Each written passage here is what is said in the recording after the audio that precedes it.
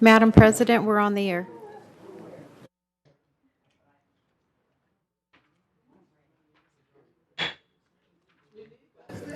Good morning. Welcome to the regular meeting of the Board of Directors of the Golden Rain Foundation of Laguna Woods Village, a California nonprofit mutual benefit corporation. This is Tuesday, September 3rd. Welcome. Leading us this morning in our Pledge of Allegiance will be Director Tibbetts. Please stand. Please join me in the flag.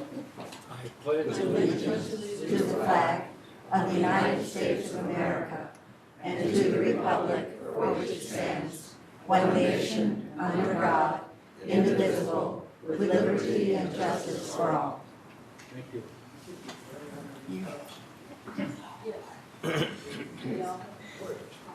Acknowledge the media. We have TV, and yes, we have the globe back there. Approval of agenda. Don't have. So moved. Second, yes. All in favor? Thank you. Approval of the. Are we? We have one opposed. And I would like to just have a discussion on it also. Pardon? I want a discussion on the agenda. She wants a discussion. Yes. The parliamentarian is saying something to me, but. We can discuss it at close. What's the, She wants to change the agenda. if you want to change the agenda, what is she want to do to the agenda? Okay, I want a discussion on this. 7A is in the closed session, and it should be in the open session There was no 7A. for several reasons. It is not a formation of a contract. It is not a personnel matter. It's not member discipline, and it's not litigation. It should be moved to the open agenda to item 13I, because the open meeting does not allow us to discuss this matter in closed session. This is an open session What is it? item, and it should be Yeah, moved. What is it? So you want to add something to the agenda, I think is what she's saying. She wants to add this to the agenda? She wants to I think move that's- 7. Oh, from, I think the expression is you want to add something to I this want, agenda. yes, I want this agenda changed to include what is in 7A from the closed session. It's not a closed session item. We've already said. It'll take us a while to get there. Yeah, yeah. This I think is that an that's what I item, plan on doing. this If is we an have to wait item to see what Jen that says. one of the, it's not an exception in the Open Meeting Act that you have to wait to talk to your attorney. And this is definitely I an think you can open move it to session the open item. session next time. Yeah, Well, not this Oh, time. not this time, next time. just Oh, make sure. okay. I think you can move it. I'm hearing from our parliamentarian that is. I'm not the parliamentarian, I'm just your advisor. She's my advisor. Whatever. She knows, she's the one who knows the rules. That we can move it to the open session next time. It in needs to be October. done this time, not next time. It's a very serious matter, and the longer we leave it, the more we're breaking the law. Okay. Okay. I'd like to make a motion that we take the item that's on our closed agenda, discuss director access to records pursuant to Corporations Code, Section 8334, and we move it, or we put it on, I should say, not move it, but we put it on the October GRF board meeting agenda as an open item. Do I have a second? Jim, thank you very much. Discussion. You're still breaking the law all this time, and you don't need to be doing that. You are breaking the law by not allowing directors access to records. And the longer you leave it, the more likely you are to be in a situation where you would not be Diane. covered by directors and officers' insurance. All right. Yeah, go ahead. That is one director's opinion. That is not a consensus, I don't believe, here on the board. And I believe that we're doing everything. I know you'd like us to go faster, but faster doesn't necessarily mean better. So we're going to, my recommendation is we put it on the October agenda. Thank you. I'm very much for my motion, obviously. And I'm very much for mine, too. Anyone else? Yeah, point of order, we have to take care of one motion before we do another. There's only one motion on the floor. She didn't make a She motion. didn't make a motion? No. Okay, well, I'll make a motion. I thought she right did. now Can't, then. we're voting on this one. Excuse me, you can't make a motion at this point. You can amend her But motion that's what she did. Okay. during the discussion. You can amend this Right. motion. So I could amend your motion and change that from October to today. Move that Need a second. 7A to 13I for today. You hear Let me see your last. I'll second that, just so we can discuss what she's talking I about. think there's something missing. It's been moved and Yeah, seconded there is. that we change the motion, the motion be amended to discussing it today rather than waiting until our October meeting. Discussion. Discussion time. Okay, discussion, you go ahead, I'll go after Go you. ahead. Okay. Since you made the motion, Pat, you go first. Okay, Or made the amendment. in the first place, this is neither a contract, nor is it a personnel matter, nor member discipline, nor litigation. Therefore, it should not be in the closed session. It should be in the open session. And furthermore, even if you want to have your attorney there, that's not one of the This is exemptions topic. of the Open Meeting Act. Okay. All right. I don't feel that one director gets to lead the group, and basically, I understand that, but you weren't speaking, you were speaking to your interpretation of the law, and you're not a lawyer, right? You don't hold a California bar degree, do you? No, but I can read the law. and I I've read understand the you law can for read the many law. years. All right, I'm sorry, this is not appropriate. Anyway, I'm very much opposed to this amendment. I think my motion is one that gives a much more cohesive and gives everyone here every director the opportunity to review and to hear what you have to say and let us digest it. Thank you. Okay, then what I have to say is that what you are doing is not legal, okay? In You are your not. opinion. I'm sorry, I believe that all these directors here are quite capable of reading the law. And this is not ambiguous. 8334 says specifically that directors have the absolute right to records of any kind. Anyone else?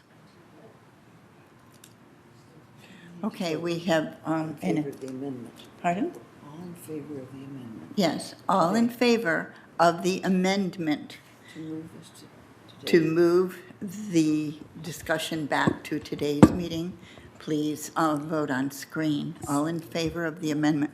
Well, it looks like we can, yes. Vote on screen.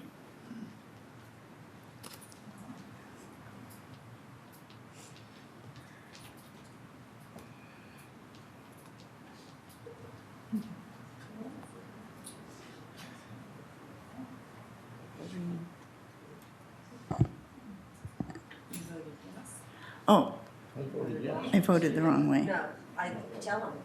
You better tell them. I pushed the wrong button. Bert, did you push the wrong button? No? You want me to change your vote? Yes, Can we have a stand-up vote on this? Yes, we can. of course we can. Okay, we will do that right now. All those in favor of the motion to move this discussion back to today's agenda, please stand.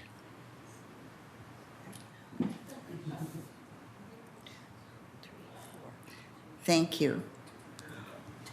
All those opposed to the amendment, please stand.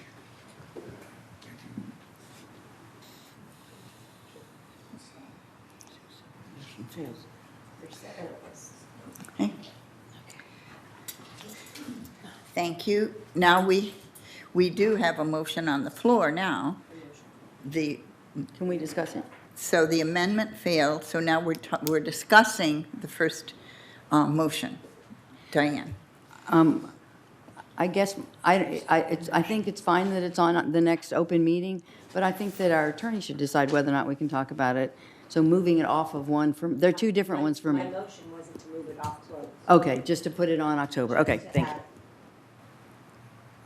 And our attorney has been looking at this, obviously, because it is on our closed agenda, so we will be able to get some information from him. So do we need to vote on this motion? Yes. So all those in favor of the motion to postpone this discussion till our October meeting, I think this time we can vote on screen if you wish to postpone.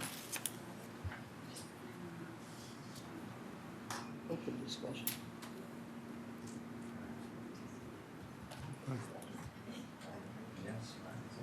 Okay. Okay. Cheryl, it's not coming up. Yes. Okay. So the motion passes. We can. If she calls Well, for it, yeah. she called for a stand-up vote again, so we will have a stand-up vote again. So all those in favor of the motion to move this item, We're just going to put it on, to put it on the, we're not moving it off. right, on the calendar for the October meeting, please stand.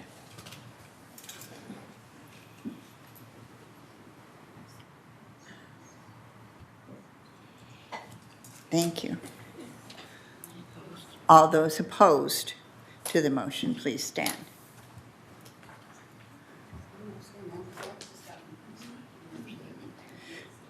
Okay, I'd like to abstain because now I'm not sure the difference between this vote and the last vote.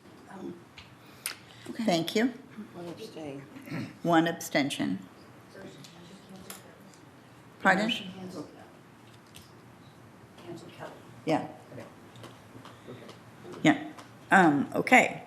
So where we are is approval of the minutes of the meeting of August 5th, the special open meeting. Madam President, I had a question on the agenda. Yes. On the committee reports, item G, I can't find it in our agenda. It'd be the very last page. It might just be my packages. Security and community access. A, so this is, so you're talking about 11A? No. 14G. Oh, 14G. Oh, okay. He's right, it's not there. It's not there. Not there? Okay, that's fine. You're right, it stops at F. Yeah.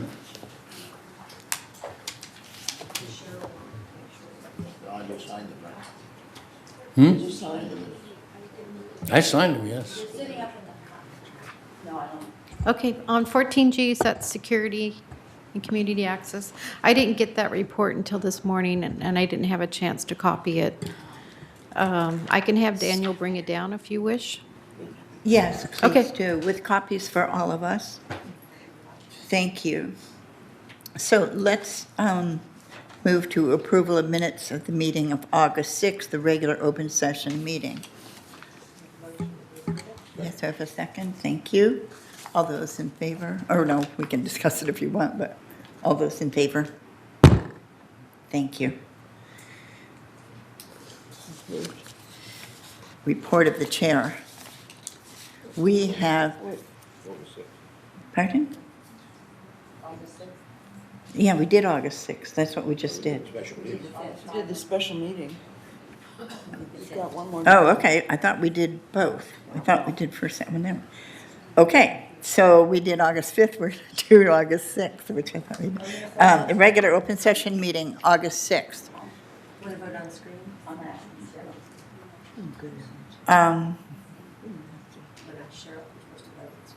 We don't have to. Cheryl, that's okay.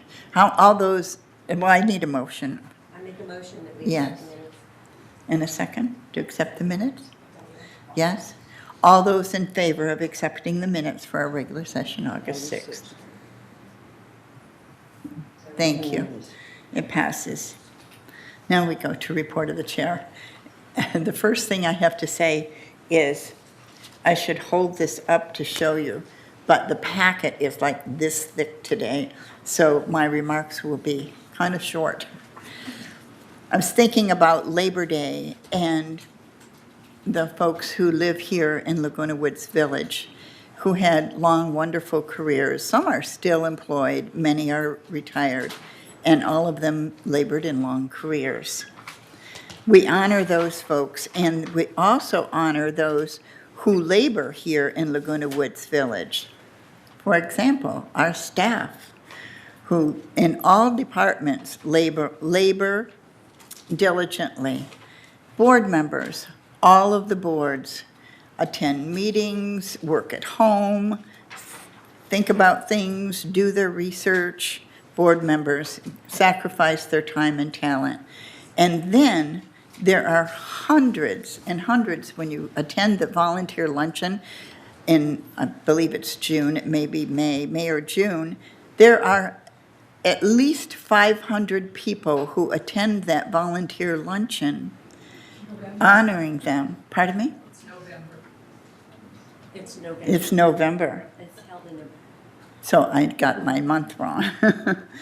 So at least 500. The room in Clubhouse 5 is filled with people who give their time and talent to make this community run smoothly and be a wonderful place to live.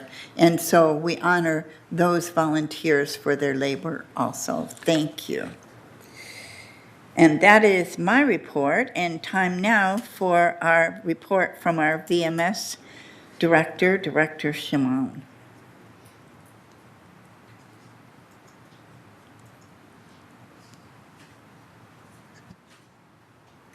Hi, I'm Lucy Scheinman. Sorry. It's only been about 10 or 12 years.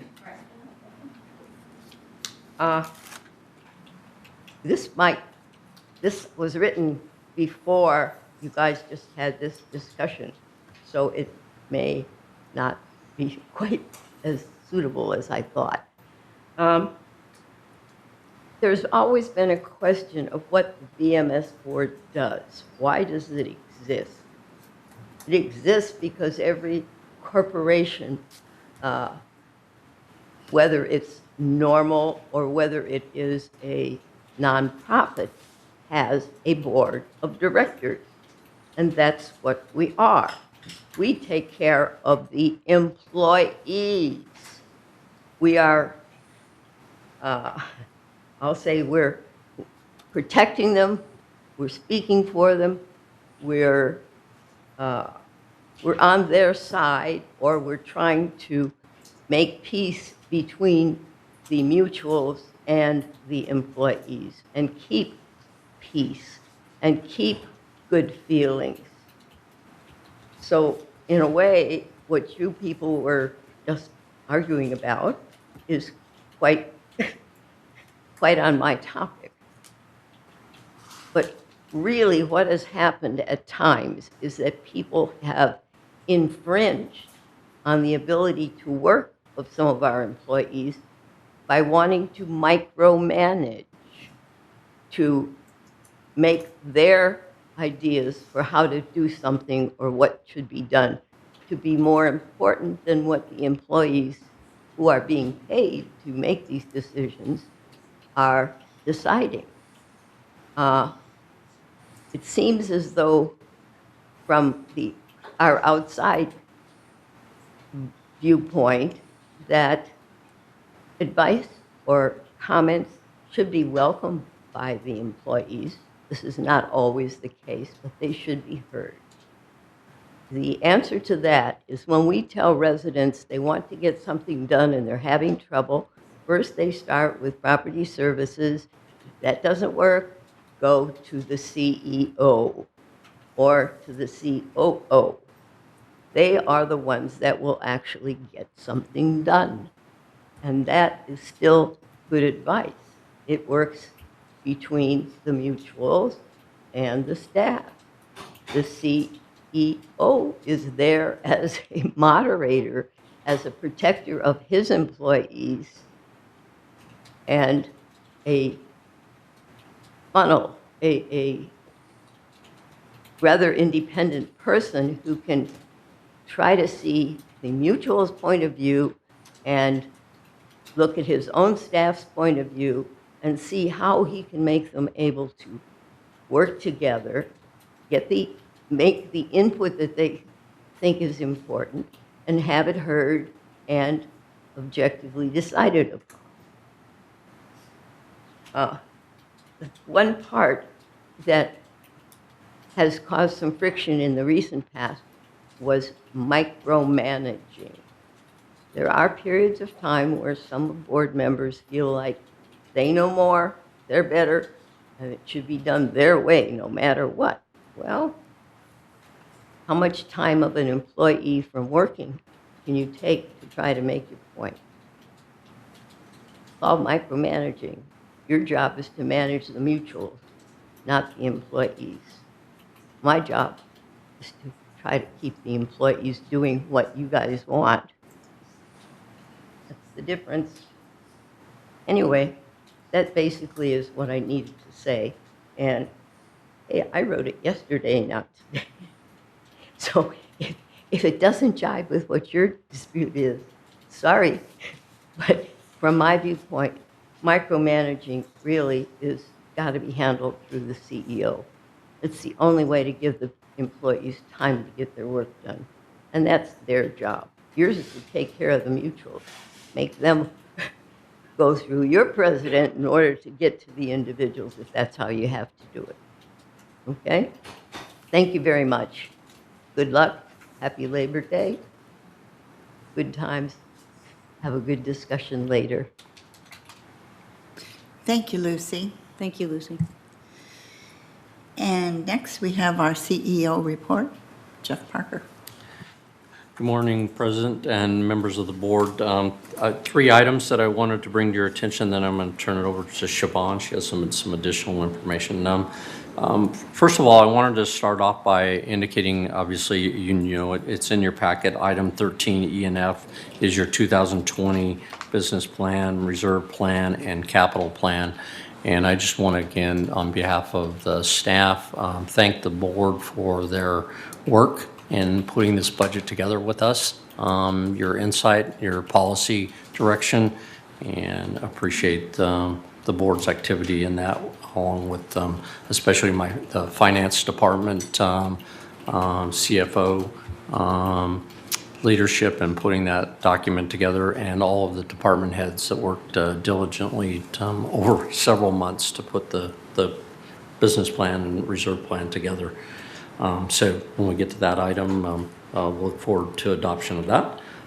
Second item I wanted to mention was that the BMS, along with the attorneys for all the mutuals, along with GRF, have been working diligently on a management agreement. The proposal is to have a singular management agreement that would then have addendums for each of the bodies that may have some nuances that are different, but the idea is to have one management agreement.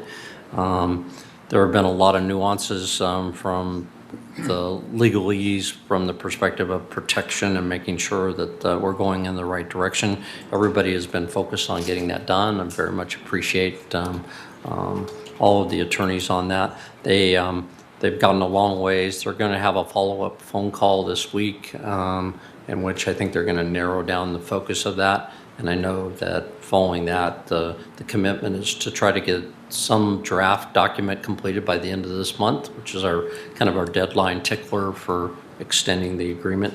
And I know that the board is considering a special meeting on the 20th, so I appreciate that.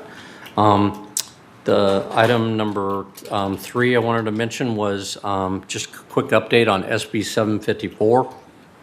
This is the piece of legislation that we sponsored along with the legislative Senator Morlock and our assembly person Petrie here.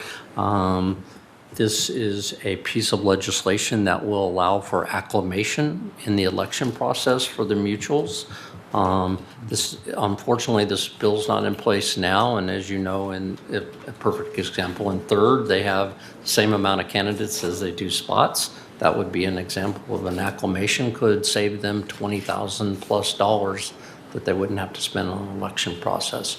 It is something that gives you the opportunity, or gives the mutuals the opportunity to have that flexibility if that is the case. Now, hopefully we get more candidates than we do positions, but so the piece of legislation has gone through the Senate, it's gone through all the assembly committees, it's on the assembly floor next.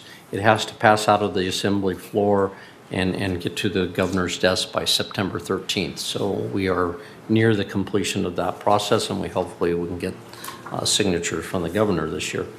And then I know Diane's going to mention, we're also, staff's working with the board to continue on the cost sharing and revenue sharing, or the revenue committee with cost sharing committee, and I'll let Diane speak to that a little bit more.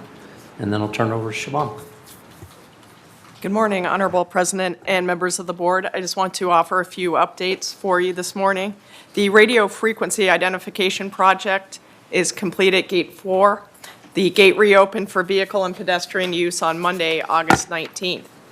At this time, staff is now looking at Gate 11.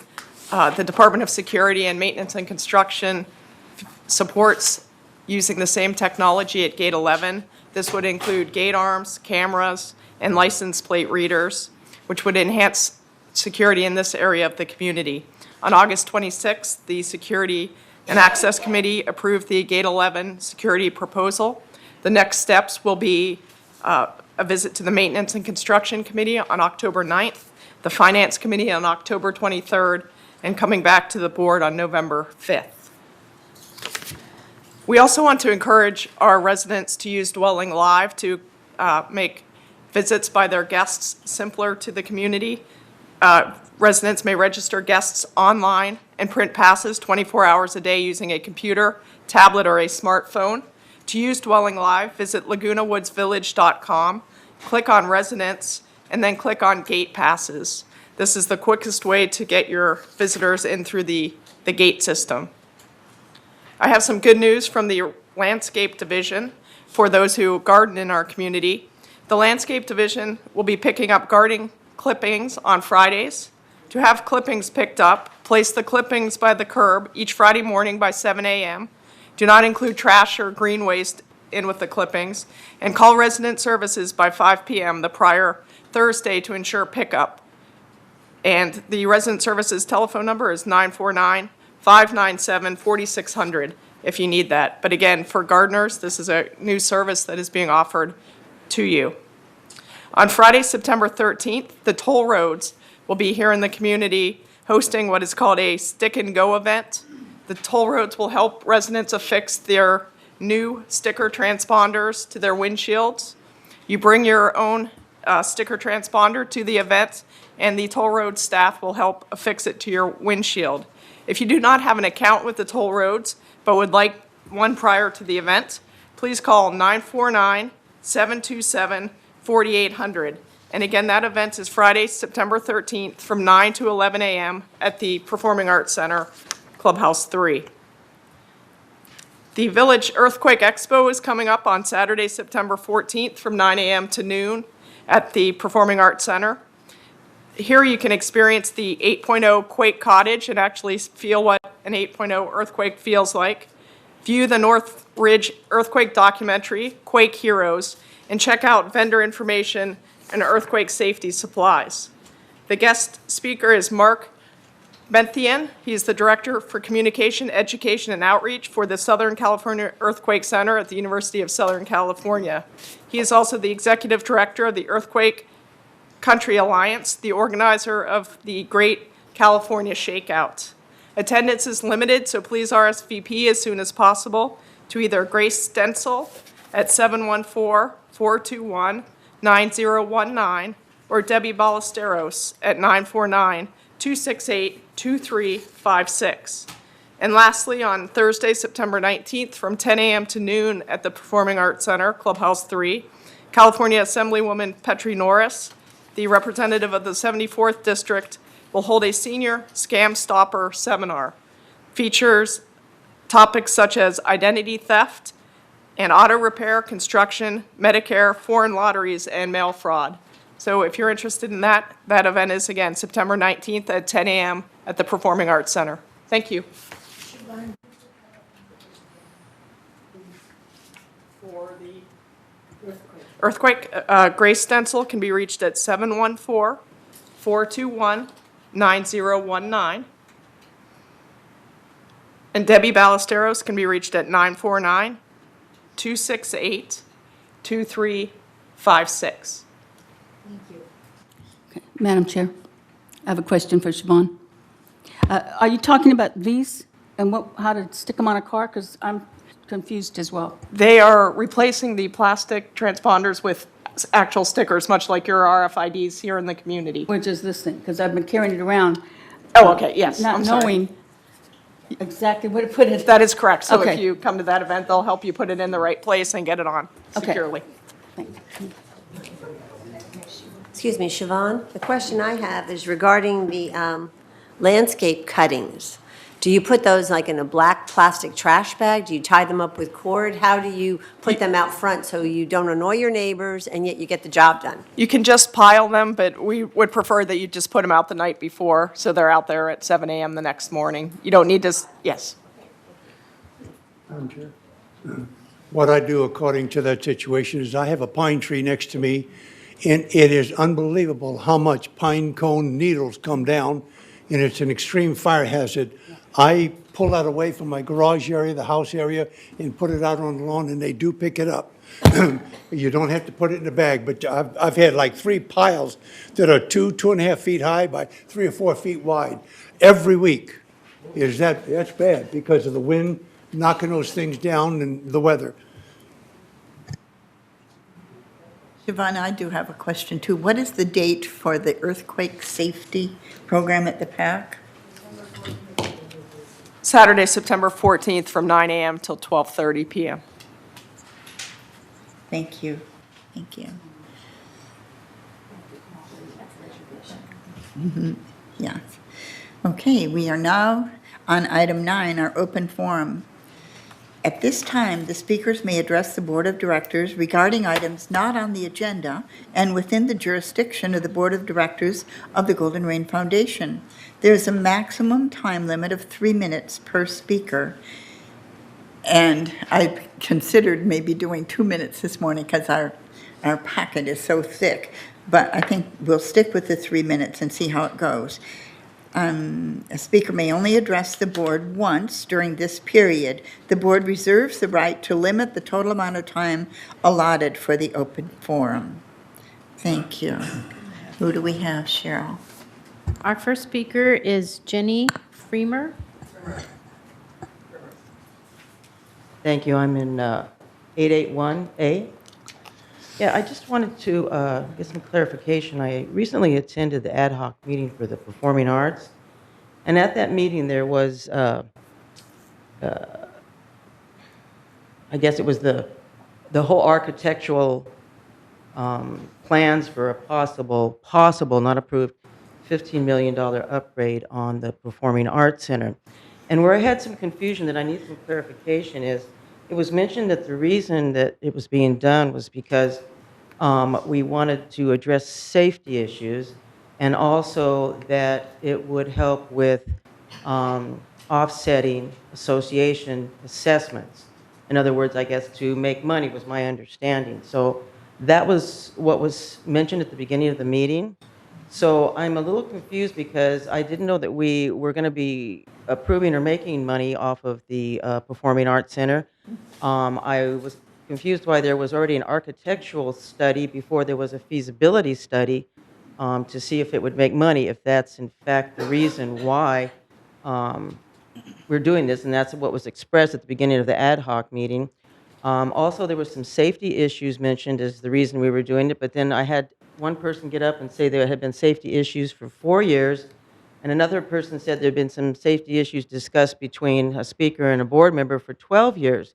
So I don't know what the safety issues are. I don't think the boards would let safety issues go for 4 years. I don't know if that's just the rigging But that was the explanation, and I just wanted to just get some clarification why we're doing a architectural study for a proposed $15 million upgrade. I sat and talked to the architects, and they did confirm that, yes, they had, 4 different blocks out of different plans, that if we did the whole thing with, elevators and catering rooms, that it would be to the tune of 15 million. Now, of course, it would be more later.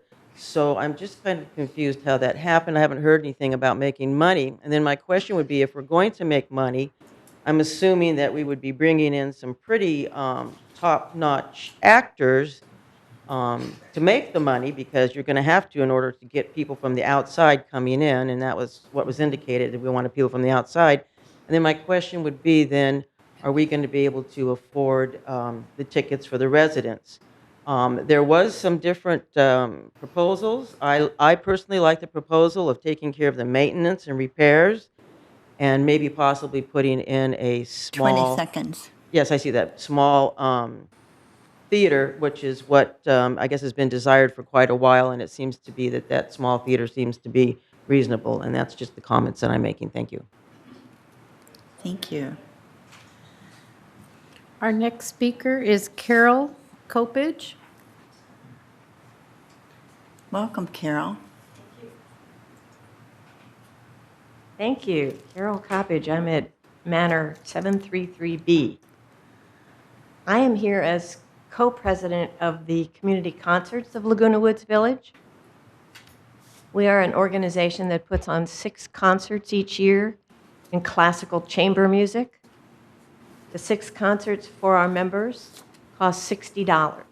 It's an incredible bargain. We offer things like a solo pianist, a solo violinist with an accompanist, a piano trio, a string orchestra. I know many of you are already members.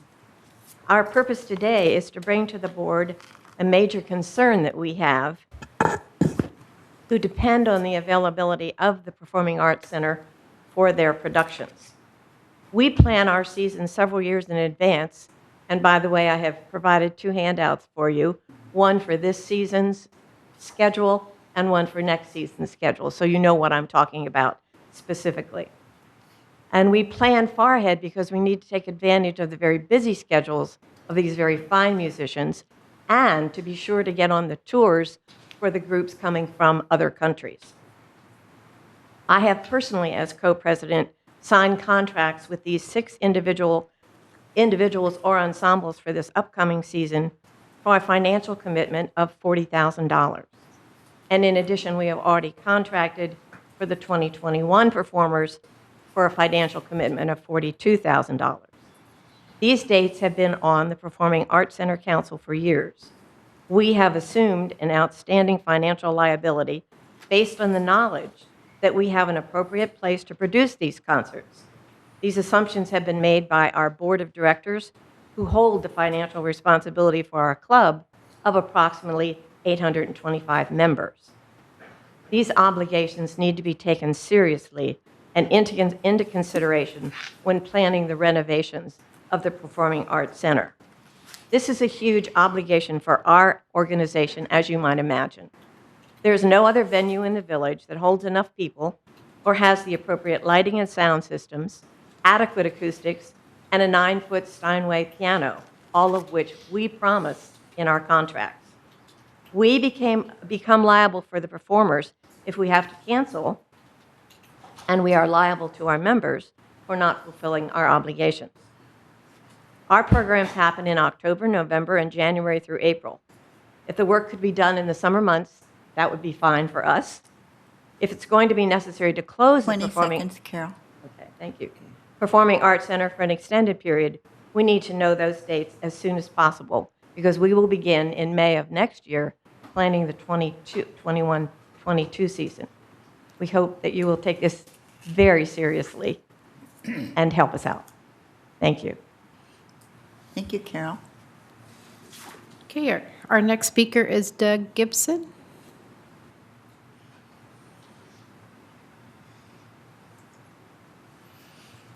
Welcome, Doug. Good morning. Welcome to everybody. Thank you very much for all the time and effort that you put in here. Just a brief comment.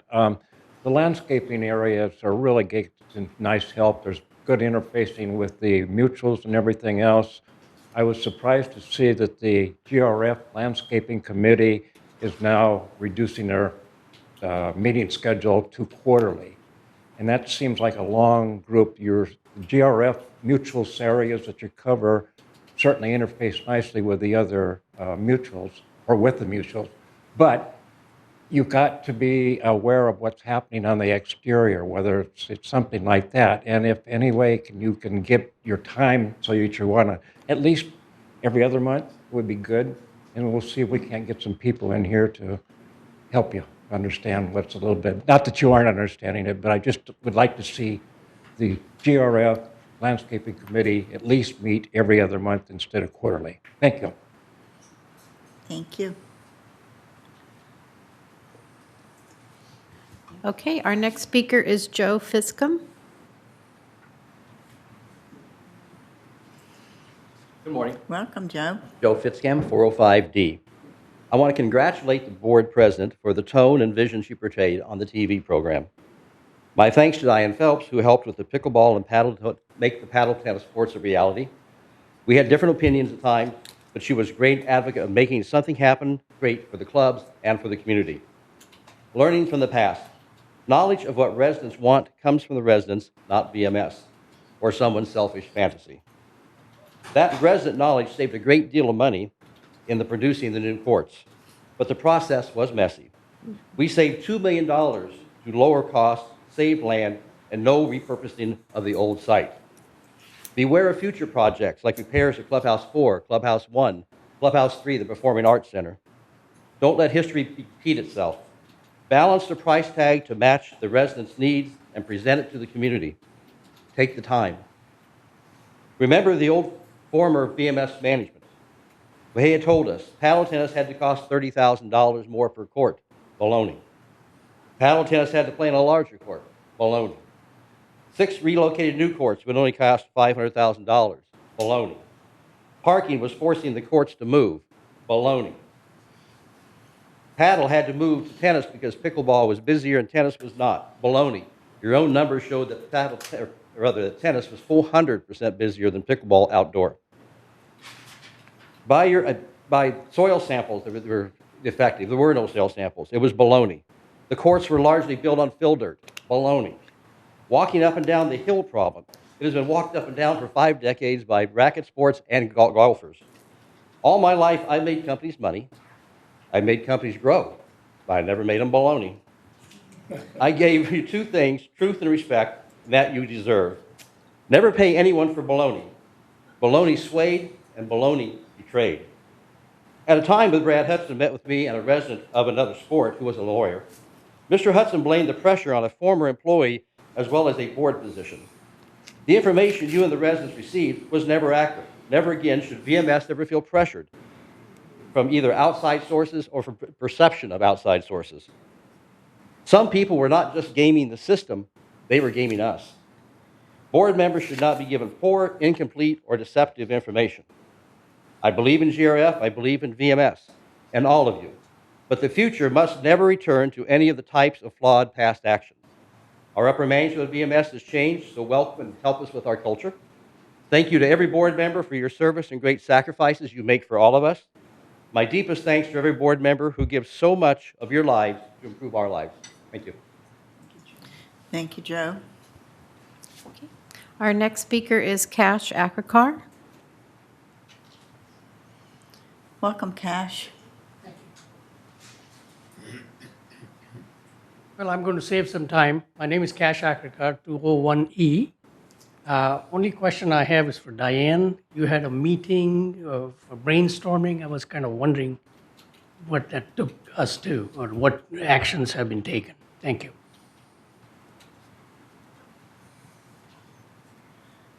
Thank you, Cash. Our next speaker is Corky Ely. Welcome, Corky.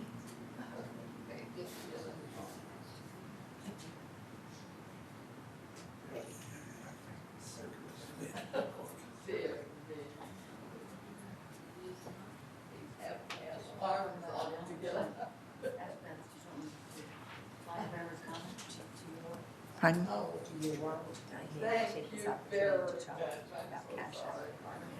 Yeah. No, wait, because other people will want to hear the answer.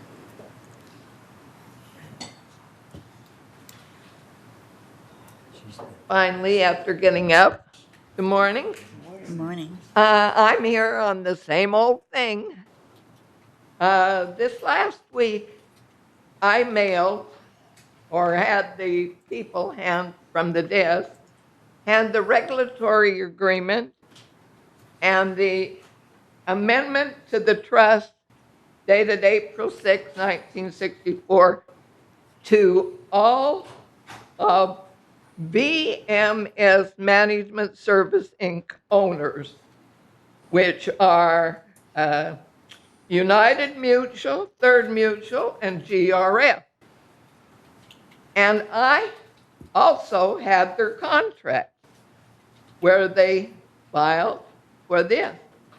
But the thing that really upsets me on this whole thing is nobody reads the governing documents. The trust is broken. Or what? You broke the trust. And nobody even pays any attention to that. You know that you built on a planned development. On a planned development, you can't keep building buildings.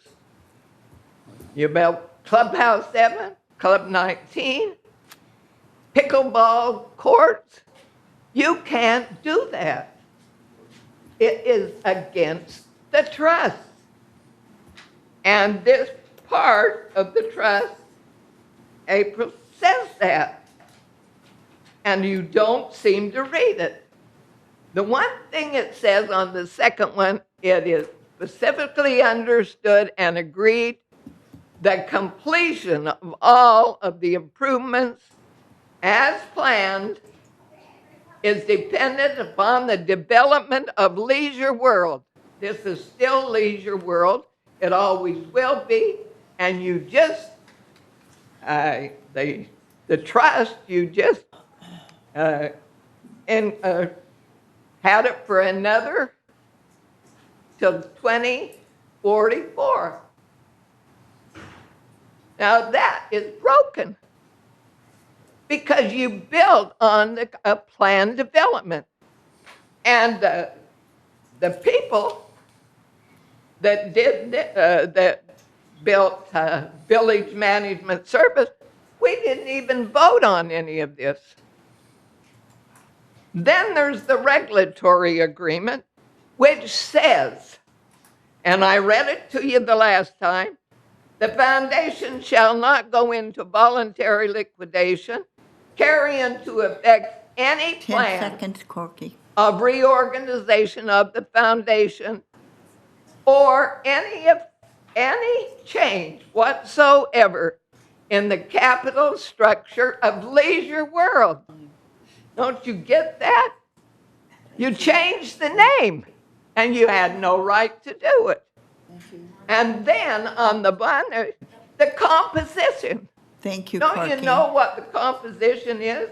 It's a plan. Thank you, Corky. And you didn't pay any attention to the plan. I have taken it.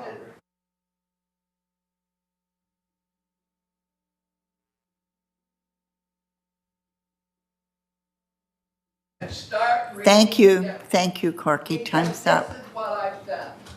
Thank you. I'm going to put these up here, and anybody that wants a copy of it. Who's next? Who's next? Okay, our next speaker is Catherine Freshley. Well, you better read them, because the name change, you didn't have to vote. Corky, the next speaker is up now. Okay. They're all in order.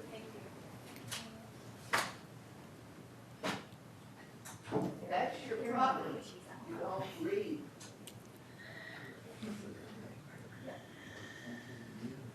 Welcome, Catherine. Catherine Freshley, this is 490, and I got two issues I really want to cover.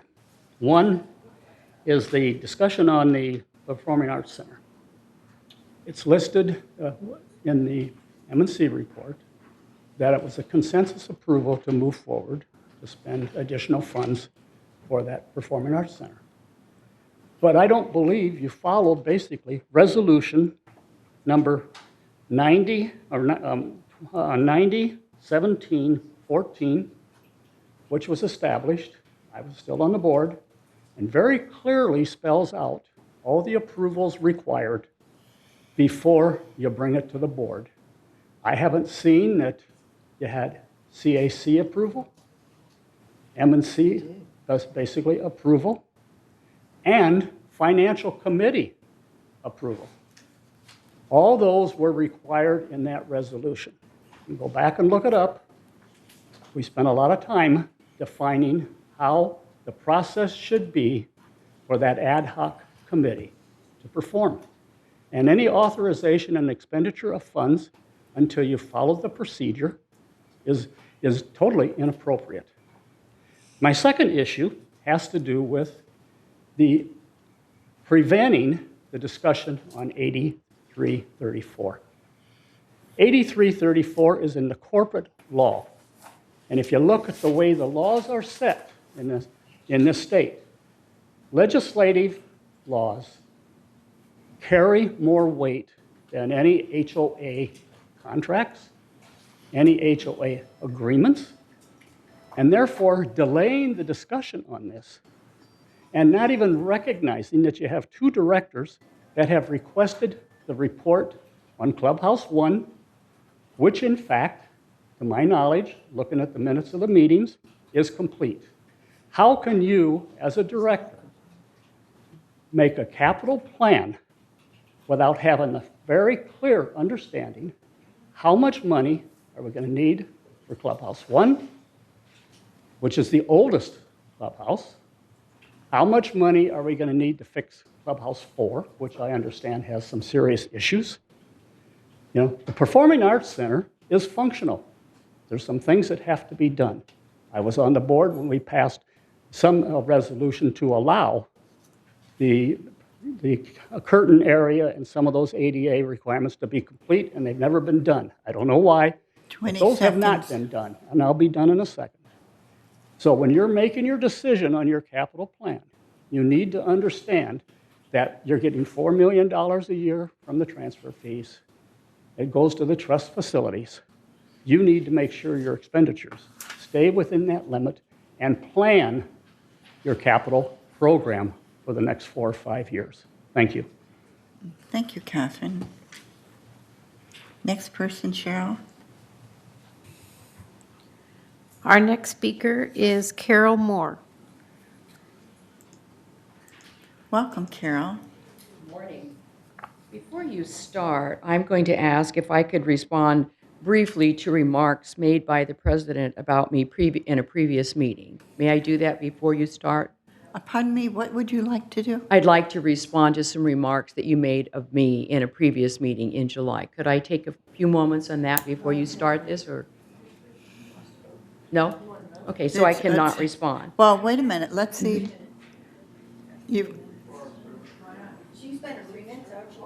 You've got your 3 minutes. You can do what you want with your 3 minutes. If you want You to already do- started, and Well, my- no, Carol, I'll ask. Carol, I will certainly ask Cheryl to start again, so you won't miss any of your seconds. And it's your 3 minutes. You may stay. Hey, but what I was asking before you start is you made some remarks about me, and I wanted to respond briefly to those remarks before I really addressed what I was here for. Are you allowing me to do that or not? It sounds as if you are saying no. Is Oh, that so what saying? you're saying is you want additional minutes. I wanted to respond to something you said, which is not in why I'm down here. That was a separate issue altogether. It's highly unusual to come to the board on TV to ask for this, but you know what? I'm going to give it to you. Okay, And it so won't take me hold on. 30 seconds. Hold Pardon on, me. please. Okay. Cheryl, she needs to get her full 3 minutes when she's finished with her Okay. discussion, And- okay? And it won't take 30 seconds. Okay, We had some emails in which we exchanged in July, and the chair responded to my statement that private meetings of the presidents were illegal. That was my statement. And your statement was that they were legal. There were numerous emails, and I agree that your private meetings are legal. And it is possible to have other private meetings, and they could be legal with no amendments, no minutes and no agendas. That's the end of that statement. Okay, and now we can start the 3 minutes. However, I am entitled to my opinion, and I fervently believe small groups that meet privately with no agendas and no minutes are not a good idea. It takes almost 13,000 assessments to cover the costs for this community. You're an 11-member board, and you're not even in agreement. That is, only about 7 people have one opinion, while another group have another opinion. Years ago, a small group did the same thing. They wound up wasting millions of dollars on a predatory loan, on interest, all kinds of things happened when it was just a few people who wanted to construct a gym. But it takes 13,000 people to pay for that, and 13,000 people did not want to do that. Even though they complained, they were told, well, I want a gym near my home. They were told, no, we want to build a gym. You're entitled to your opinions. We all are. But we have to remember that it takes 13,000 of us to pay for this community. So even though we're entitled to our views, a small group can't meet and force expenditures on the larger group. And I think we're hearing comments this morning, and those expenditures, all these expenditures, it takes all of us. Please remember, consider all the views. When we meet in small groups, we tend to reinforce one another. We don't hear opposing views. That is my point. It's worthwhile to hear views that you don't even agree with and may even find offensive, but it causes you to focus on what is important and to consider. And that's what I'm asking. I'm asking each of you to consider carefully the 12,723, actually, it's not 13,000, but I rounded it. The point is, it takes all of us. Please remember that the views of all of us are important, not just a small group. Thank you very much. Thank you, Carol. Who's next, Cheryl? Our next speaker is Ian Sampson.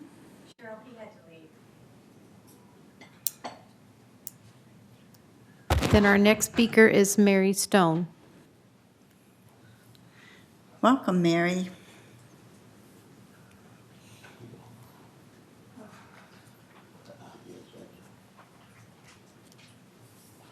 Mary Stone, 356C. I'm here to ask why there are not enough agendas for this meeting and why the full agenda was not on the website over the weekend. Thank you.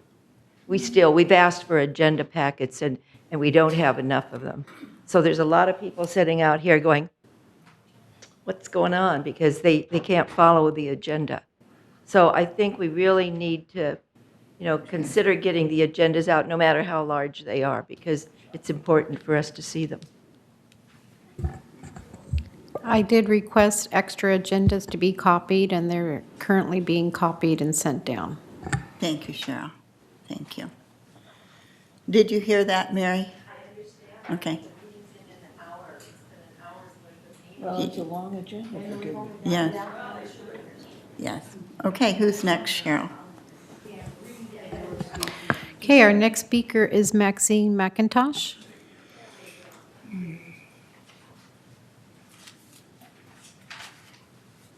Good morning. I was going to mention the agendas too. It looks like about a third of the room is without agendas. And someone gave Mary their copy and someone just gave me his copy. One of the members in the audience here. Oh, they're in now. Okay. But that took an hour. I have an humble suggestion you might make to staff, that when there's a Monday holiday, that you have agendas here out front on Saturday so people can pick them up. I thought there might be, so I came on Saturday, but there were no agendas at the desk outside here. And of course, I couldn't pick up one yesterday because it was a holiday. So that might be a helpful policy to residents. I understand clearly that all of you are elected by the board members of the housing mutuals. You're not elected by all of us members in the community. So the members of the community have no vote, but we all pay the bills. We all pay the bills for the money that our housing mutuals spend and the money that you spend. And I would wish that you would send out a survey and find out, reach the people, even though they don't vote for you, they are so involved and you do represent them in your decision making. So there's so many different questions you could put on this survey. Third sent one out about 8 years ago that had a response of several thousand, I believe it was. Well over 1,000, I know. It may have been close to 2,000. And one question might be, ask everyone, what should the GRF procedure for spending our money on the amenities be? What procedure should GRF follow in your humble opinion? And then give them choices. One choice could be reasonable and responsible maintenance of the amenities, greatest need first. Another one might be try to make special club wishes come true. You know, you're working on that now, and a lot of people may feel that way. A lot more than I realize may feel that way. And you would find out if a survey was sent out to enough people. I certainly would recommend a survey being sent to half the residents. And it costs some thousands of dollars, but what a good expenditure of money if it's a well-designed professional survey. Give them the option. Do you want certainly needs addressed, but do you also want special wishes addressed? That would be an important question to put on a survey. Thank you. Thank you, Maxine. Okay, our last speaker is Carol Price. Welcome, Carol. Oh, hi, I'm Carol Price, 5017. And a month ago, I went to an equestrian meeting with Jeff Parker was there and Brian. And we were told, and I have this on my phone, so I have a recording of this, and he told us that by March, there should be a plan to eliminate where the equestrian center is now.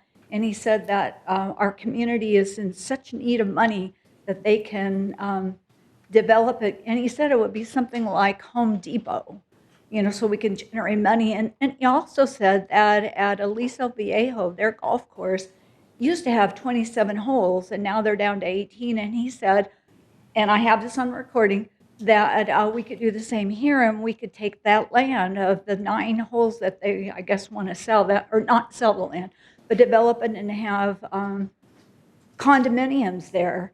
And so my question is, what I said to him was, why do we need the money so badly? And he said, we really do. And I was thinking, why don't we, excuse me, instead stop wasting so much money? I see a ton of waste here, and I think that we don't need to spend all that money. And so what he told me is that I would be allowed to email him with cost-saving ideas. And so I'm going to ask everybody, if you have ideas of where things are wasted with the money, or you see how we could cut down so that we don't have to increase fees and we don't have to get rid of our amenities to make, you know, to make up money, that you would email Jeff Parker. Now, I don't know his email off the top of my head, but I'm sure if you go to the front desk there, they would be able to tell us. But I mean, I can see some things that are a waste. Every day I go to the equestrian center and there's this stage that, as far as I know, and I'm there every day, has been used twice, once at the 4th of July and once at the hoedown a year ago. And that stage stands there, and people tell me that that was, you know, $20,000, $50,000, $100,000. I don't know if these, you know, how much it costs. But why would we do that? I mean, I've been to a lot of things at Clubhouse too, and we didn't have to have a big stage. You know, so I'm seeing waste, and even this room, it's lovely. But $2 million to renovate this room, I think a lot of us would say, let's not waste our money. Hardly. $2 million. Thank you. Thanks, Carol. And anyone else, Cheryl? Thank you. So responses to member comments. And I think I'll go around and see. I'll just start because I think probably everyone will have something to say. So let's start with Pat and go around. No response. No response. Judith? I guess I can't ask questions. I was just about the last speaker. Have they been to Brian? And is Brian aware that the horses were getting sick on the previous feed? And that there's a horse that's dying and needs to be put down? Yeah, that was part of this. And then, but how come we're not putting the horse down? This side of the room is unsure what you're talking about, Judith. She did not say that. She didn't say that. Okay, then she told me prior conversation. I beg your pardon. But that's all. Prior conversation? No comment. Or no comment, okay. All right, Ray. Diane. I guess I have comments. So, Yes. let's see, to Jenny about the Performing Arts Center, so far, $3.8 million is all that has been approved, and that is for some safety issues. It's a little bit of cosmetic, but it's primarily to address safety issues. So the $15 million, that's, I don't know where that's coming from. I mean, if you added up all of those things, but clearly, what we've approved so far is $3.8 million. And let's see. Landscape below. To Joe, I would say thank you for the compliments, but I'm not really sure about the saving of $2 million for pickleball, because I thought we were at $750,000. But let's see. And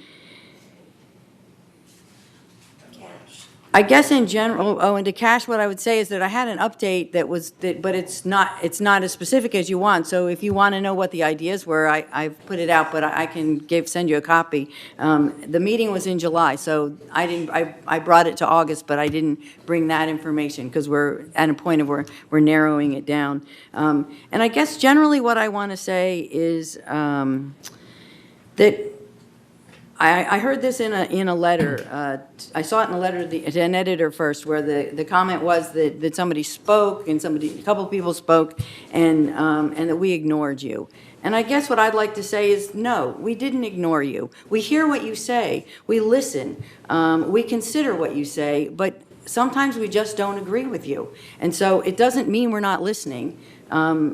For example, I think Carol or somebody said 13,000 people didn't want something. Well, that's obviously an exaggeration, but when you say things, we listen to what you're saying. But again, we're allowed to not agree, and we'll move on. But I guess that's also, and I looked at, Catherine, I looked up the resolution, and there isn't any new funding for this, and so I think they're within the scope of the resolution, but I only got to read it briefly while I was sitting here. But no, we did not just add $2 million. We didn't. There's no money. We didn't just add $2 million. They didn't. We have $3.8 million already approved prior to that meeting. Well, you can say it's wrong, but if you want to come later, I'll show you where it is. Okay, go for it. I mean, I'm done. Jim? No comment. Okay. To Jenny Fryman, basically, we have $3.5 million set aside for the PAC. We listened to what you said, but basically, a lot of what they said had to do with long-range planning, and we have none of that that's scheduled for now. We're not doing a $15 million clubhouse. We understand there are other ones. And people come up here, and for their 15 minutes or whatever on TV, they throw out all kinds of millions of dollars like it's nothing. Believe me, we're very conscious of the money that we're spending. So this is not a dialogue. I think it was sorry. a misrepresentation at the meeting. This is not a dialogue. This is just time for me to respond. Thank you. Basically, for Carol Coppage,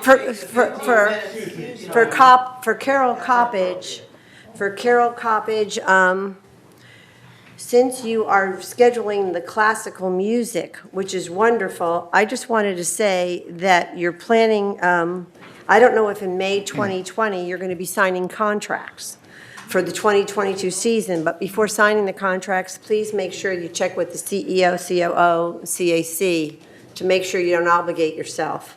Because I don't know what all of that is, but it's complicated.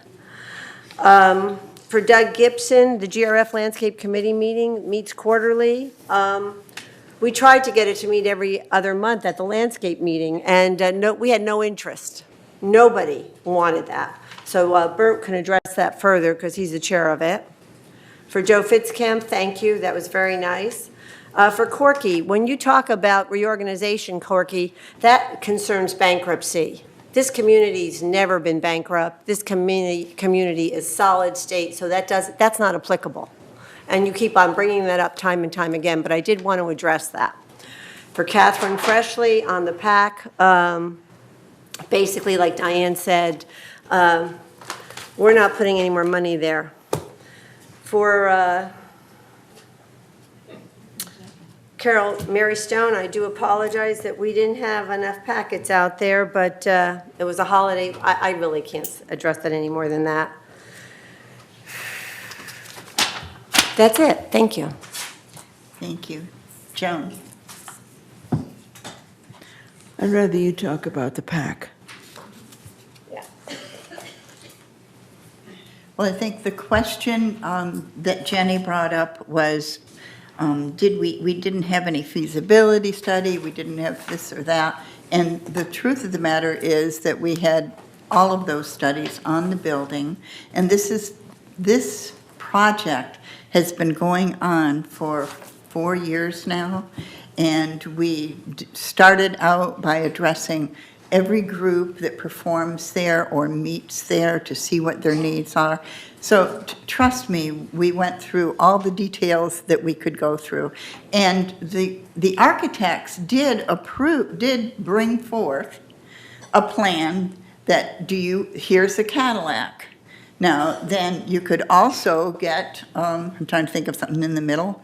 I don't know what. So a middle car, and then you could get what you can work with right now with the money and move on. So where we are is the approved 3.7 million, and the safety, to tell you the truth, there is within that team of architects that did the study for us, there is an expert on theater and the apparatus and the riggings and everything, and that is where our number one focus is.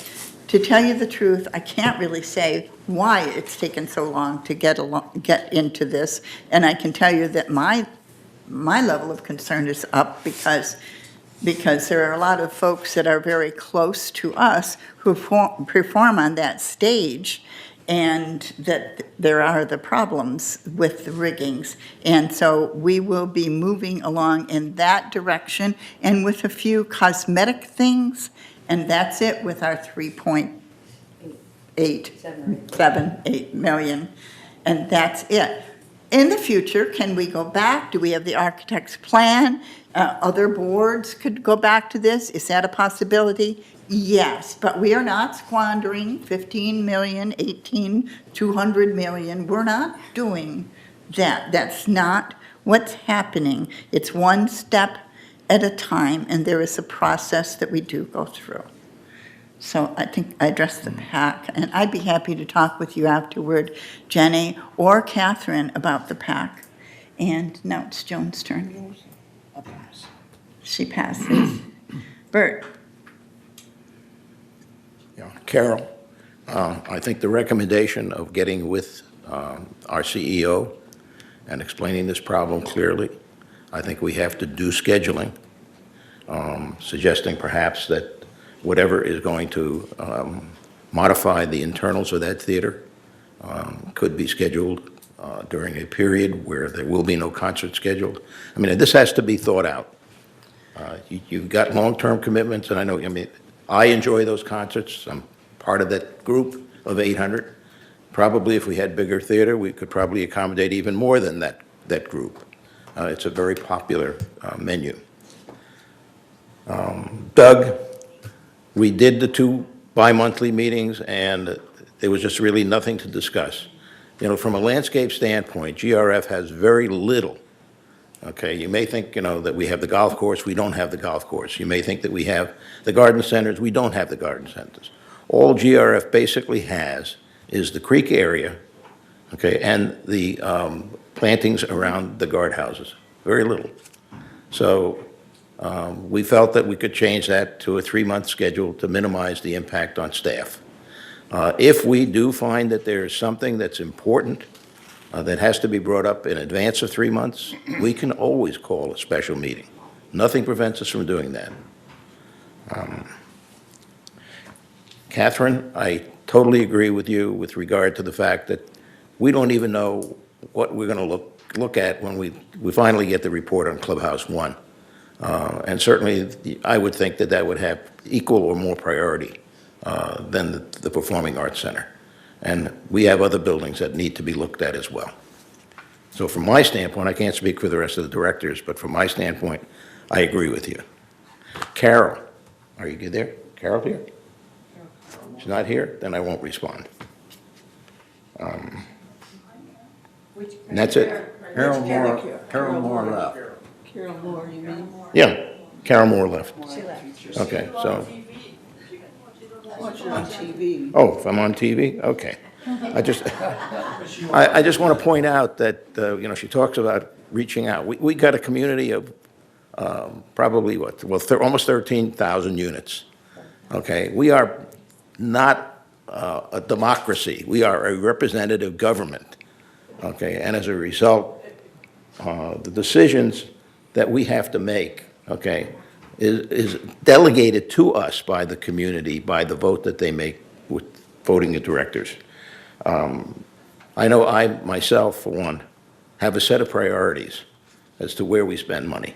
And 2 of the most important areas that I look at, safety is always number 1, but the second one is economy. Are there ways in which we can spend money to save money? Okay, so the third priority is there any money left over, and are there requests being made where we can enhance or improve what we have? Thank you. Thanks, Bert. Annette wanted to say something. I just wanted to say that GRF does, only through the Community Activities Committee, do the golf course and the garden centers. But it is a GRF. It's just not GRF landscape. So I wanted further clarification that that was all. Thank you. Thank you. Dick? Yeah, I'd like to make some comments on the Clubhouse 3. The first initial, 3.7 million, is to take care of the safety issues, which have been long overlooked. And I know the air conditioning, you don't realize under the seating area is a bunch of offices. And to operate the air conditioning in the offices, they have to air condition the whole theater. So that's a terrible waste of money.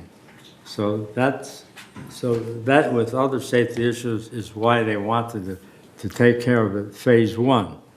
My concern is what's going to happen in the future, because they've been talking about the eventual cost maybe 13 million. So people are saying, wait, we got Clubhouse 1 to worry about. So but the other concern I have is I understand there's going to be a reduction in the seating area because they want bigger seats and more legroom. Well, you know, that sounds easy to accomplish, but it's going to be a costly change. So I feel that now the theater people want a small theater. And all of a sudden, this became the big issue. When are we going to have it? Well, I think that answer is we have a foundation that raises funds, and that foundation can pay for the addition because this community cannot afford to pump all the money into one facility. So we have other concerns with that we have.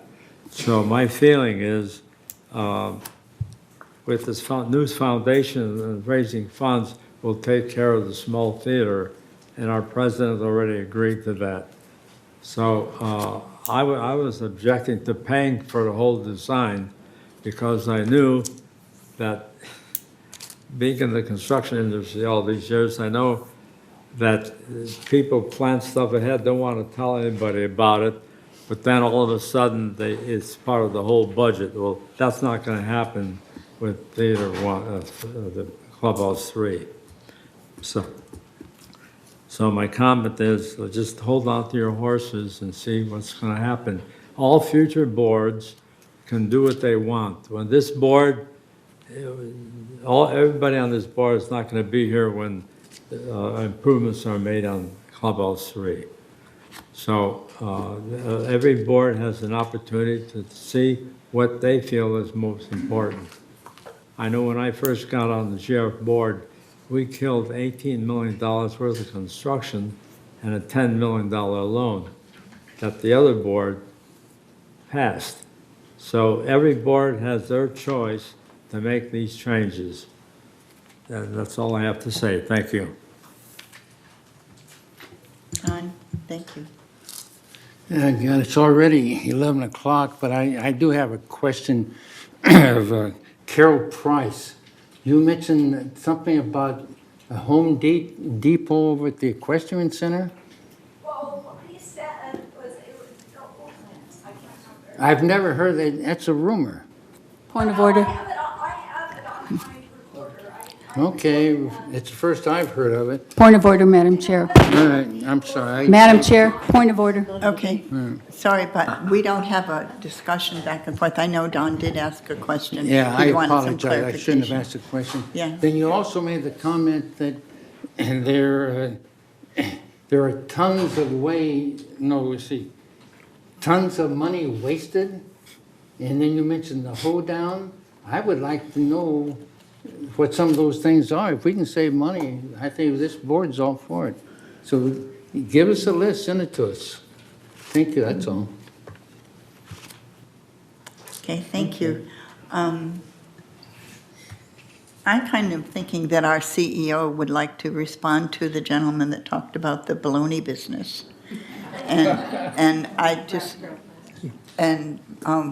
Well, Ray wanted to say something. Let me just finish this sentence, Yeah. okay? I need to let you know that our CEO is open, and make an appointment, go and talk with him, clarify things, any kind of questions that you may have. He is there, ready and willing to talk. Go ahead, Ray. I have a little concern about the items being recorded. You normally have to tell people that you're doing a recording on a situation. We're told here you're not supposed to be recording this also. That really concerns me. And it would be the situation where if I say something that is for the good of everyone and you don't like it, you're going to say, oh, I recorded that and he said this, this, and this. I think that's a really bad thing to do. And if I know I'm now being recorded, I won't speak to any of you. And I have been open. I've told everybody what I vote for everything for the whole community, but if I start getting phone calls now and I think you're going to be recording me, I'm not going to talk to you anymore. All right, Full disclosure, I am recording this meeting at home on my DVR. Okay. Well, and I've got them saved every meeting all the way back to 2016, and you can laugh. But in my conversation with that lady, she got permission of everybody to record that conversation she was speaking of, just because she was okay. Yeah. That's all I ask. Okay. Jeff, did you want to say something? Just relative to, because the question came up, relative to the taping was requested whether they could tape the meeting. I said absolutely fine with that. I just want to clarify a thing. The information that was dialogue was potentially looking for, and we have a task force that is on shared cost and revenue, and it has been the directive of that group to go look at property that we have and whether or not we could use it to a better potential to increase the revenue for the whole village. And the purpose of that, number one goal of that, is if we had additional revenue, the potential is that we can reduce the assessments that the individuals pay in this community. That's on the revenue side. Shared costs is looking at different issues. What I mentioned to the people at some of the group that I met with the equestrian was that there is the potential that we want to look at about moving the equestrian center, not closing the equestrian center, not changing the equestrian center. If anything, it's possible it could get bigger, but to a location on our property, which has been looked at actually before too, so that that corner piece where the equestrian center now could be looked at as potential expansion of commercial usage and value added to the community and the long-term revenue source for the community. Doesn't mean it will happen. Doesn't, just like the golf course, the dialogue of the golf course. I've had that dialogue with the first vice president a couple of times, is could you look at that as a long-term revenue? The answer is you should look at that. You should have your alternatives. You bring that back to the board. You bring that back to your residents and you say, you want to do this? You don't want to do this. But if you don't have the alternative and you don't have the knowledge, then potentially you're leaving revenue on the table that you could have for the long-term perspective of this village. Do we need revenue? No, if our assessments are paid, we have enough money to operate as we are moving forward. Do you have the 18 million for Clubhouse 3? Do you have the 15 to 25 million potentially that may be coming at us with regards to Clubhouse 1? Do you have the additional $10 million for Clubhouse 4? When you hear these numbers, you don't have that kind of revenue. That is going to be increased assessments if you're ever going to get there. Or you can look at increased revenue in some other source. Or you can include the third element, which Bert talked about, is where do we spend money to save money? And that's in the other, certainly in the things that we need to look at. And I've told Carol, please send me ideas, just as suggested. I haven't received an email yet, but I'm sure she's putting a list together. And once we get that, we will start to evaluate where we can, if there are cost savings to be had, we're doing that. And we'll continue to do that. That's all I have to say. Okay, Bert. I think we have to realize that we have competition out there. If you want to keep the value of your property up, you got to be better than what's going in out there, and they have an advantage. They're starting from scratch today. We are behind technologically.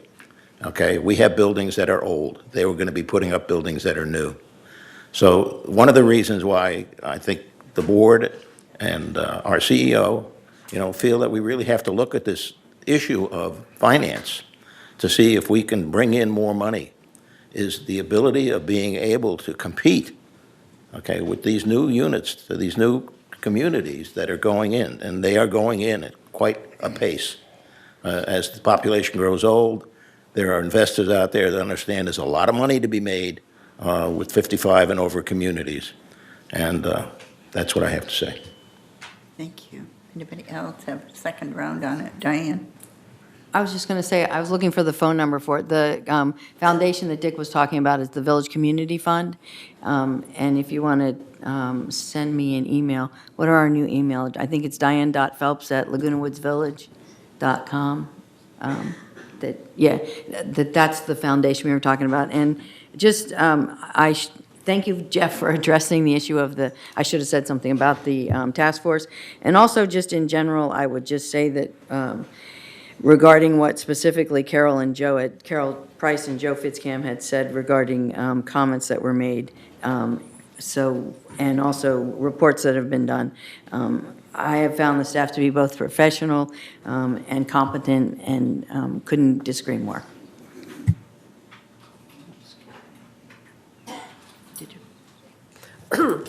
And like Bert, who was saying that there's competition out there, the good news for us is that we are an older community, and while our housing is constantly under renovation, the thing that we have as an older community is we have lots of land, and that has afforded us beautiful clubhouses.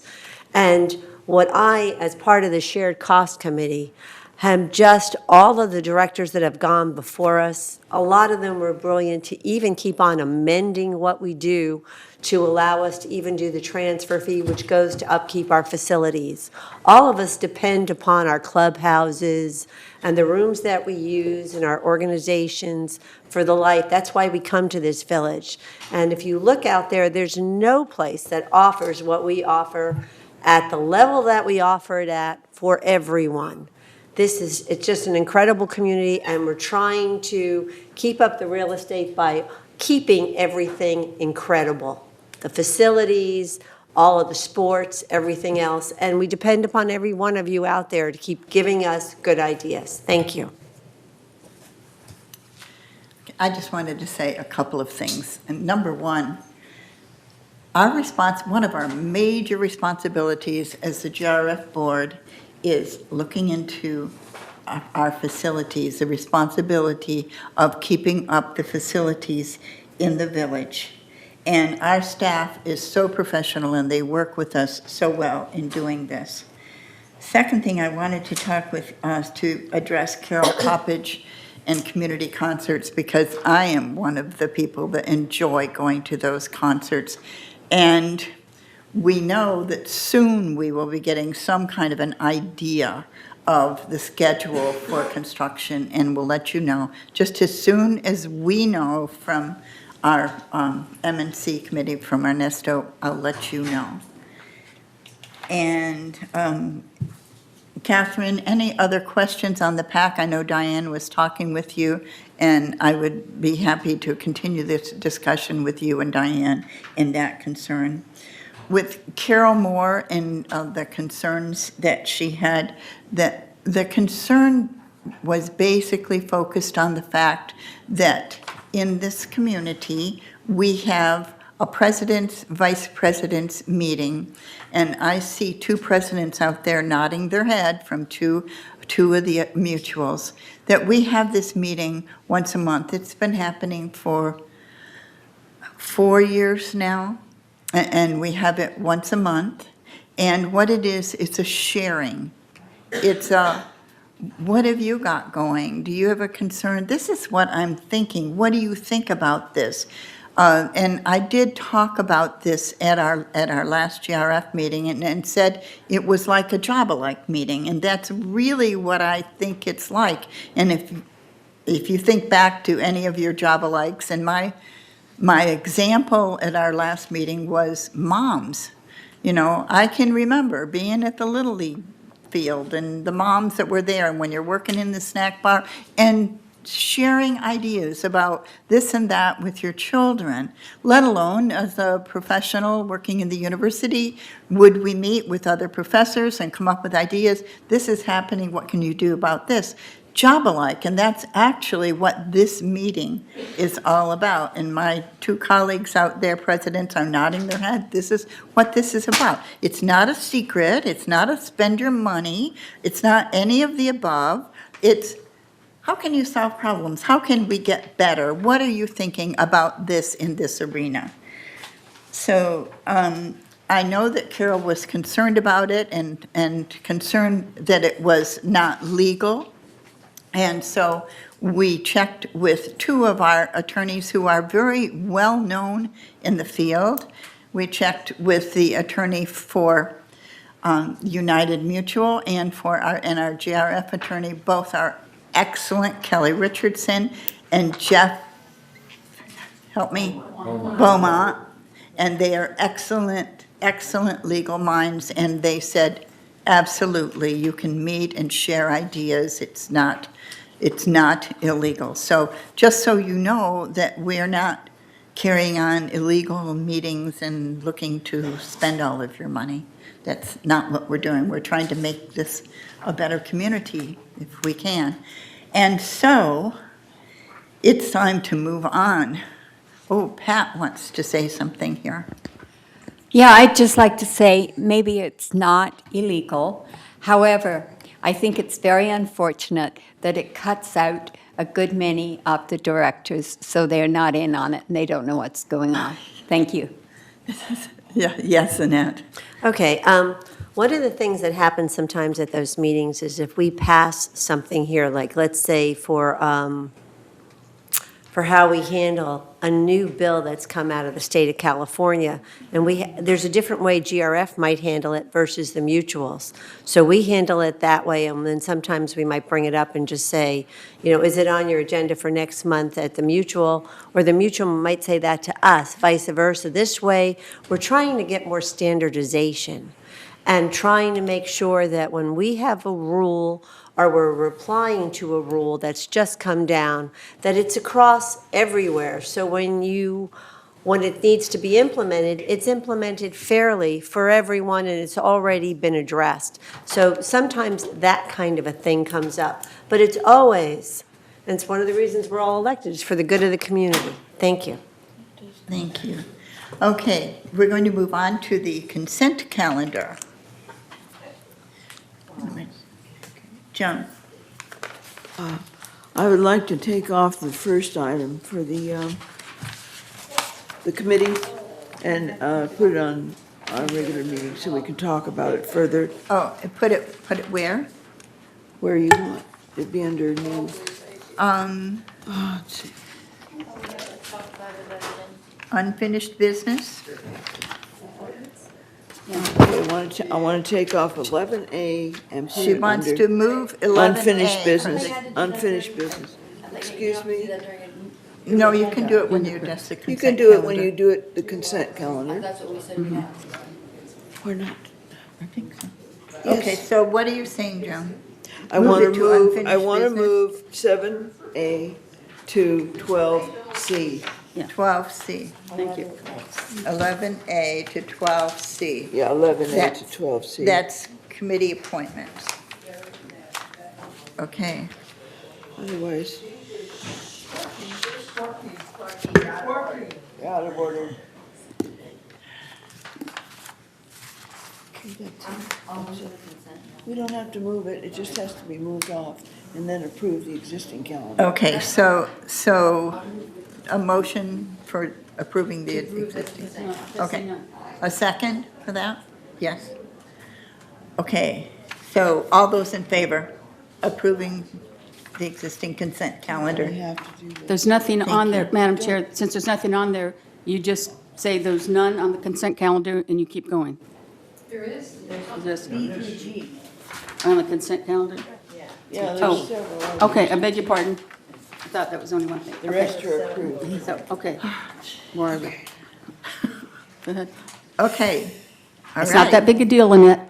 Do you want us to vote on that screen? Okay, so we can vote on, if you vote to approve the motion, to approve of the consent calendar, please vote on screen. I would just skip it. As amended. As amended, right. Can I say that, Annette? Is that you getting on my case? Could I ask Joan why? I don't, if we could just raise hands, I don't know why, is that what you're saying? I'm not sure why, we can just raise hands on that, but. May I ask Joan why she wants to move it over? When it comes to that point, yes. Oh. I don't have to tell you now. I just want to discuss it further. Oh. There are a couple mistakes that need to be Okay, corrected. Thank you. all right. Okay, so now we are on 13, new business. Entertain a motion to introduce a resolution for the new.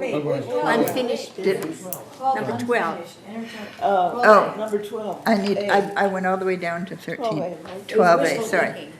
12A, unfinished business. I'm moving us along.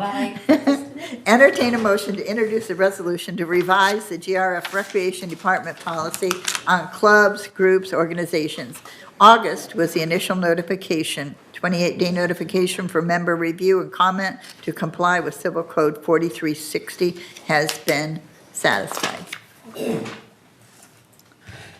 Okay.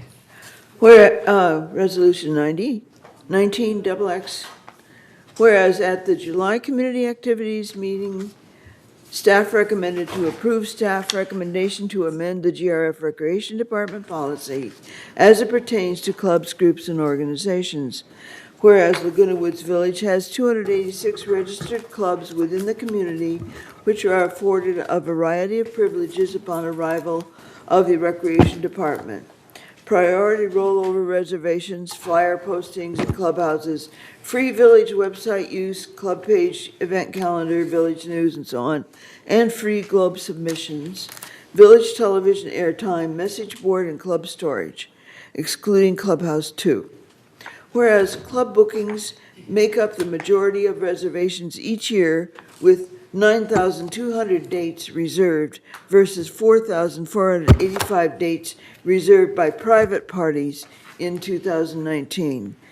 And whereas room availability is limited for private party reservations, members are turned away when inquiring about availability for memorials, birthdays, and anniversaries. And whereas at the May CAC meeting, an ad hoc review committee was formed to review and provide recommendations to the CAC at the July meeting.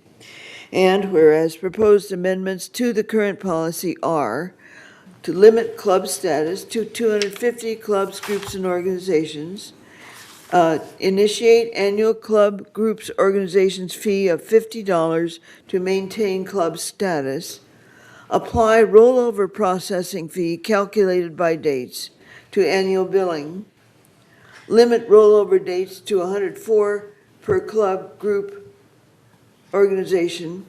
Additional reservations are available through the standard lottery process.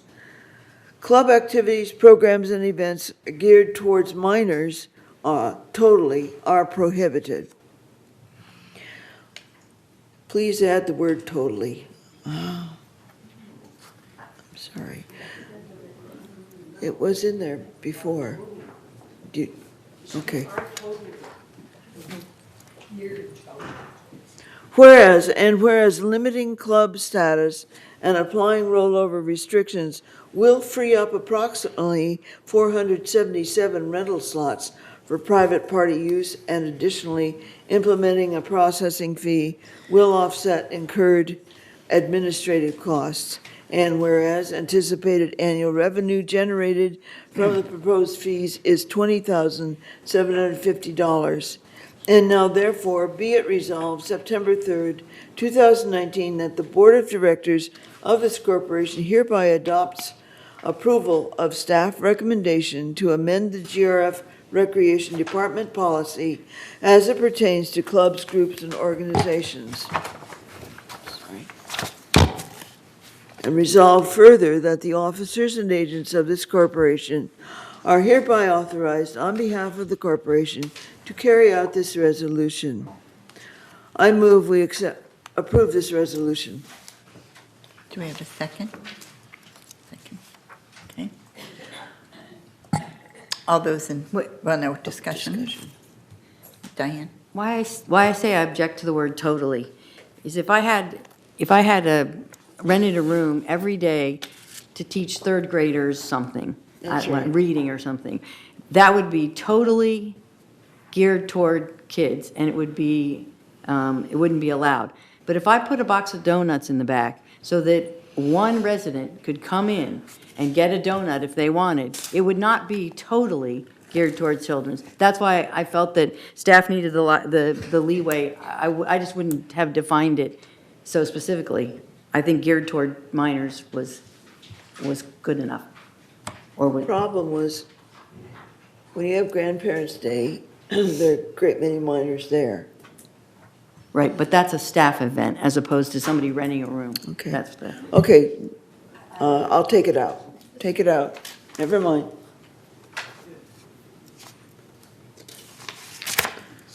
Ready to go? Anybody else? Discussion? Okay, all those in, are there any comments out there that people want to speak on this? Yes, we have one request to speak, and that's Maggie Blackwell.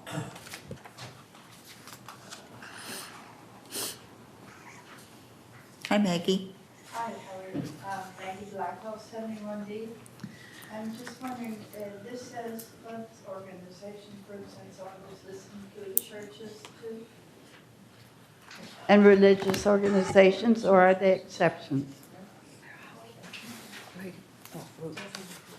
We're in discussion for this one. Okay, changes. Brian's still here.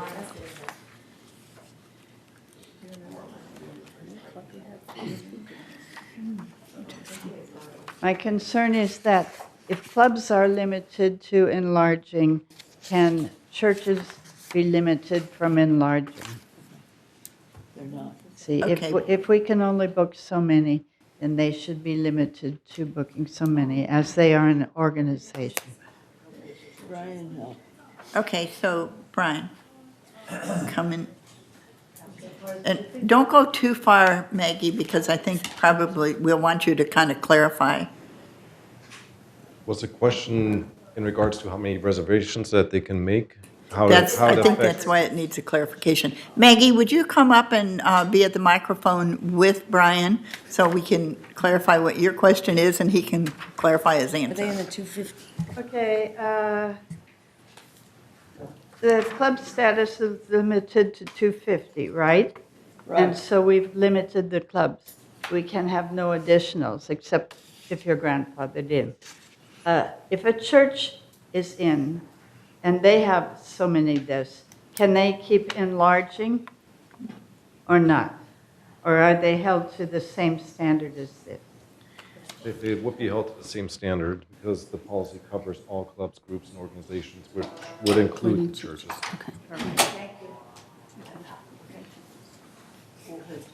So Maggie's question was, can the churches add more clubs? Was that the question? They weren't an exception. I think sometimes we have exceptions to rules. Right. And so I think this is saying that, yes, they're a club organization or a, Organization. yeah. They're an organization. Right. So they get treated the same way. Right, they do, same rules. Okay, thank you. Anyone else? Joe Fiscom? Welcome, Joe. Thank you. I understand what you're doing here. Maybe Brian might answer this. I wonder if people have like loose groups that get together, not necessarily a club or organization. I understand there'll be outside status that you're creating, and I agree with that. But if someone wants to get together, it's paddle tennis courts, it's the tennis court, it's the patio at Clubhouse too, but it's just a loose group of people to get together to play cards, or maybe it's a loose group of people that have an interest, make up something, croquet or something. But is it still okay for people to use GRF facilities that are not a club or organization and just show up and get together with 10, 20, 30 people and do something like that? That's okay? Yes. So just outside the club group? Great. Right. Thank you. Yeah. It's just people getting together. There are lots of those. There's a whole lot that goes on. Nobody Right, knows about. yeah, no, that's great. Okay. Yeah, Thank you. we want to have that happen. People having fun. Okay, so time, anybody else? Cheryl, anybody else? Okay, then let's call the vote. All those in favor, the motion to accept this resolution, please rate, no, do it online here, okay? To approve.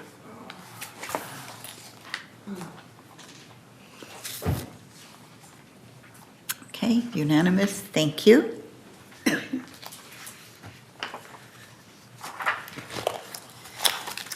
So now, we are on 12B, entertain a motion to introduce a resolution to authorize CBD product sales in the Golf Pro Shop.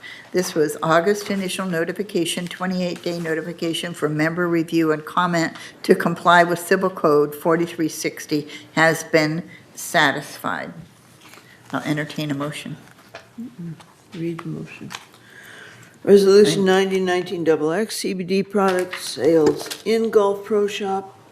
Whereas at the July Community Activities Committee meeting, staff recommended authorization of the resumption of the sale of non-THC CBD-based products at the 27-hole Gulf Pro Shop. And whereas in 2018, Gulf staff was approached by a CBD cannabidiol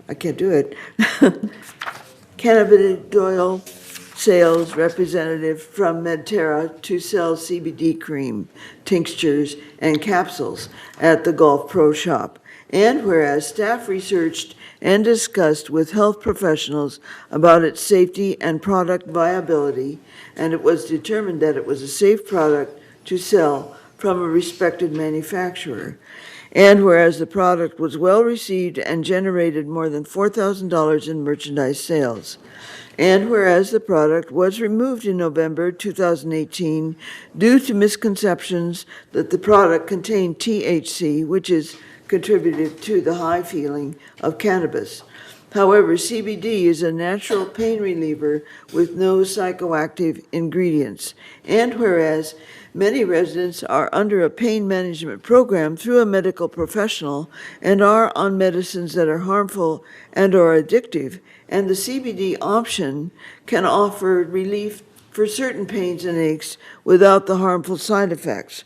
And whereas the sale of CBD products is estimated to increase retail sales by over $10,000 per year. And now therefore be it resolved, September 3rd, 2019, that the Board of Directors of this corporation hereby adopts authorization and resumption of the sale of lotions or creams only, no ingestible, non-THC, CBD-based products at the 27-hole Golf Pro Shop. Resolved further that the officers and agents of this corporation are hereby authorized on behalf of the corporation to carry out this resolution. I move we approve this resolution. Second. Okay, discussion? Don? Okay. Go ahead, Don. Oh, we seconded it, okay. Any discussion out here on the dais? No comments on it? Okay, then all those approved, vote on the screen.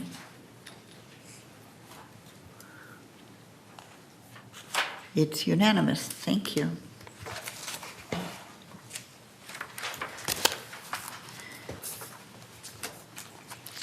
Okay, we are on 12C.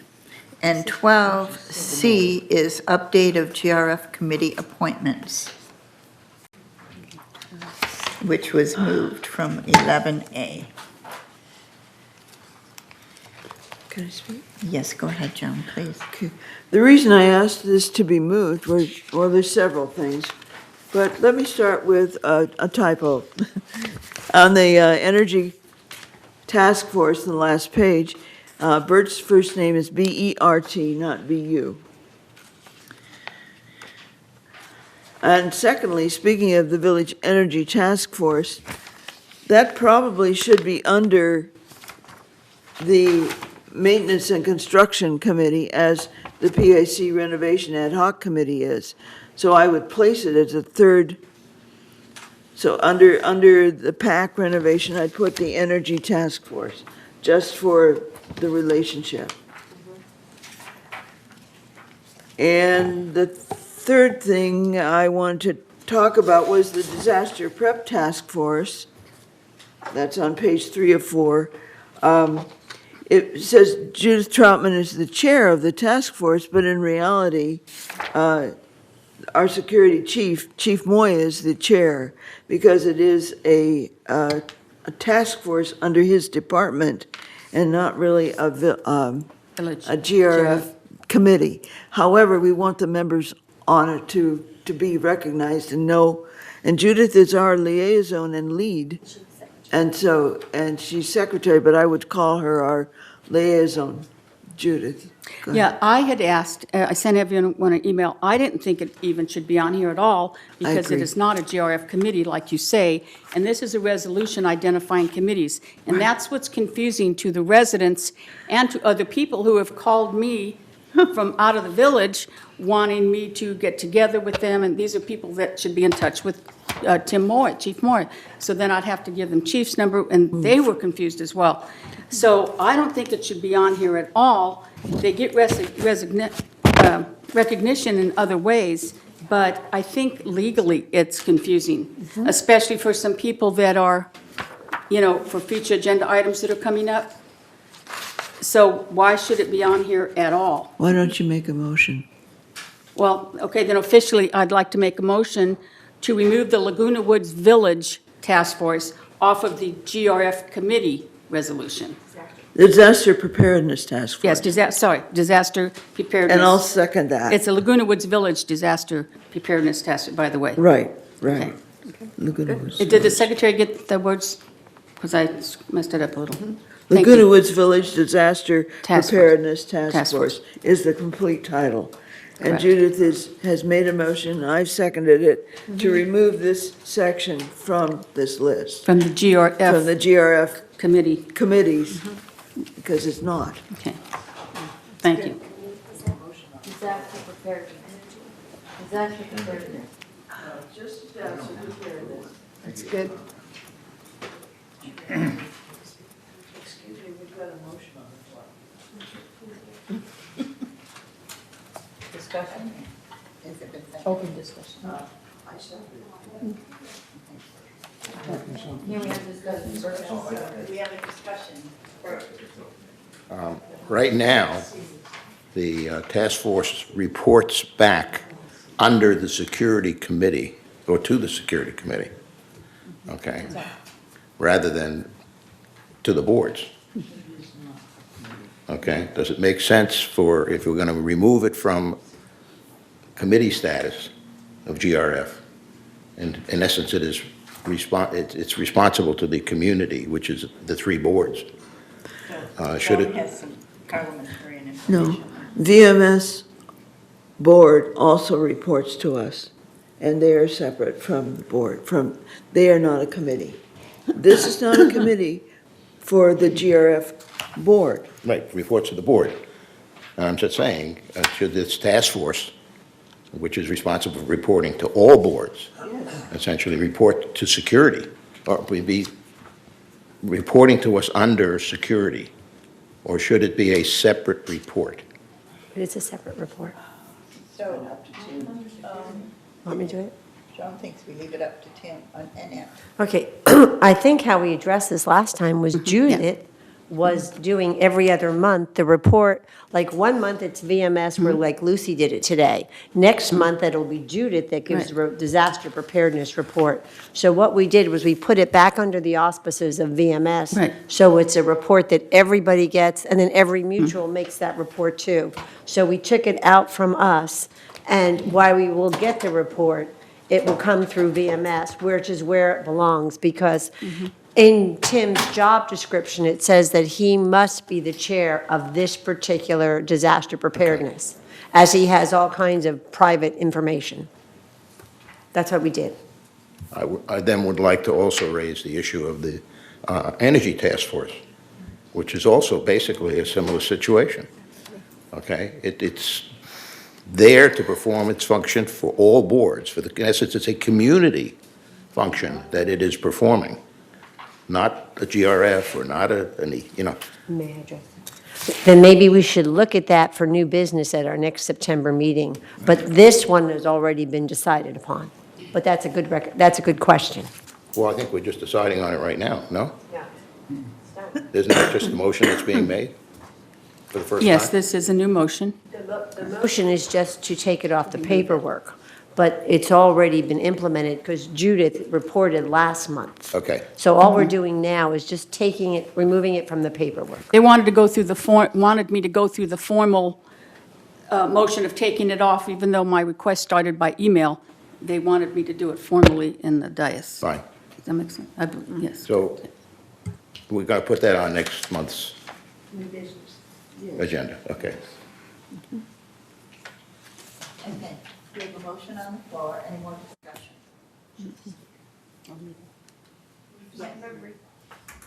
Sorry.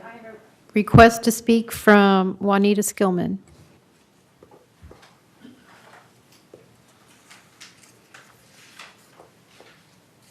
I'd like to reiterate and agree with Bert.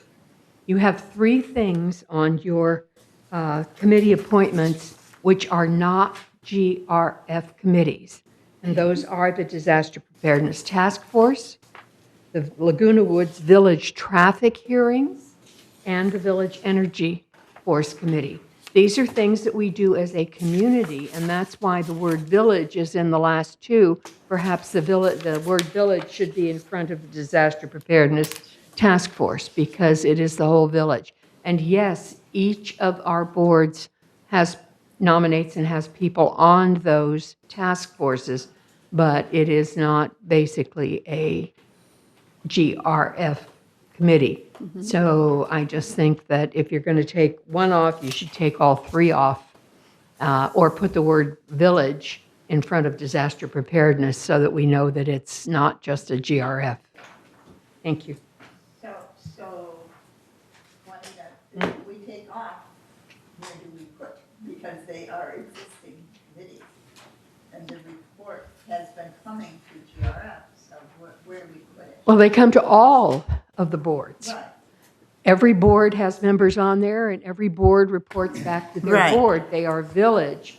So if you want to have them on there, but specify, as the last two do, they are village, put village in front of Disaster Preparedness Task Force to show that it is not specifically GRF and is the whole village. But GRF is. Yes, but I know that there will be more discussion on this because GRF committees are composed of members from all of the other boards. So, okay, Annette. All right. Last year, I was chair of the Security Committee, and traffic is under the Security Committee and its task, and it does represent by all boards, and it does do the reporting of all boards. However, the whole purpose of the chief is to basically make sure that the traffic is handled and all the laws are obeyed for. So it is, and GRF encompasses the whole village as an umbrella. So I believe that where this is applicable, we are correct in the traffic reporting. But if you want to throw that under new business for a further discussion, that's up to you. But I think that's absolutely correct to leave it where it is under security. Pat, your hand was up. Yes, I would agree with what Juanita said, and I really believe that disaster preparedness, Laguna Woods Village Traffic, and the Energy Task Force should not be under GRF committees. And one of the reasons I would state is because none of those three abide by the bylaws of GRF. And in order to bring them into the bylaws, you'd have to change their charters. Where would you put them? It seems to me as if there should be a separate place for village concerns, and this would be Laguna Woods Village, da-di-da-di-da, whatever. I can't think of a better place.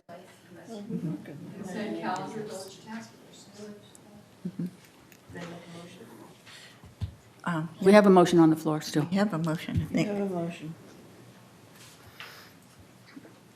Cheryl, could you please repeat the motion? So the motion was to amend the GRF committee appointments to remove the Disaster Preparedness Task Force from the committee appointments list. That's correct. That's simple, yeah. That's it. Okay, that's it. So it's just to remove disaster preparedness. So, We're going to discuss the other ones next month, next time. so all those in favor of the motion, please vote on Oh, on screen. the, okay.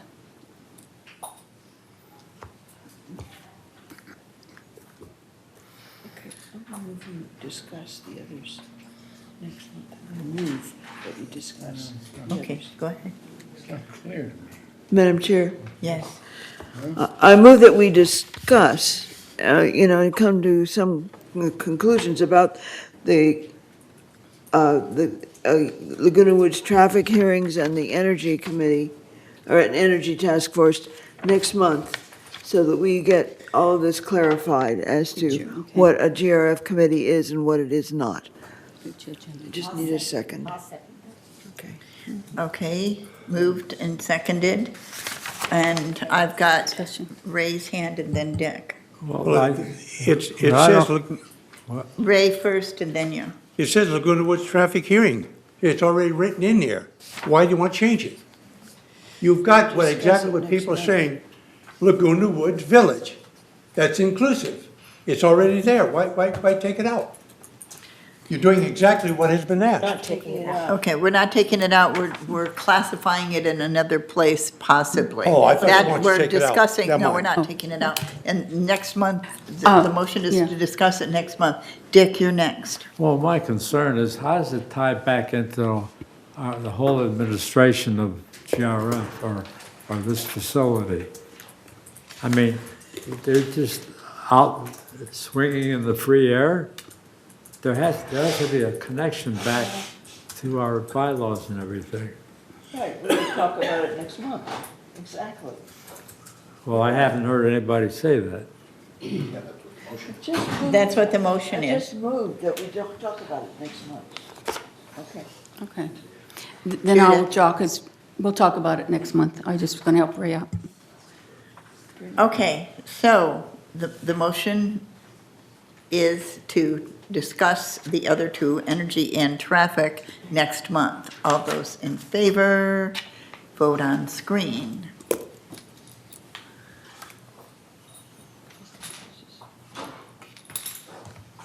Okay. It's unanimous. Thank you. Thank you. So that was 12C, so now we're on new business, 13A. Entertain a motion to introduce a resolution for the nuisance and harassment policy. September, this meeting is the initial notification, and it must be postponed 28 days for member review and comment to comply with Civil Code 4360. Yes, you do. Resolution 90-19XX, harassment and nuisance policy. Whereas the Security of Community Access Committee has recognized the need to adopt a harassment and nuisance policy to set forth guidelines for harassment and nuisance complaints.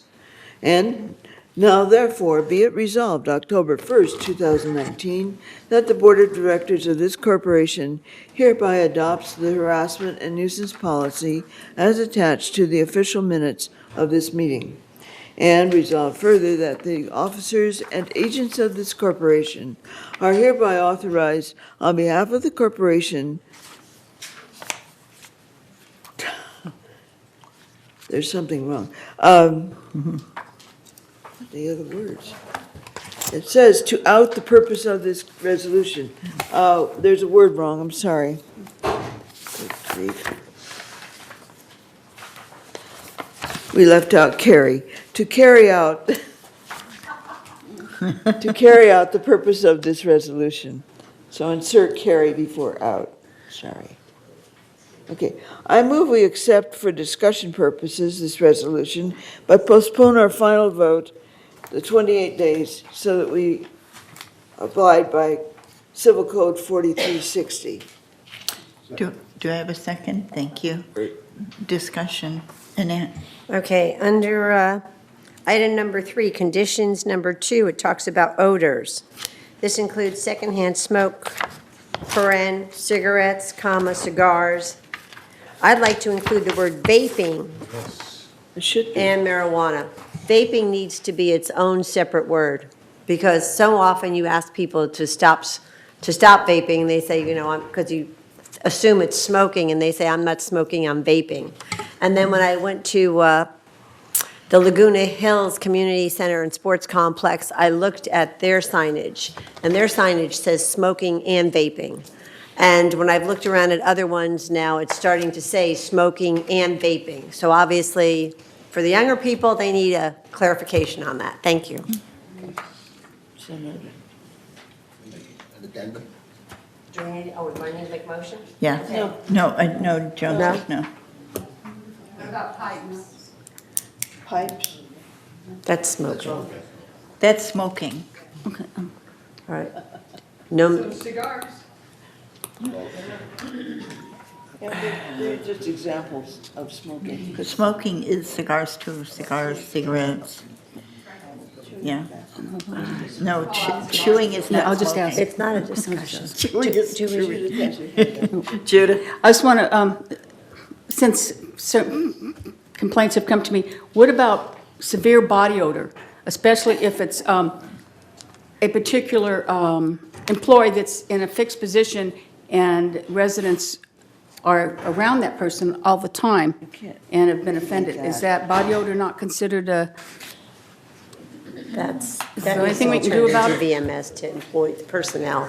That is something that really just needs to go to VMS. That's- Personnel. I don't Personnel? think it's Okay. like harassment underneath this Okay, that's what I policy. wanted to know. Okay, I asked. Do I need to make a Wait a minute. motion? Do I need to make an addendum or just add it in the resolution? All right, Just add it? Okay. Add it. Vaping and smoking are similar. Yeah. okay, thank you. Anyone else discussion on this harassment policy? Yes? Oh, and I just did want to add too, that once this policy is in place, I think it's good to give it to our on-site vendors. And by that, I mean, that would be the post office and the 19th restaurant. I think that anyone that is in the community and has to serve the public needs to see what our rules are. So when we do rules like this, we need to make sure that we personally go down there and tell them that this is, happening. Thank you. Joan? It seems to me that this policy should be, as many policies of this kind are, made public by simply, you put it up. You put it in a place where everyone can see it. And then I guess the task is with VMS. Thank you. Right. Cheryl? I have 2 requests to speak on this item. Okay. First speaker is Maggie Blackwell.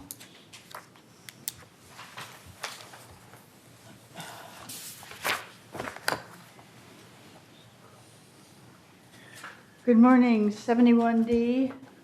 Looking at page 6 of 8. I have a different legal definition of harassment.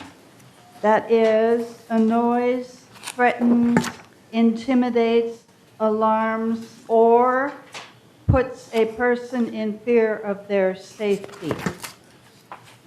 Looking at that one, I would say the first definition of alarming, line 3, I would substitute the word threatening for the word harmful. One does not need to be harmed to be harassed. So Threatening is good, change threatening. harmful to threatening. And also, as you see under the list here, all of these things do not require physical harm, but a threat of harm. Therefore, in the last line, which says other behavior, which the ordinary person would find unreasonable or threatening. Sorry. I would not Maggie, say and harmful. Other behavior, everything is the same except the last 2 words. What line are you on, Maggie? I'm on the other line, at the bottom of the physical intimidation list. Other behavior which an ordinary person would find unreasonable or Okay. threatening. Unreasonable. Or threatening. Or We don't want to threatening. say and harmful because that requires the harm. We That's want to right. say or threatening in both cases. Thank you. Or threat, thank you. Well, okay, on that line, what Maggie's talking about, where it says other behavior which the ordinary person would find reasonable and harmful, the word harmful means that you're being harmed. Look up here, it says threatening. She wants to change the word harmful to threatening.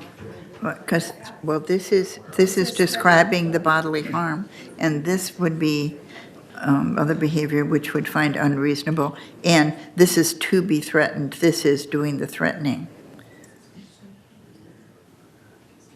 I think that's my interpretation of the difference in the You threatening. want to read what you have? Basically changing harmful, the word harmful is. To threatening. Is not appropriate. Other Threatening behavior. is, Right. that's, something's going to happen. Joan- Harassment is more, But Joan, Annette's, It's up Which on number one? 3. It says threatening bodily harm or harm one's property. and so I'm thinking the difference is, and Maggie, Maggie's a lawyer, so she would maybe know. It seems like the threatening bodily harm to harm one's property is I'm threatening you. And then the bottom one, other behavior which the ordinary person would find unreasonable and threatening, is I'm feeling threatened by you, not you're threatening me. Okay, in the threatening bodily harm, threatening is the verb. Threatening is the Yes. verb, is the action. Right. Correct. Not the harm. The harm is the possibility. Threatening bodily harm or harm to one's property. So it is the threatening, which is the harassment. Otherwise, you'd have full-out assault. Right. So we don't want assault. We don't want assault required. We want only threatening in those places. Up there in the first paragraph, after disturbing. now I get it. Change Change the harmful to threatening. Threatening, and at the No. last Change it. one, under other behavior which the ordinary person would find unreasonable or Or threatening. threatening, and make Those it or, two. because Right, it right. isn't always and, Thank or. you.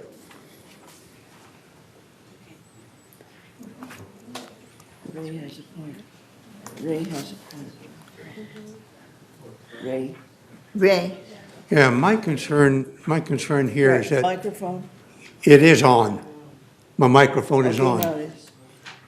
Several years back, the threatening is one thing.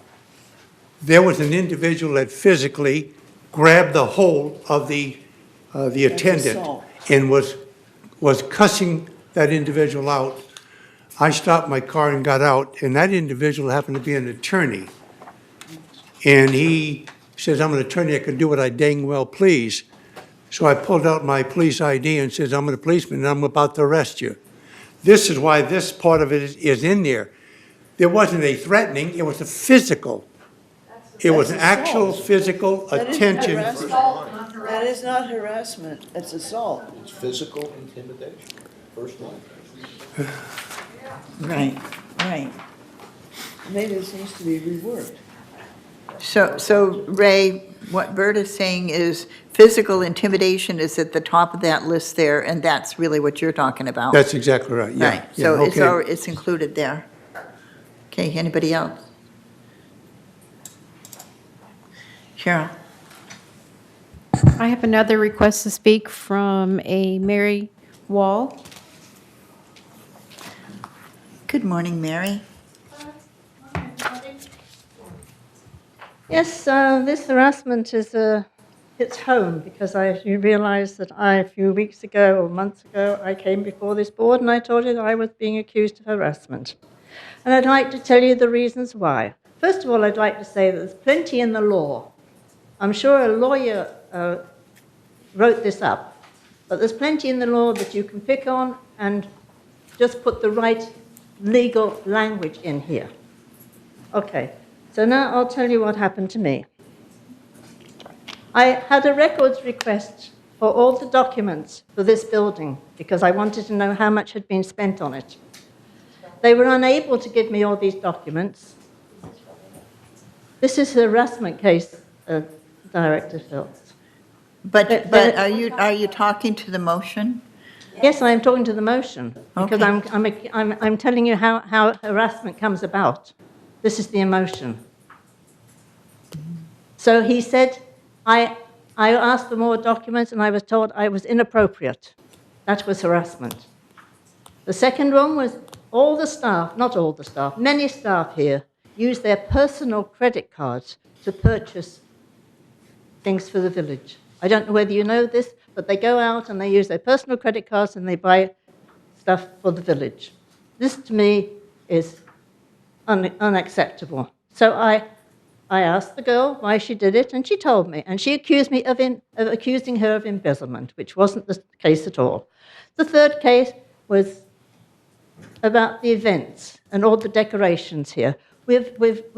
People here do not have enough money to pay their association fees, and you come in the hallway here and you see decorations galore. Thousands and thousands and thousands of dollars have been spent on decorations, and that's what I was trying to get across when I was accused of harassing Christine Spa. And this harassment is a very serious thing. And if you're going to do it, then you get the legal terminology and you abide by it. Thank you very much. Thank you. Do we have anyone else, Cheryl? No, not on this item. Thank you. Then I'm going to call the vote on this motion. All those in favor, vote on the screen, please.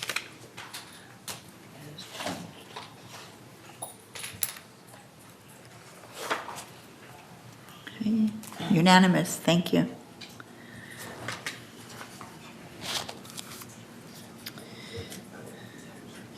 Next, it is 13B.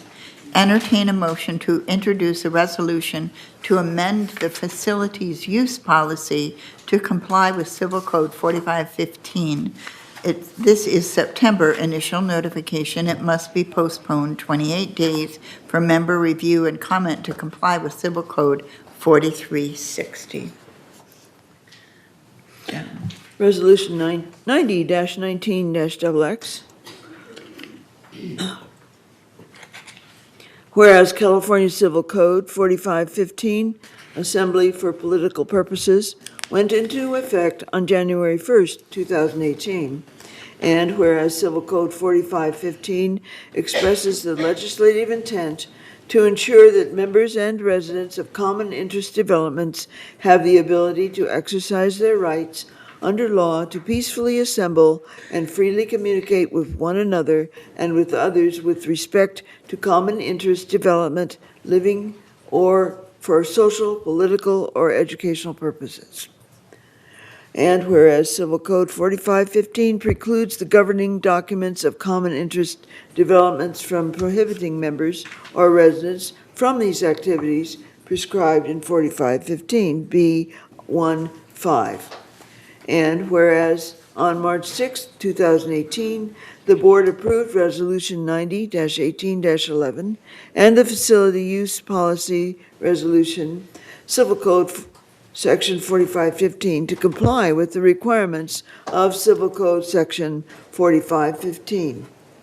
And whereas the Recreation and Special Events Department identified the need for revisions to the Facility Use Policy Resolution, Civil Code Section 4515, and whereas the revisions are reflected in the Golden Rain Foundation Facility Use Policy, Public Interest Events, Civil Code 4515, and now therefore be it resolved, September 3rd, 2019, that the Golden Rain Foundation Board of Directors hereby adopts the revisions to the Golden Rain Foundation Facility Use Policy, Public Interest Events, Civil Code 4515, and resolved further that Resolution 90-1811, approved March 6th, 2018, is superseded and canceled, and resolved further that the officers and agents of this corporation are hereby authorized on behalf of the corporation to carry out this resolution.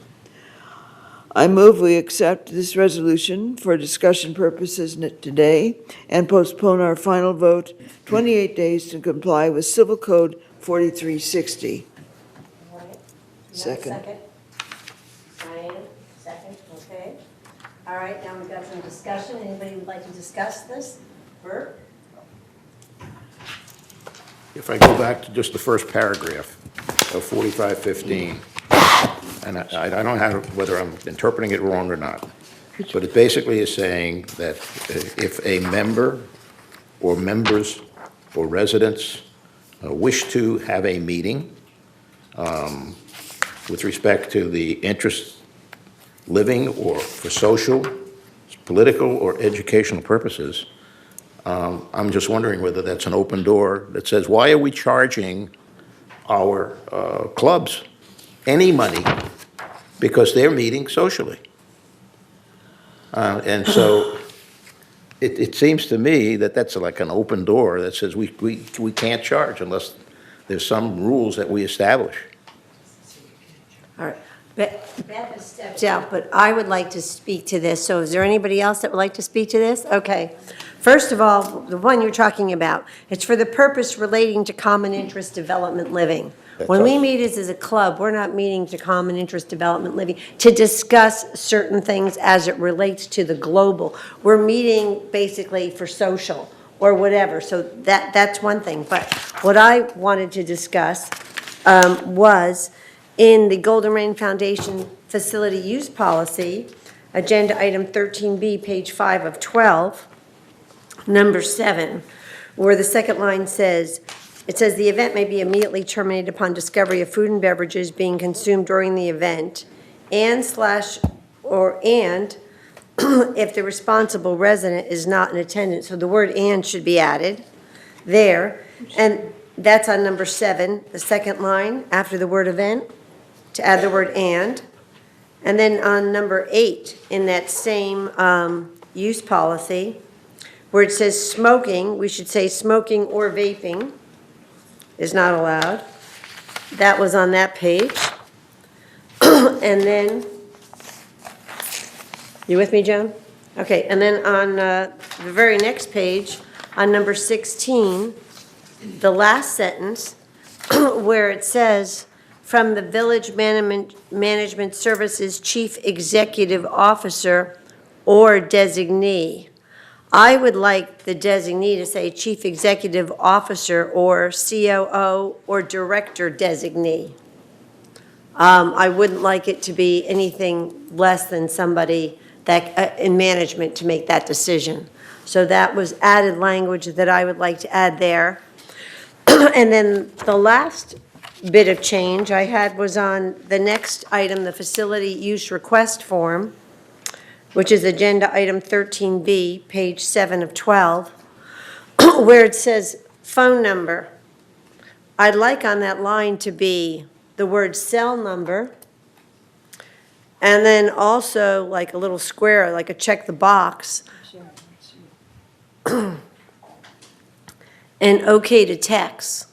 Because usually these things are held on the weekend or whatever, and all the young people that are in VMS, they can text people and they can get things done so much quicker than half these people don't even pick up their telephones anymore.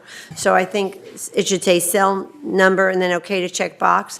And there should be a line too that has an email address. Because if you have to send anything to these people, I think, and you need to email it because messaging is open source. So I think that that protects everybody. I'm sorry, do that again. Okay, this is the facility use request form. Okay, where we have it, where it says resident information. Yeah. It says their name, address, phone number. Right. All right, so it says phone, so it should say name, address, phone / or you should just say cell number. There should be like, that's a long enough line. You could have phone number, cell number, and then a box that says, okay to text. And then there should be an additional line that has their email address. So we could have that along with the property owner, yes or no line. I think that this form is a very good form. It just needs to be updated to today's users. Okay, after text, okay to text, box after cell number. Yeah, and then the next thing is adding an additional line that says email address. Because that's how you get a hold of people nowadays. I know, I mean, I very rarely call. I usually text, or email.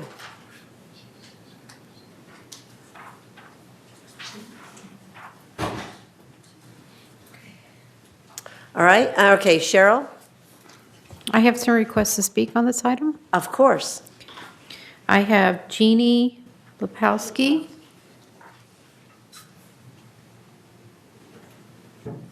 Yes, thank you so much for making this change. There is one contradiction that I see in the rules, and that's between, this is on page 5 of 12, between item 1 and item 5. Item 1 says a resident shall not be required to pay a fee, et cetera, and then on item 5, on part 5, it says no entrance fee may be charged, and then it says a service fee may be charged. And the issue with the charging of fees, which I think is what led to this entire change, is that if we want our elected representative to hold a town hall, we are not allowed to pay for that for the elected representative. We are expected to, the community is expected to provide the facility because it's community, it's common interest, it's for everybody. And so if we were to pay for it as residents out of our own pocket, it would be considered, it would be illegal under federal law as a contribution for an elected official. Elected officials are not allowed to accept contributions for performing their public office. Okay, so to hold a town hall, there can't be a fee charged. So what I'm suggesting is that the service fee should be removed because I'm otherwise. sorry, that was number what? Okay, it's on page, agenda item 13B, page okay. 5 of 12, item, or number, paragraph number 5. Thank you, okay. Okay? Does everybody understand what I'm saying? Yes. Okay, thank you very much. Okay, our next speaker is Maxine McIntosh. Can we talk about that? Yes, now, I didn't have my agenda the first hour, so I wasn't able to read these pages in detail, so please forgive me if I sound super ignorant. But looking at this, I do have great concern for GRF and for our village.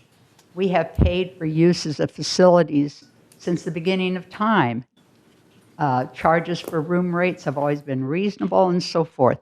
And if this is, as I read it, suggesting that can be done away with, I'm very concerned. And I hope that the attorneys can find a way to get around that statement that says, with respect to common interest development living or for social, political, or educational purposes. So I hope I've misread this, but I am worried. At this time when we're talking about everything aging in our community, we don't want to be slammed with the lack of reasonable income for the expenditures GRF must make. Thank you. If I may. Okay, I just want to mention Yes. to Maxine, over a year. Wait. Go ahead. I've got two people asking me. Go ahead, Joan, then. Maxine, I just want to reiterate, this is new. This does not apply to clubs. This does not apply to clubs. This applies to public interest.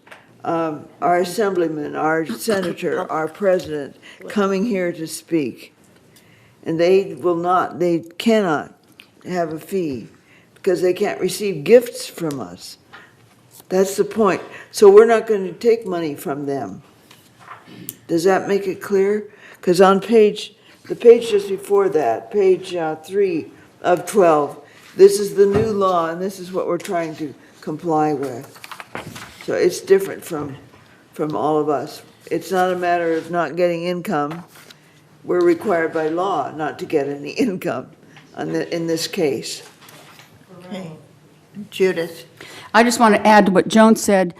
More than a year ago, this was first brought to our attention by David Sterling, and Brian has been put in hundreds of hours working with all the lawyers, trying to see exactly how this affects us, because this is one of those state registration laws that is made way up there in Sacramento that have no idea who we are and how we run things. So we got to deal with it, but Joan said it correctly. This doesn't affect clubs. This is a totally different thing. Siobhan. And if I might add, this was initially adopted in March of 2018. This is simply a subsequent revision to that resolution, which was 90-18-11. And then the service fee. Go ahead, Annette. Okay, and then the service fee, that's the fee that we have to charge when we hire our staff to either work later, do more. We have to pay them. If we're going to have them come into the gate, people outside the village, we have to have that manned. We have to have lists. We have to have people out there, security people out there checking. That's what that service fee is for. And we're allowed to have a service fee. So that is just something that we decided we needed to pass that through. That's not for us as a community to absorb when someone wants to come in. If you would like to do this and you're tasking us and we're providing a free building and then we have all of these additional expenses that we're incurring, we're passing that on via the service fee. Thank you. But it says we may, it doesn't say we will, it says we may. Correct. And because it's not just yours, like if somebody brought something in that was very, very controversial and it created a big mess, right, we understand the concerns that our Congress people have, our public officials Well, have. and so- it's a concern that we as citizens under our First I Amendment got- right. rights have. Look, can I just make the comment? Cheryl says, what did you, Cheryl? We had another request to speak. I would like to. The dais wants to speak. Oh, I know, but let Cheryl finish your statement and then Pap's turn. Go ahead, Cheryl. Jeannie Lepowski had her turn. If you want to give her additional time, let me know. Okay, all right. I didn't use all my 3 minutes, by the Okay, way. so someone on the dais wishes to speak, so I recognize her first. Pat. I just have a fairly simple question. Does this mean that if we have a politician or one of our representatives in for a meeting, that we can't have our lunch with it? It says you're not allowed to eat anything during that. It says that because this is a common thing. I mean, we all do it. No? Doesn't I know mean that? Siobhan and Brian are the two that are really clear on this, so Siobhan, go ahead, please. A club may always pay rent and have such a luncheon. This is simply to allow discussion. So in this case, if you're going under the public interest events code, you would not be allowed to serve lunch. Thank you. Thank you. My turn? Joan. Regarding the service fee, because it looks like a conflict, but apparently it isn't, because suppose we had to hire security, extra security to control the crowd, but who pays for it? Well, I understand the issue of there's a cost. Okay, there's also a cost just for providing the space, But we're not, which is but we're an not opportunity charging that. cost. That's not going to be charged. Yeah, so, but what I'm saying is that if we're not allowed to pay, if I, as the person who's inviting my representative, am not allowed to pay for her to come and talk to us by law, then I can't, then it negates the entire objective of having a town hall. I can't.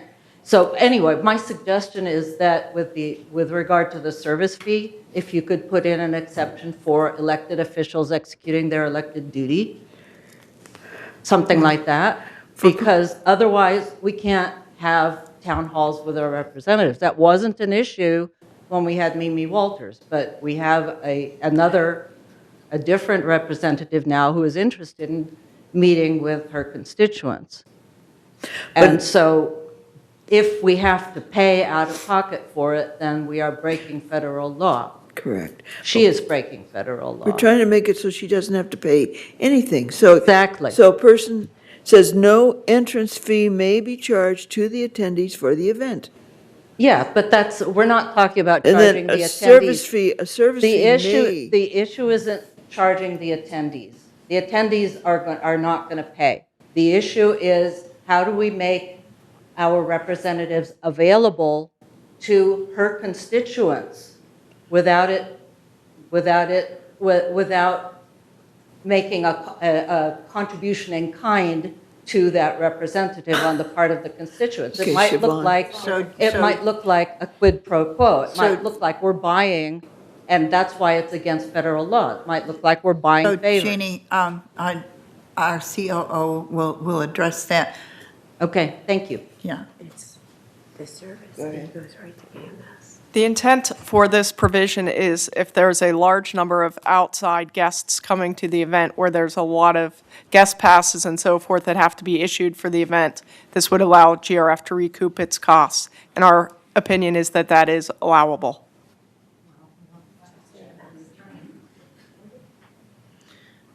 Okay. Anyone else on this topic? Cheryl? Elsie Addington requested to speak. Oh, she didn't. Pat, did you have your hand up? I did. I just wanted to suggest that there's so many different problems, it seems, with this, that I think we need to send this back to committee to rework, to redo. It's not that bad. There's loads of things. You It don't just, think it so? seems that bad right now because it's new and clarification, but this was passed in 2018. So- Okay, if you don't think there's that many problems with it, then. What else you can I'm looking around at people that think that it's fine, that we can answer the questions. Our CEO or our recreation director can answer the questions. They've really given this, Pat, a lot of time and a lot of effort and a lot of research. So Elsie, your turn. You sure? I'm sure this time. Maybe. This is really anticlimactic. Thanks a lot for all the work that obviously has been put into this. We really appreciate it. Better your board than mine. On the phone number, I know this is so nothing. I wanted to clarify with Annette, is your clarification to add a cell phone line or to remove the phone number line? It could say phones / like give them a choice like cell phone or cell phone. I think it should just say cell phone, and then I think it should just say a box, to text on that line. Because a lot of people don't have cell phones. I understand it, so that's what I said originally, that they could leave the phone, but then in the middle part put cell phone. So on that same line, you have 3 choices. Oh, You have brilliant. phone, Okay. cell phone, and then a checkbox to text. I was just, That allows you to wanting to emphasize that for people Yeah, without no, cell I phones. understand. Okay, that was it, see? Easy peasy. Okay, anyone else? Okay, I have a question. so a I question. have a question. On the same form, when they're establishing a time, and Brian, maybe you can answer this, they say they have 2 hours. Does that include taking up, or setting up and taking down?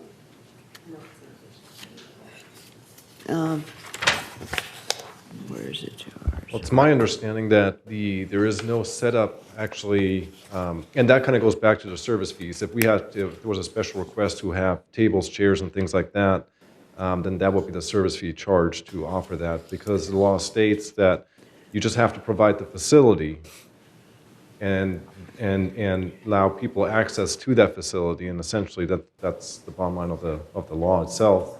But the event can be 2 hours, and then that would include, if we have to do any setups before that, there will be additional time before and after for cleanup and tear down and so forth. But the event itself will be 2 hours. Thank you. Okay, that makes sense. Okay, anybody else? No. Okay, then let's call the question. On your screen, please vote. Something wrong.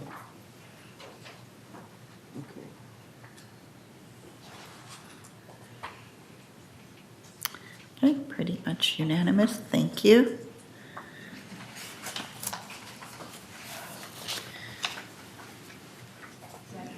So now we are on new business, 13C. Entertain a motion to approve a resolution for an unbudgeted expense of $5,800 to hire a land surveyor to determine the Aliso Creek boundaries. This is 13C. Resolution 90-19-XX, land survey of Aliso Creek boundaries. Whereas the Aliso Creek area landscape maintenance is the financial responsibility of the Golden Rain Foundation, and whereas the Aliso Creek area is bounded on both sides by United Laguna Woods Mutual, and whereas the Aliso Creek area is a legally recorded parcel registered with the Orange County Assessor, and whereas the physical boundaries are not marked or known, making it impossible to, it should say accurately, it does, ascertain the property lines and determine the correct allocation of costs between the word mutuals, I think is correct, is incorrect and should be associations, because it's between United Mutual and GRF. So if you change the word mutual to associations.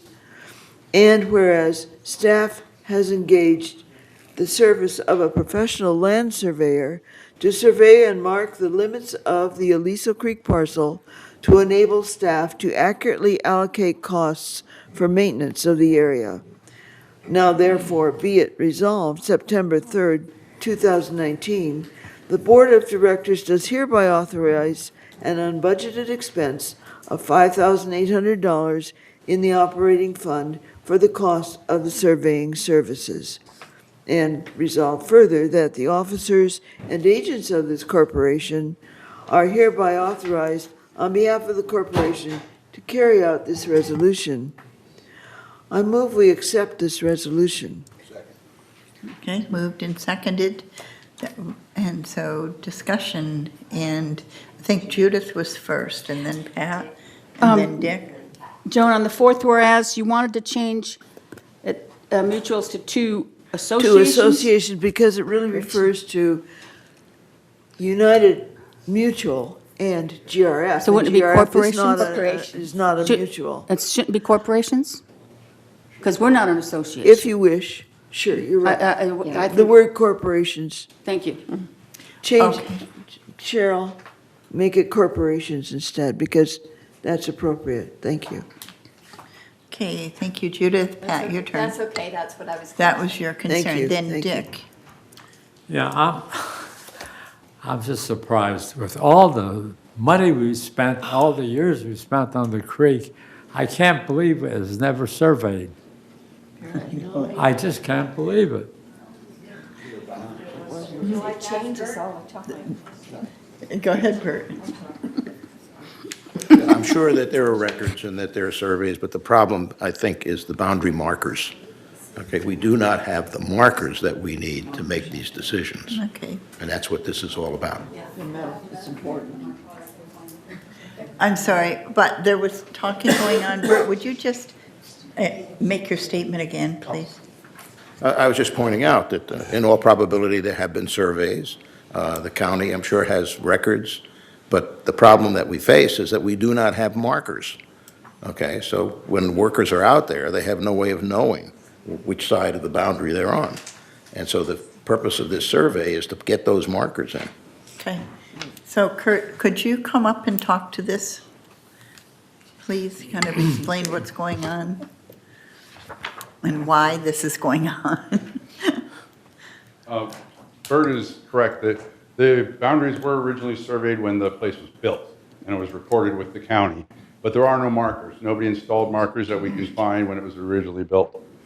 Previous to now, we just went by basic acreage that's been recorded with the county as far as allocations for costs, because we have one landscape company that does all three corporations.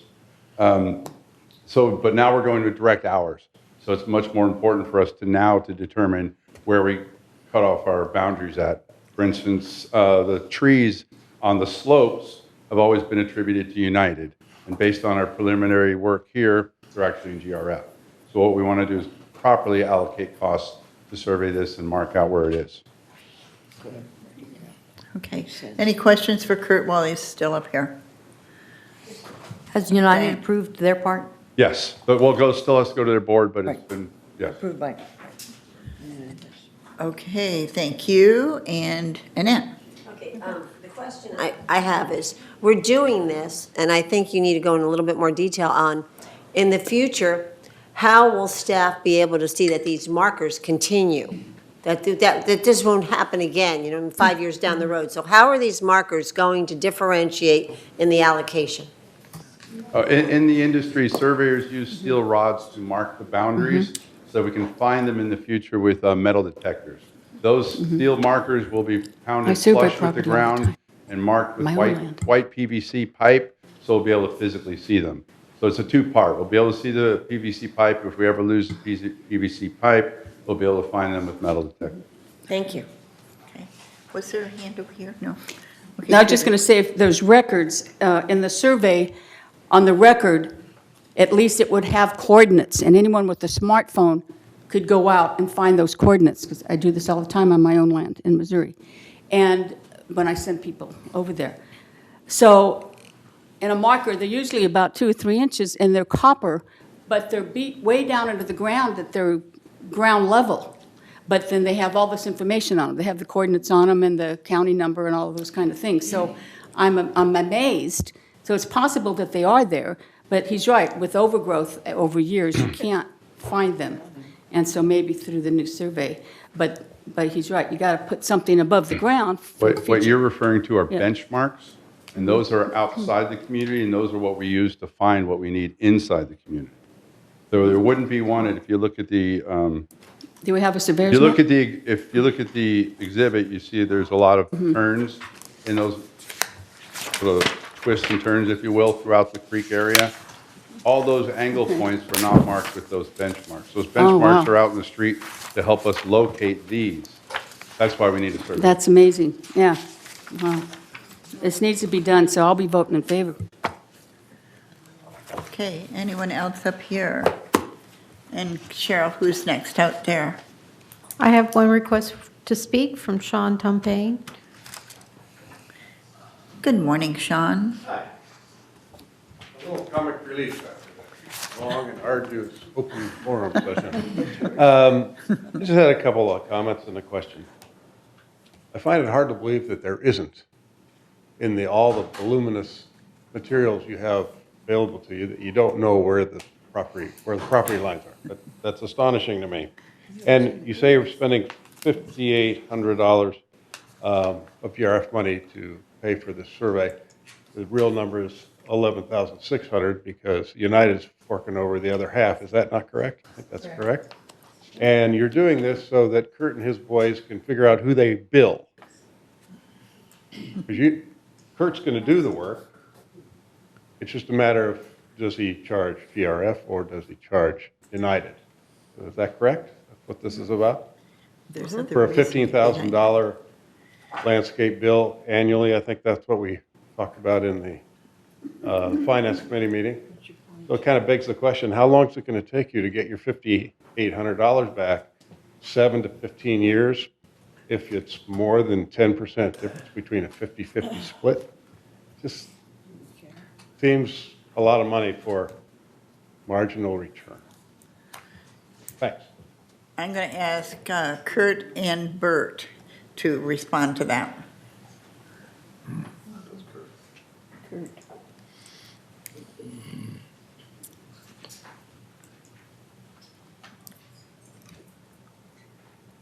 As it says in the staff report, we've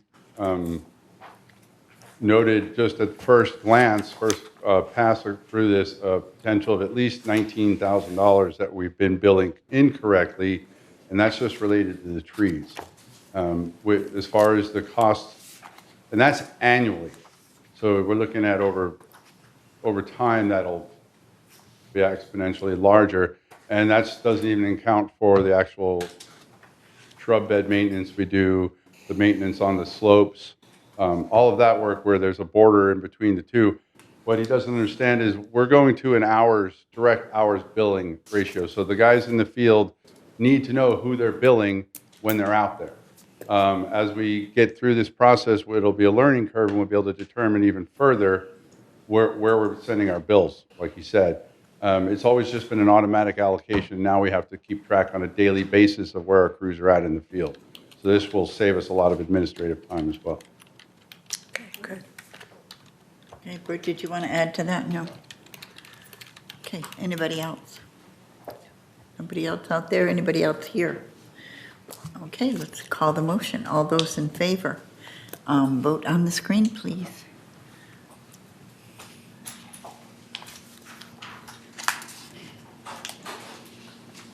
Okay, one person didn't vote. Here we go.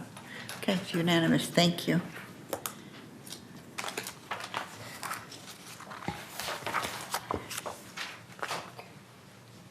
This is 13D, entertain a motion to approve the donation by the Baha'i Club of a bench for Aliso Creek and 2 plumeria trees at Clubhouse 6. That's 13G. All right. Resolution 90, 19XX, donation of a park bench and 2 trees. Resolved September 3rd, 2019, the Board of Directors of the Golden Rain Foundation hereby accepts the donation of a park bench to be placed in the Aliso Park area and 2 plumeria trees to be planted at Clubhouse 6 from the Baha'i community. And resolved further, the Golden Rain Foundation Board of Directors sincerely appreciates the generosity of the Baha'i community, which reflects the spirit of Laguna Woods Village. Resolved further that the officers and agents of this corporation are hereby authorized on behalf of the corporation to carry out the purpose of this resolution. I move we accept this donation and the resolution. Pat seconded. Okay. Discussion. Don? Yeah, I thought a few years ago that the decision was made that you couldn't put plaques on any donation. We had plaques on trees, on them benches, other items, and I thought GRF said the donation of trees would be held in one area only. I'm really not clear on that, but I thought that was maybe it's been changed. Okay, Judith? Yeah, I remember that, but that was because that particular group in charge at the time didn't want this place to become memorialized. Yes. And so, different times, different people, different value systems, and so that's what that was about. That was just, the people at the time thought that was their opinion. They didn't want the place to become a memorial. So that's been changed? Diane? I think we have a different naming policy. I think it was called our naming policy. Right. Well, the signage policy is different from the naming policy. Did you want to talk? No? Pat, your hand is up. Yeah, I just wanted to say that the plumeria is a Hawaiian native plant. It grows very slowly, and if we have a frost, it'll kill it, and then it'll come back again. So I cannot see any reason why these trees would be a nuisance. In fact, they're very beautiful things. I think isn't there another bench or something that's there or there's a plaque somewhere else? Kurt, was that? I thought somebody said that there was something else that they had donated previously, and that had been approved, but I can't find it. Bert? We are considering, right, you want to call it immortalizing, seats in the pack in the theater. Okay, I'm saying we're considering. We're looking for ways in which we can raise money. And certainly, we may one day find out that either an individual or a corporation is willing to come in and change or fund the $15 million or whatever it is that it might take to do Clubhouse 3. And what are we going to do? We're going to say, oh, no, we can't put your name on. I mean, this does not make any sense to me at all. That's why I know we do have a policy that we have changed. It's in place. I just don't have it with me. Yeah, but we do have a policy in place for naming. So is the question brought up by Don, that needs to be under the policy, the process that we have in place for donations through the Village Community Fund? Going through the Village Community I know Fund. it isn't. So Well, the concern at that time, the staff was afraid that we would have plaques all over the village with people's names on it, and they just didn't want it. So before I would support this, I'd like to look at that policy, see if it's still in effect. yeah, and Judith said the word memorialized, because then John Doe's wife passes away, so he wants to donate a bench for his wife, and, this is for Mary Doe, a plaque on it, and I'm thinking that that is what was the concern. In the past, the naming policy isn't that, it isn't, in memory of. I thought that was the part of the policy, was that people couldn't say in memory of, but you could put a name. So that Right. you could put words on things, you just couldn't put in memory of or. Right. Yeah. So I need you all to think about what's the difference here between that, and should this go to the process already in place for Village Community Fund, or is it a different deal here? I need you to think about that and give us some input. What do you think, Judith? The fact that they want to put a whole phrase, I'd like to run this by Kelly. Would someone look at this as possibly being philosophical or religious to some other group, or I just would like the lawyer to look at the whole phrase and make sure we're okay. Is that too much to ask? You know what I'm getting at? Okay, I hear what you Because mean. they want to put that whole phrase there. Will someone else want to say something different? And then they get carried away, and all of a sudden, we've got political sayings and religious sayings, you know what I'm saying? You're opening up the door. Right, you're opening up the door. So Yeah. that's the only part I would just question at this point. Okay, so Bert has an idea. I'd just like to ask Kurt, do we have any plans, if we do put a plaque, what that plaque is going to say? Like, oh, not on the resolution. First page. Diane, Resolution 900697. This was late afternoon. This is all I was on the board. On the page where it's described in the staff report is all of the trees meant for me. information you're stumbling about. Okay, it is. 13D, page 1 of 8. Yes.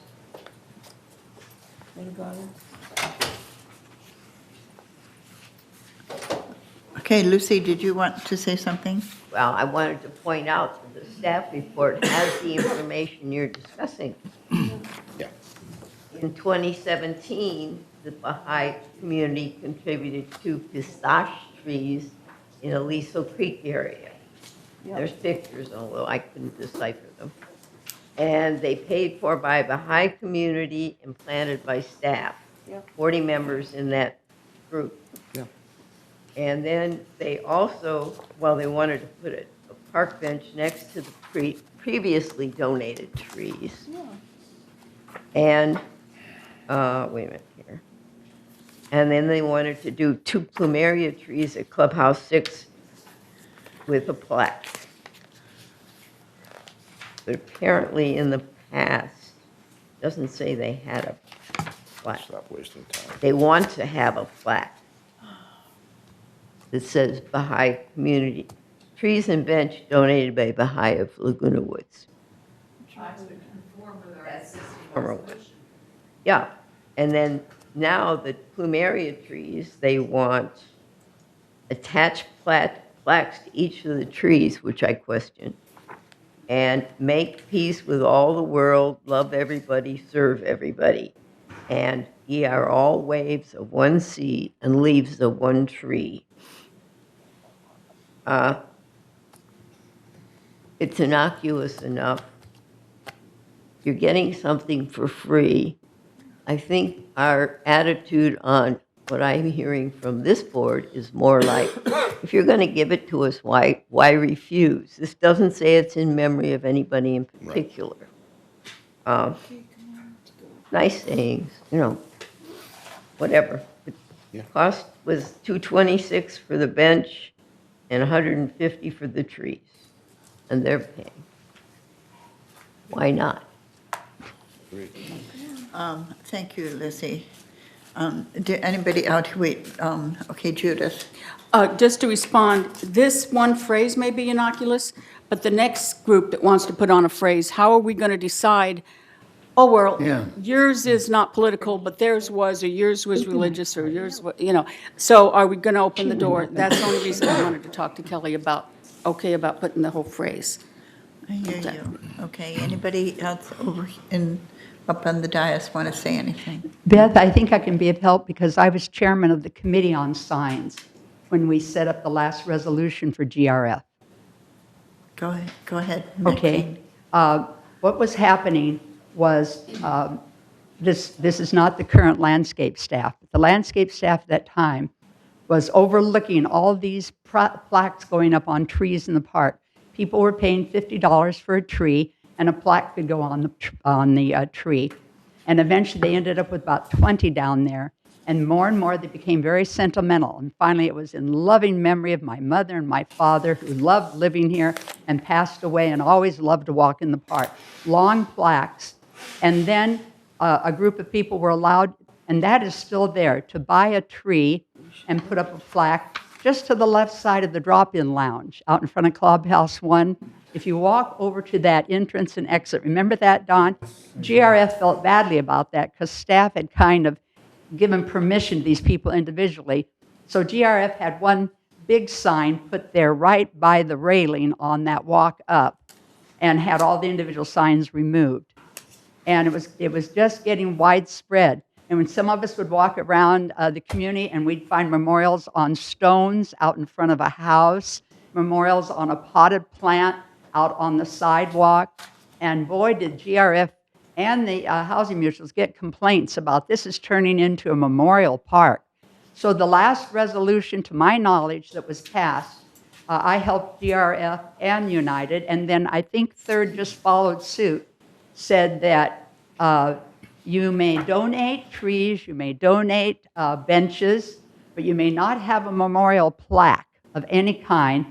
You may only have a plaque on the tree that gives the botanical name of the tree, the common name of the tree, and the country of origin. Because people really enjoyed that, reading that on the trees. But the group that was making all these plaques for everybody was told they could not put more information. And they came to our landscape meeting for GRF, and I know for United several times arguing, you know, please let us do this. And the committees told them over and over, no, this resolution has been passed.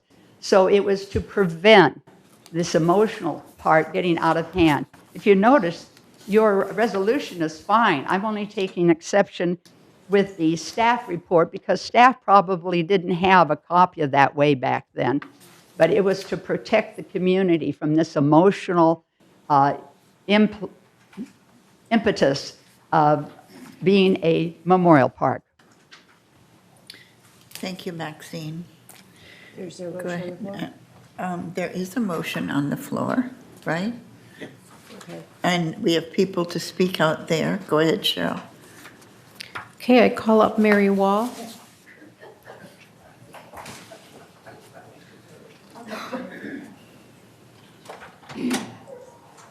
Very well. I'd like to see the Baha'i Club have a bench. And I hope it's a comfortable bench. The benches they're putting in now make ridges on my backside. And I've written to Director Madsen about them, and I haven't heard anything back. But I hope it's a comfortable bench, and I'd like the bench changed where I am cul-de-sac 29. Thank you. Okay. Okay, I call to the podium Dick Rader. Before yeah. Dick, Judith Before wants he to speak. speaks, we have a motion on the floor. Could I amend that motion to say, yeah, I'm fine with the bench, not a problem at all, but for now, let's wait on the plaque until we find out if that's a good idea or not. So can I, or not? Because I think we're 50-50 about the... Joan is saying, of course you can if you want. I'm wondering if we want to think about the whole thing, just taking this and having the lawyer discuss it with us and go in that direction. Not, So don't bother with an I hear your amendment. piece, but I'm Okay. thinking do the whole bundle with the lawyer, then have, say, you know. So what's the motion on the floor then? To accept this whole thing? The Okay. motion is to accept staff's. Okay, then I will not be voting in favor of accepting this as is. Okay, so Annette. Okay. I make a motion that we transfer this. There's a motion on I the make an floor. amendment to this motion that we postpone the voting on this till next month and have some time to think about this. Let the attorney think of. Yeah. Yes, I think and the- closed. We need to discuss this. Thank you. That's what they told me I can't do. Okay, so does your amendment include have our attorney visit this and discuss it with us? Yes. Yes, it does. Okay, Cheryl, Yeah, second. are you okay with that? I'll give a And- second. And I have a second over there with Judith. Okay, so Dick, so what you're speaking to, Dick, is the amendment. I wanted to point out something. It's just very quick. Donation is wonderful, except it's not cost-free. Correct. And I'm wondering if you might want to consider whether you want them to perhaps bear the cost, because it's a donation, and then we have to foot the bill. It's nominal, but are you opening the door up for people coming forth in the future and saying, well, we'll give you half of it, but we want you to do the other half? There's cost here. That's a good point that we'll consider with our discussion time. Okay, call to the podium Joe Fitzcomb. I was just answering to Diane Phelps' point. The last bench I noticed that went up that had a plaque on it was at the tennis courts when they passed away there. And that's the one that I've noticed. I don't know if there's been a whole bunch of them. But I think it's a very nice thing that people can accommodate or honor someone in a club or their family member or whatever. But it probably doesn't necessarily belong on trees and that type of thing. Maybe something be done to accommodate an area. But I don't know that we should be marking things all over the community. As time goes on, it'll get kind of large. So, right. But I think it is a nice thought. People want to do something. If there's something you can ever do to accommodate what they want to do, but in some way where it's in an area where everything's together or something. But anyway, thank you. Anybody else, Cheryl? Okay, so we will now vote on the amendment. And the amendment is to postpone this until we have an Pending legal opportunity counsel. to have our legal authority look into it and discuss with us. That's the amendment. So we can vote on screen.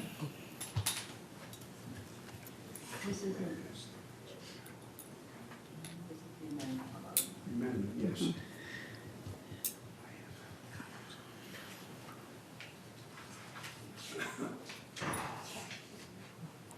Okay, the amendment passes.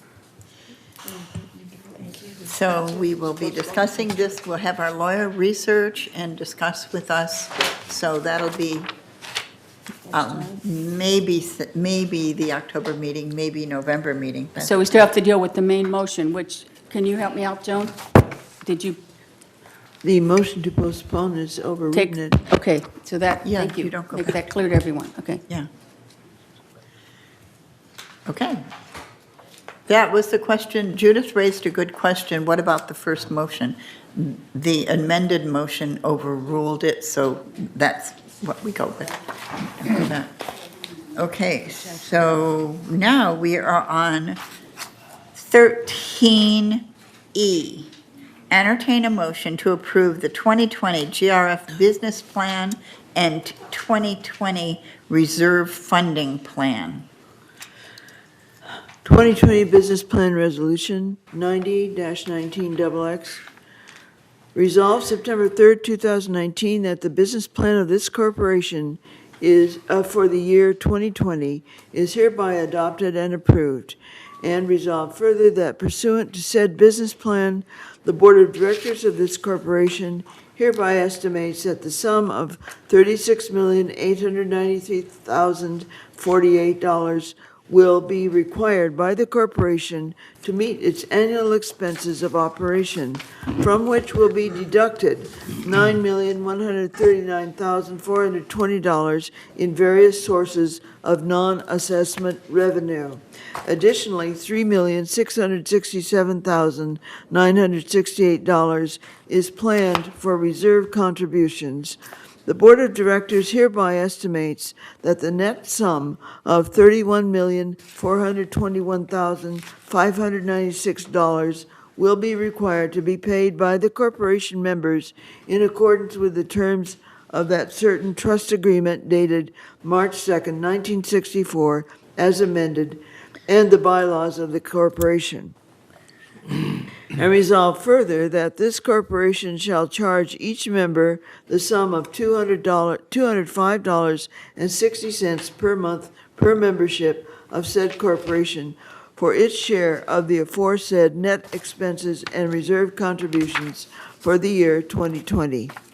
And resolve further that the officers and agents of this corporation are hereby authorized on behalf of the corporation to carry out the purpose of this resolution. I move that we approve this resolution. And a second, thank you. Discussion. Oh, just Judith? Just so there's no surprises, I will not be approving this plan, only for a couple of minor things that are very important to me, and I'm not going to go through it now. I brought them up at the finance meetings. One had to do with excessive placeholding. So just so it's no surprise, I will be holding back on this one. Thank you. Anybody else? Beth, you needed to see that. Can we schedule the reports another time? It's nearly 1 o'clock. We suspend the meeting and schedule it. Okay. Let's get the vote. Joan, would you like to say what your concern is? Go ahead. This is Bert's concern. Can we suspend meeting and schedule another day to complete when it comes to reports? There's no way we can complete in another hour. We have a 2 o'clock meeting for closed with a resident.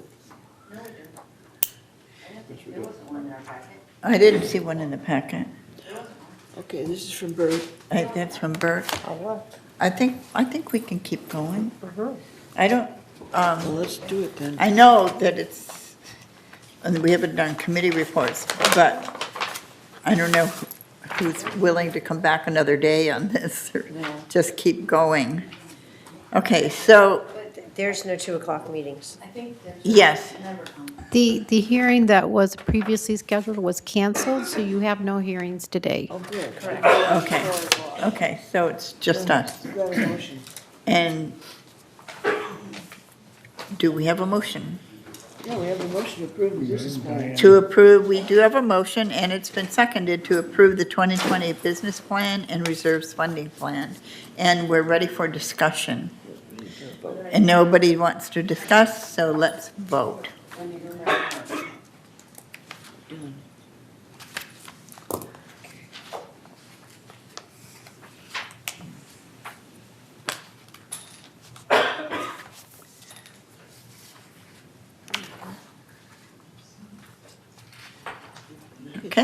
Okay, it passes, the motion passes. So now where we are is on 13F. Entertain a motion to approve the 13E. Oh, E. I thought we Reserves just, funding plan. oh, E. okay, I thought they were in the same sentence, so we're voting on the same. Okay, so entertain a motion to approve the 2020 GRF reserves funding plan. Do I have a motion? Okay. Civil Code 5570 requires specific reserve funding disclosure statements for associations, and whereas planned assessments or other contributions to replacement reserves must be projected to ensure balances will be sufficient at the end of each year to meet the association's obligations for repair and a replacement of major components during the next 30 years. Now therefore be it resolved September 3rd, 2019, that the board has developed and hereby adopts the replacement reserves 30-year funding plan attached, and the objective of maintaining replacement reserve balances at or above a threshold of $7,200,000, while meeting its obligations to repair and or replace major components, and resolve further that the officers and agents of this corporation are hereby authorized on behalf of the corporation to carry out the purpose of this resolution. I move we approve the resolution. Do I have a second? Don, yes. Diane? Okay, so discussion. Diane, did you? No, you're not. Okay. Anybody out there? All right, no discussion. So I'm calling for the vote online here.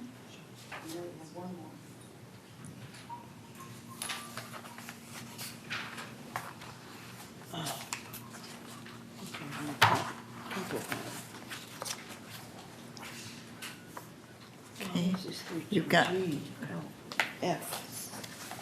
3 people didn't vote yet. We got 8.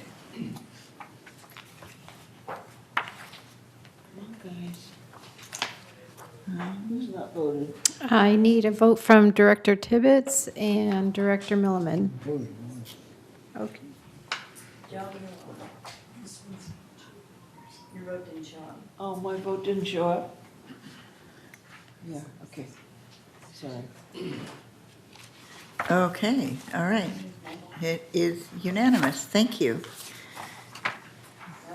So now we get to go to 13F. Entertain a motion to approve the 2020 GRF capital plan. I'm working on it. Okay. Resolution 90-19XX.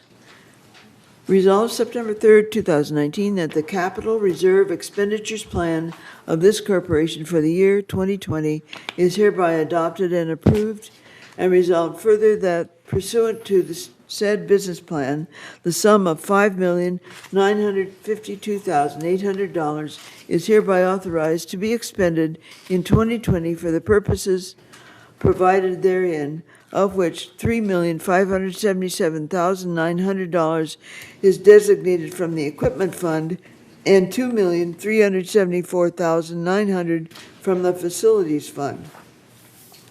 And resolve further that the Board of Directors of this corporation hereby authorizes the transfer of $6 million from money set aside in the trust facilities fee fund to offset planned expenditures from reserves as projected in the 30-year funding plan, and further resolved that the officers and agents of this corporation are hereby authorized on behalf of the corporation to carry out the purpose of this resolution. I move we approve this resolution. And seconded, moved and seconded. Discussion. Cheryl. I have a request to speak from Jenny Firmer. Thank you. 881 is my unit. I just had a question. I don't mean this to be another 15 minutes of fame, and I hope I don't come across that way, because the things that I bring here are really things that I'm interested in, and other members. Just on page 7 of 20. 13 or 20? I'm looking at clubhouse sports, about a third of the way down on the page. And I was just curious, I've asked about this before, just because it just seemed, I don't know, I guess I was just curious. I would like to know what kind of chairs, just like I was interested in the feasibility study, because I was curious how we're going to make money, and are people going to be coming in and nobody could produce it, or the safety study. So I'm just going to ask, is it possible for us to see, I'm looking at bench number 1, clubhouse 4, bench top chairs for $35,600. And then if you go down to the third line, we've got workshop chairs for $26,800, which comes to $62,400. I was just curious how many chairs that is, and are they pretty fancy chairs? It just seems to me like it's a little bit exorbitant.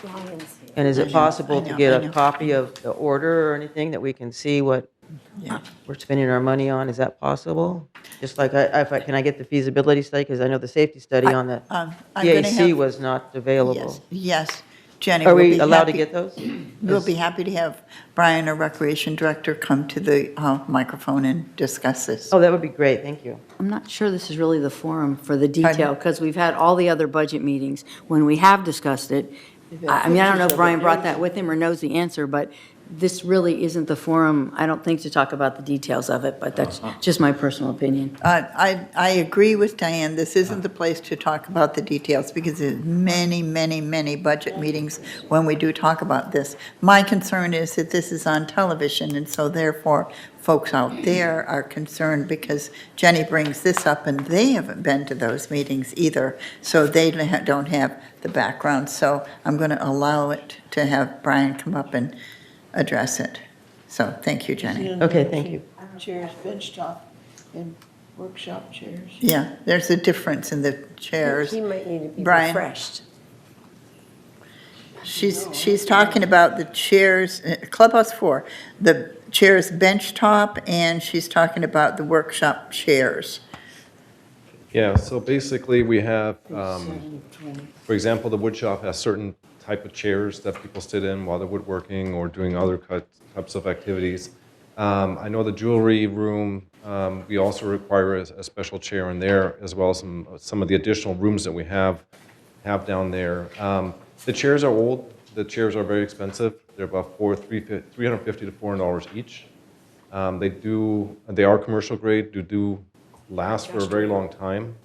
And the current chairs that we have are well over 25 plus years old, and they're just not as stable as they should be.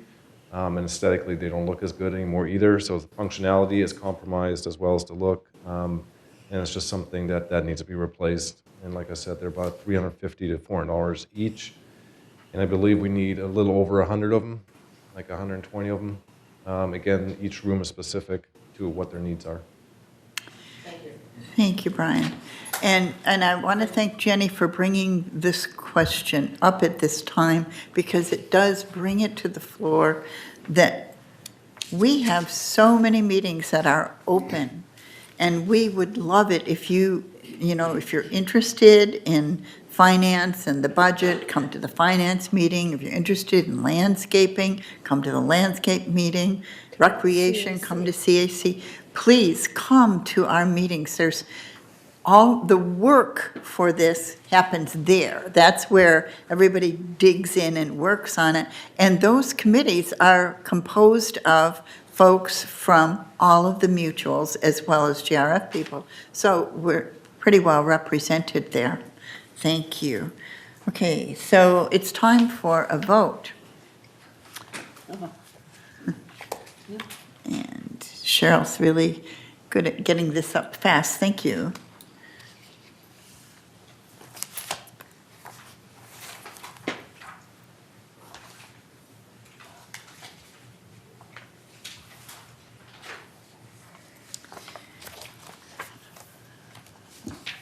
Okay, it passes. So we are now on item 13G. Entertain a motion to approve early expenditure of funds for the 2020 capital plan items. Resolution 90-19-XX, capital plan early release of funds. Whereas Resolution 90-19XX adopted and approved the capital reserve expenditures plan of this corporation for the year 2020. And whereas funding for certain items should be accelerated into the current year to facilitate ordering lead times and efficient operations. And now therefore be it resolved, September 3rd, 2019, that the Board of Directors of this corporation hereby authorizes an early expenditure of $1,170,000 for the approved 2020 capital reserve expenditure plan for the replacement purchase of 1 tub grinder, 4 pickup trucks, 2 telehandler lifts, and the addition of 1 aerial lift to be funded from the equipment fund. And resolve further that the officers and agents of this corporation are hereby authorized on behalf of the corporation to carry out this resolution. I move we approve this resolution. Okay, seconded. Discussion. I just have a question, since this $1.17 million is specifically allocated to these specific items, are we going to be allowed to see the the purchase orders that the money wasn't used for anything else? And that money actually went to just these items that we're approving? And who can answer that? Anyone? CEO. Just someone asked me the question the other day. Well, I a lot couldn't of answer it, a lot of it is that if you, when you go to order something, you need to have the funding in place, and so they would have to wait until January in order, so the chances are that this might not even be spent, you know what I mean? You have to have the money in place before you are allowed to order something, but it's like any other expenditure that has to be, you know, it has to be spent in the category for which it was approved. Yeah, because like purchase orders, I have an example of one, are extremely vague, so it's hard to follow. But I just wanted to bring that to your attention. Thank you. Under financial analysis, it says there is no financial impact as these funds are planned reserve expenditures. But you can't say, I want $650,000 for a tub grinder, and then instead go out and buy something else with it. The answer to that question is no, you can't do it. And Jeff, did you want to speak to that? It is specifically for those items that we're requesting the early funding, specific to those. And they're already included in the budget. They're included in your 2020 budget. Right. Okay, anyone else with questions? Okay, Cheryl. Oh, wait a minute, Dick had something first. I just have one question. It's related to the aerial lift. In view of that we've already had a pretty serious accident with the lift, are we making sure that it's a proper type that cannot happen again? Absolutely. The answer is absolutely on that from Jeff. Absolutely. Okay, Cheryl. I call Mary Wall to the podium to speak.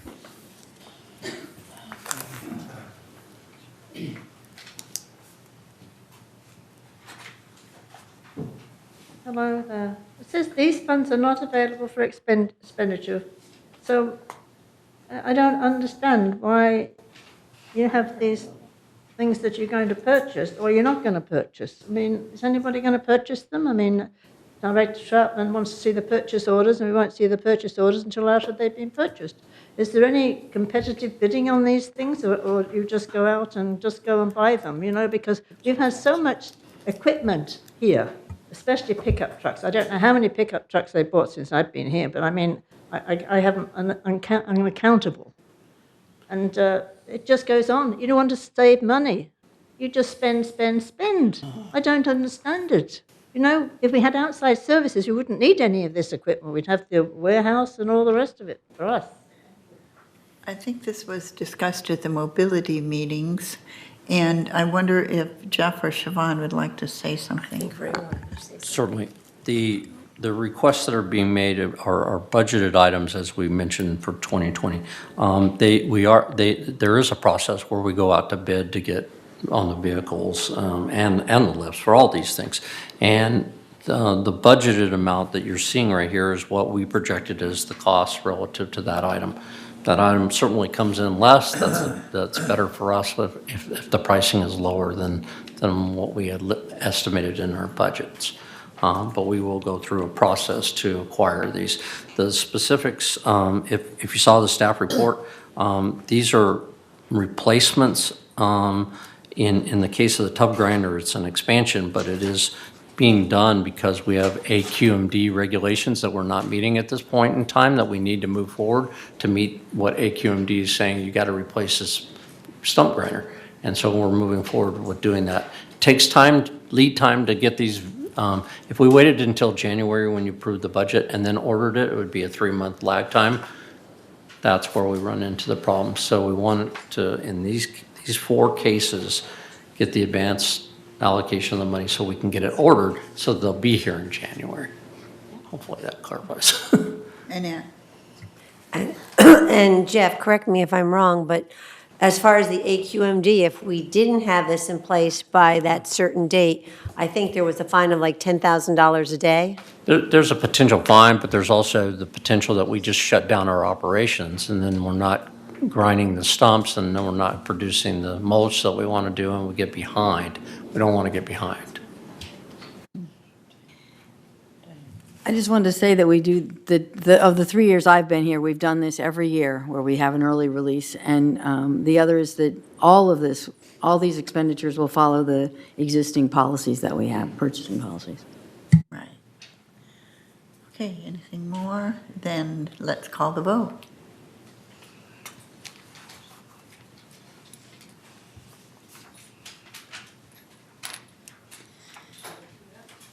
Thank you. We are now on 13. The motion passed, yes. We're on 13H. Entertain a motion to increase student parking pass fee for non-resident students who take Saddleback College Emeritus Institute classes effective with spring semester 2020 enrollment. This is September, an initial notification.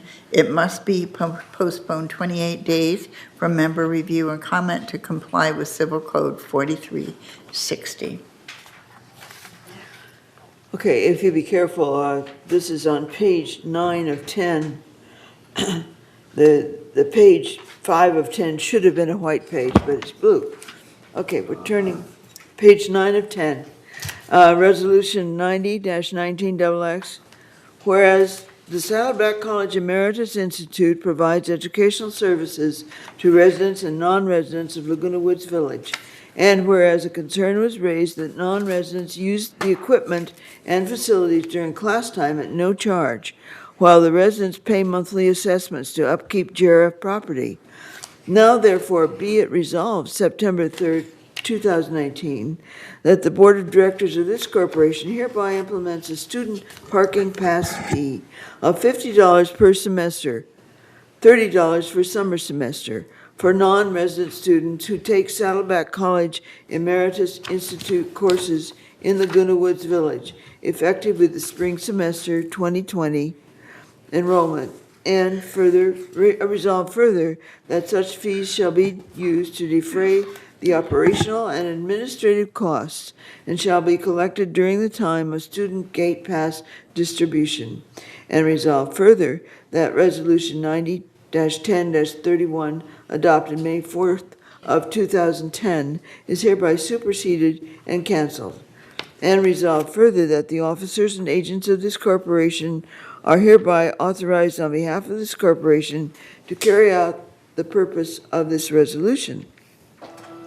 I move we accept this resolution for discussion purposes now and postpone our final vote for 28 days per Civil Code 4360. Okay. Discussion.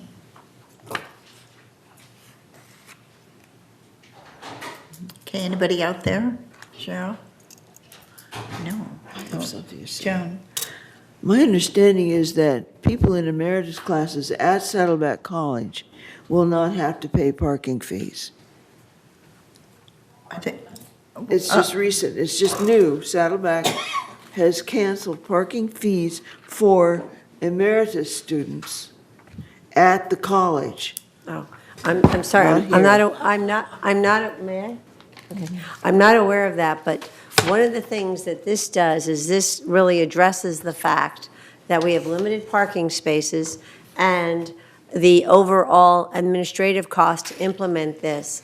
And what happens then, if Saddleback has done that, then perhaps people that would like to save money, and that was the thing I was going to address, the $80,000, the additional funds, it might not bring in that much money. What it might allow is the classes that are heavily impacted, those students that are outside the village might go outside the village where it's free now, allowing more space for the people that are members in the community to attend those classes.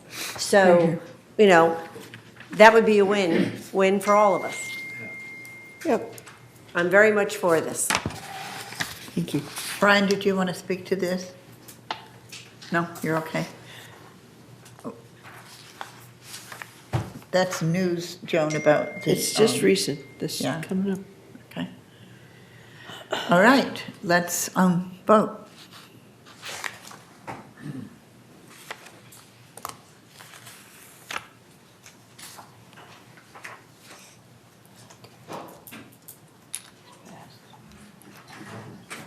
Okay, passes.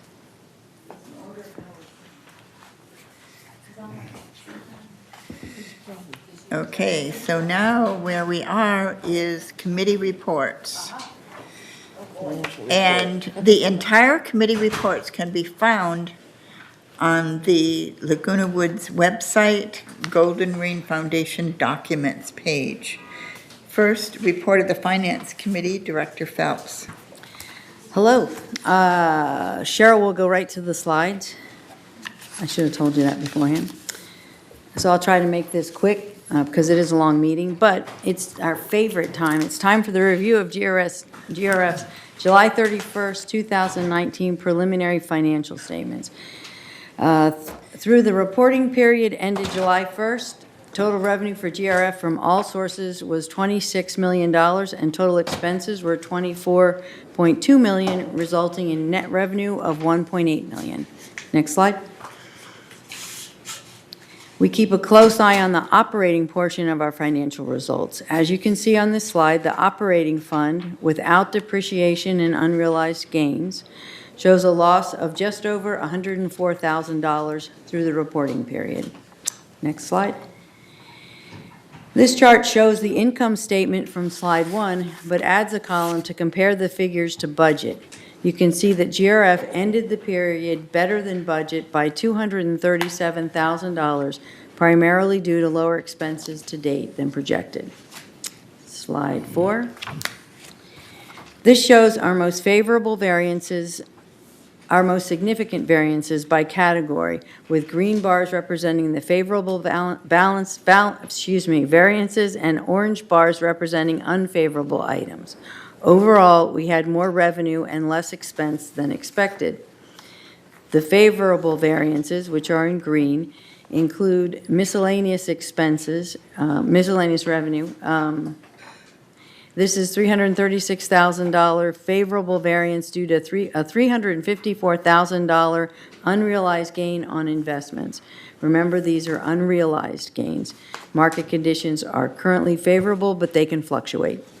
It's also interest income was $219,000 more than budgeted, repairs $185,000, and so on. Unfavorable variances in orange included golf operations.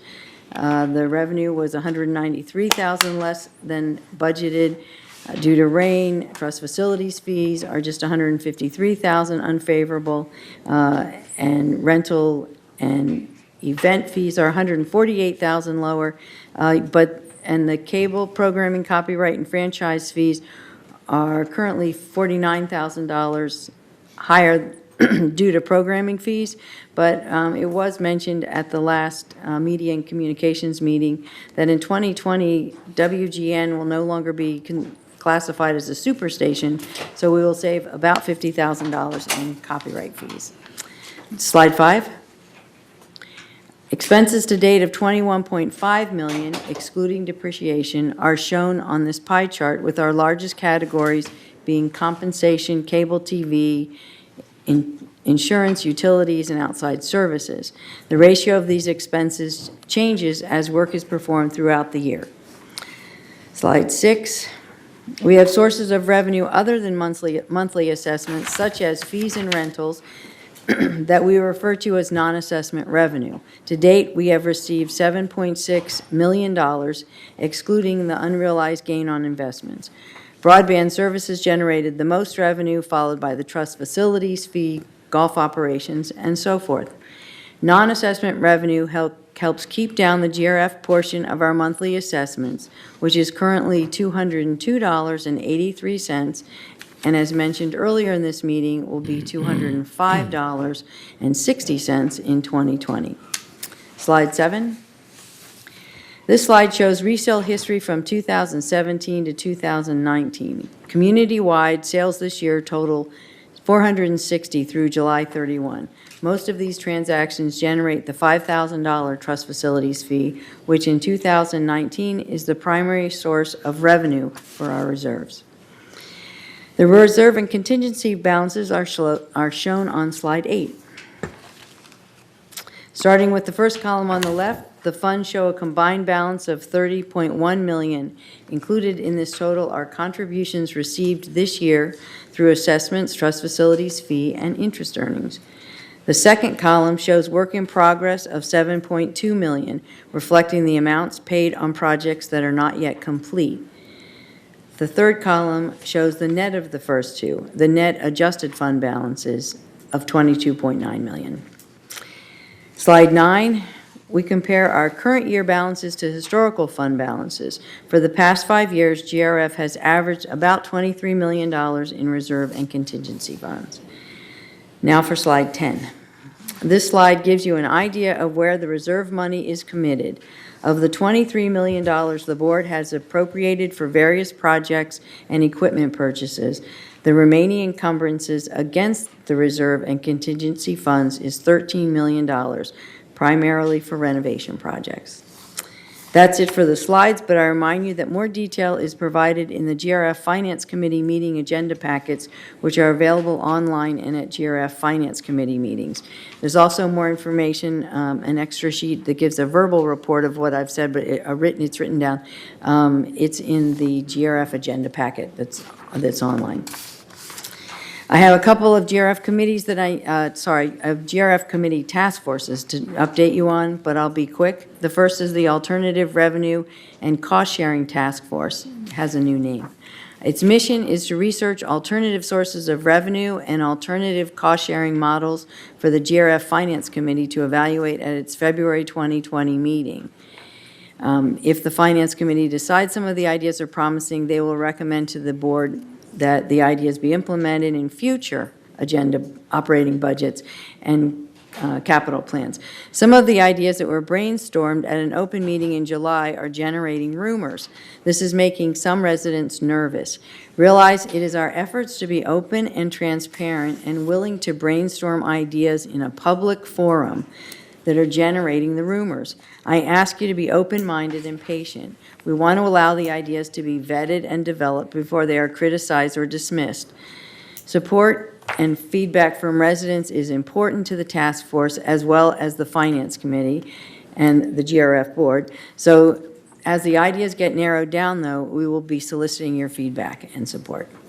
And as for the investment task force, the GRF board voted to change investment firms, as did the United and Third boards. All three of the corporations will be transitioning from Merrill Lynch BlackRock to Sageview Advisory Group. The task force will meet with Sageview later this week to discuss how the transition will take place. Our next finance meeting, which I call my last finance meeting, will be Wednesday, October 23rd at 1:30 in the boardroom. If you are interested in or have questions about GRF's finances, I urge you to come to the GRF Finance Committee meetings where we go over GRF's current financial statements in much more detail than presented today. It is the best forum for you to ask questions about our finances. But if you have any questions or comments, you can also email me at diane.phelps@lagunawoodsvillage.com. That's it for finance. Thank you. Next, we have the report of the Community Activities Committee. Okay. The Community Activities Committee did not meet in August. The next Community Activities Committee meeting will be held here in the boardroom on Thursday, September the 12th at 1:30 p.m. The agenda will be posted shortly on Team Up. Usually, the CAC committee activities are held the second Thursday of every other month, and they're held on the odd months. So as I said, our next one's in September. Here are some CAC August updates from Recreation.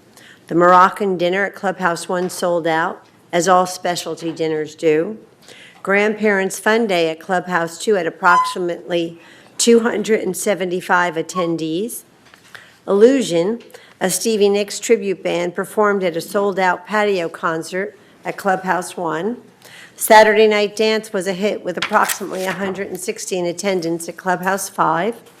Afternoon Tea Party at Clubhouse 7 had approximately 124 attendees.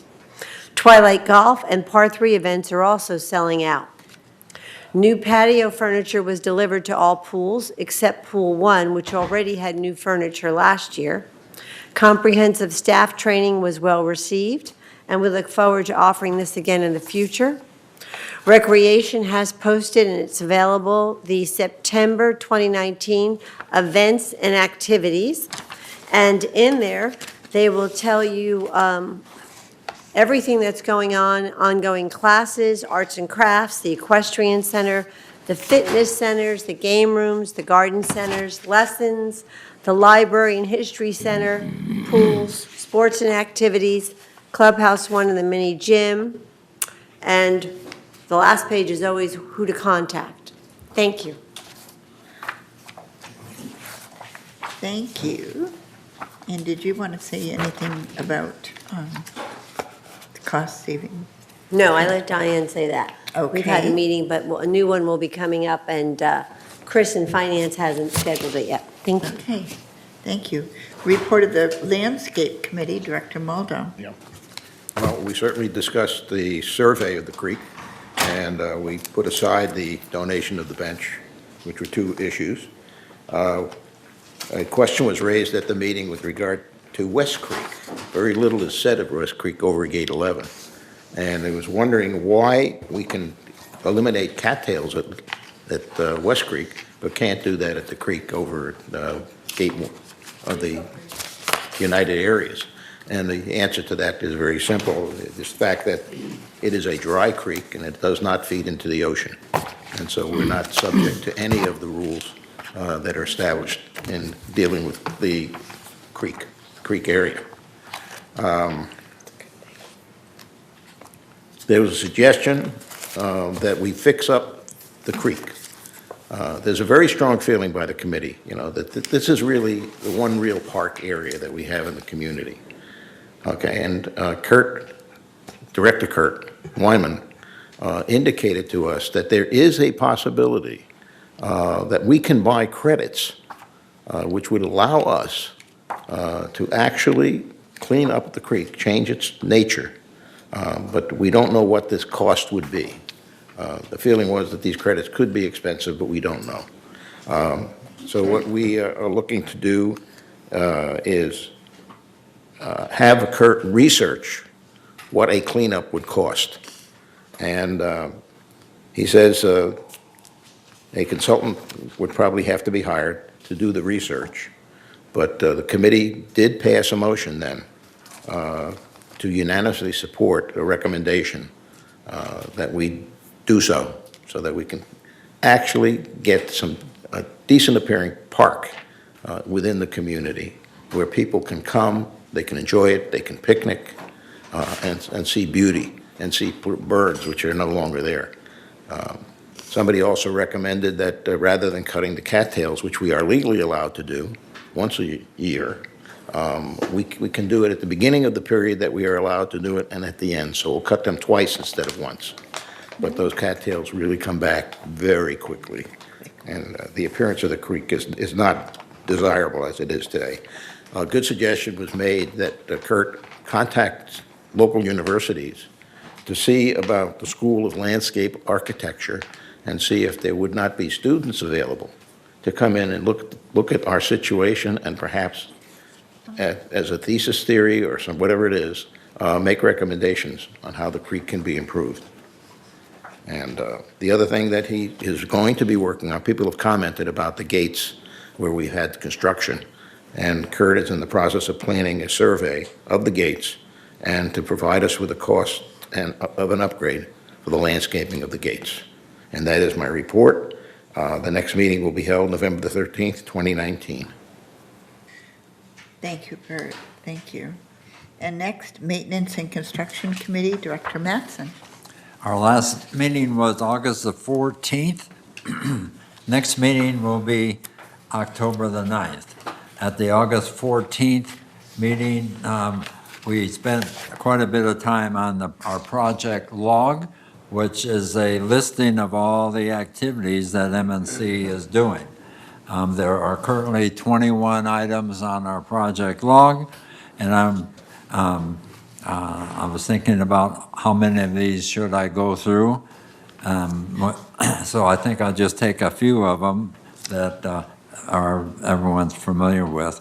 Clubhouse 6 HVAC commissioning, that HVAC was replaced and that commissioning is done, so that is a wonderful thing. And with our old buildings around here, these things fail and as you've been hearing earlier about some of the other ones. The community center HVAC system that was replaced here not too long ago, the commissioning is over, and so we're all through with that, the one for this building. The Clubhouse 4 upper roof top deck is going to be replaced, and for people that play bridge, they are very familiar with this because below that on the lower floor, that's where they used to play bridge. And there was a lot of leakage of through the walls, and it was very humid it's in there, so they had to stop, and that's sort of how we got Clubhouse 6 going. Pardon me, 7? Thank you. Let's see. Also, in Clubhouse 4, another item in Clubhouse 4 area, the jewelry room, the floor will be is on the process of being replaced there. A real large one we have coming up is Gate 16, the driving range for the golfers. That's a very expensive job, and it's a huge activity because the golfers knock those balls way out there, and there's all kinds of messes out there at the end. The one thing that's very familiar with folks is GRF paving and seal coat is going on the roads in the area. Gate 11 is all done, and it's just wonderful. Garden Center 1, the last one I'll tell you, the Garden Center 1 is a large expense, and Garden Center 1 and 2, if you've ever been there, it's a really dirty area. It's not supposed to be nice and clean because I'm a member. I have garden vegetable plots and tree plots in Garden Center 1, and but that needs some repair, and so that is going to be done here real soon. The last one I'll tell you is this over at the service center for all of our vehicles. The 12 radiant heaters are have finally let down, and they're going to be replaced with new units. And that concludes my report. Like I said, next meeting is October the 9th in this room. Thank you. Okay, the PAC committee did meet and had a report from the architect, and there will be a meeting on October 17th, discussing bidding for the safety regulations in the PAC. And the Village Energy Task Force, Director Maldo, did you have something? Yes, although the task force itself did not officially meet formally, we did have a visit or a presentation by Melrock. If you recall, at the last board meeting, I reported that Steve Leonard and myself had attended a vendor presentation on equipment that can be used to monitor the electrical and physical components that we have within a building, and potentially has the ability of saving us about 20% on our energy costs for those buildings, which is quite a significant saving, certainly for this building. Also pointed out that the EMS in this building was not connected, but it is now connected, finally, at the end of this month. And the problem that we still have is the fact that we do not have anybody operating the EMS. And this is something that has to be addressed because things change within the building constantly. I mean, we changed its configuration. We have people coming, meetings. This room will be empty once we leave here. Basically, we shouldn't be cooling the room to the extent that we cool it right now. So we have physical changes taking place within the building. EMS has this, we can program that, okay, to a point. But certain rooms are changing. For instance, physically, we are looking at perhaps moving security here. Right now, we have an empty room up on the third floor. Are we cooling this room? We may be expending a lot more money on electricity than we have to. And we need to have somebody coming in and monitoring this and controlling EMS, okay, to make sure that we are looking at carefully how we are expending our electrical services. We can save a lot of money. And this equipment that we saw with Melrock came in here and made about a 2-hour presentation, which staff was present. And afterward, they also made a proposal to us, which the Energy Committee will be looking at. In fact, at that meeting, the Energy Committee was there, members of the committee, and we actually voted to proceed with doing something to install this Melrock equipment. It turned out that the proposal that they have sent to staff was $4,000 to install the equipment, period, and $150 a month for a report that they would provide monthly on the status of the equipment, whether or not it's operating properly, whether or not it seems to be changing the way it's operating, so that we might be able to catch problems with the equipment before they actually go into hard failure, and might be able to do something to repair it before it fails, thereby saving the need to have to replace it, which is a good move for us. So I think what's going to happen in this committee, it's going to meet tomorrow, by the way, and I'll talk about that in a minute. EV charging stations. Nobody seemed to mention this, but we just installed some more EV charging stations behind this community center, 3 of which are level 3 charging stations, which are very high-speed charging stations. They operate at 480 volts instead of the level 2, 240 volts. And essentially, you're going to have about 8 times the speed of charging your car. So people that have electric vehicles might be very much interested in coming over here and charging their cars at, quote, our cost, which could be a significant savings to them. And also, it would not take as long to charge your vehicle. We looked at the LED solar lights and discussed the possibility. We feel that what we have to do is do a survey of dark spots within the community, and this is for Third Mutual, but actually should be done for all mutuals and for GRF.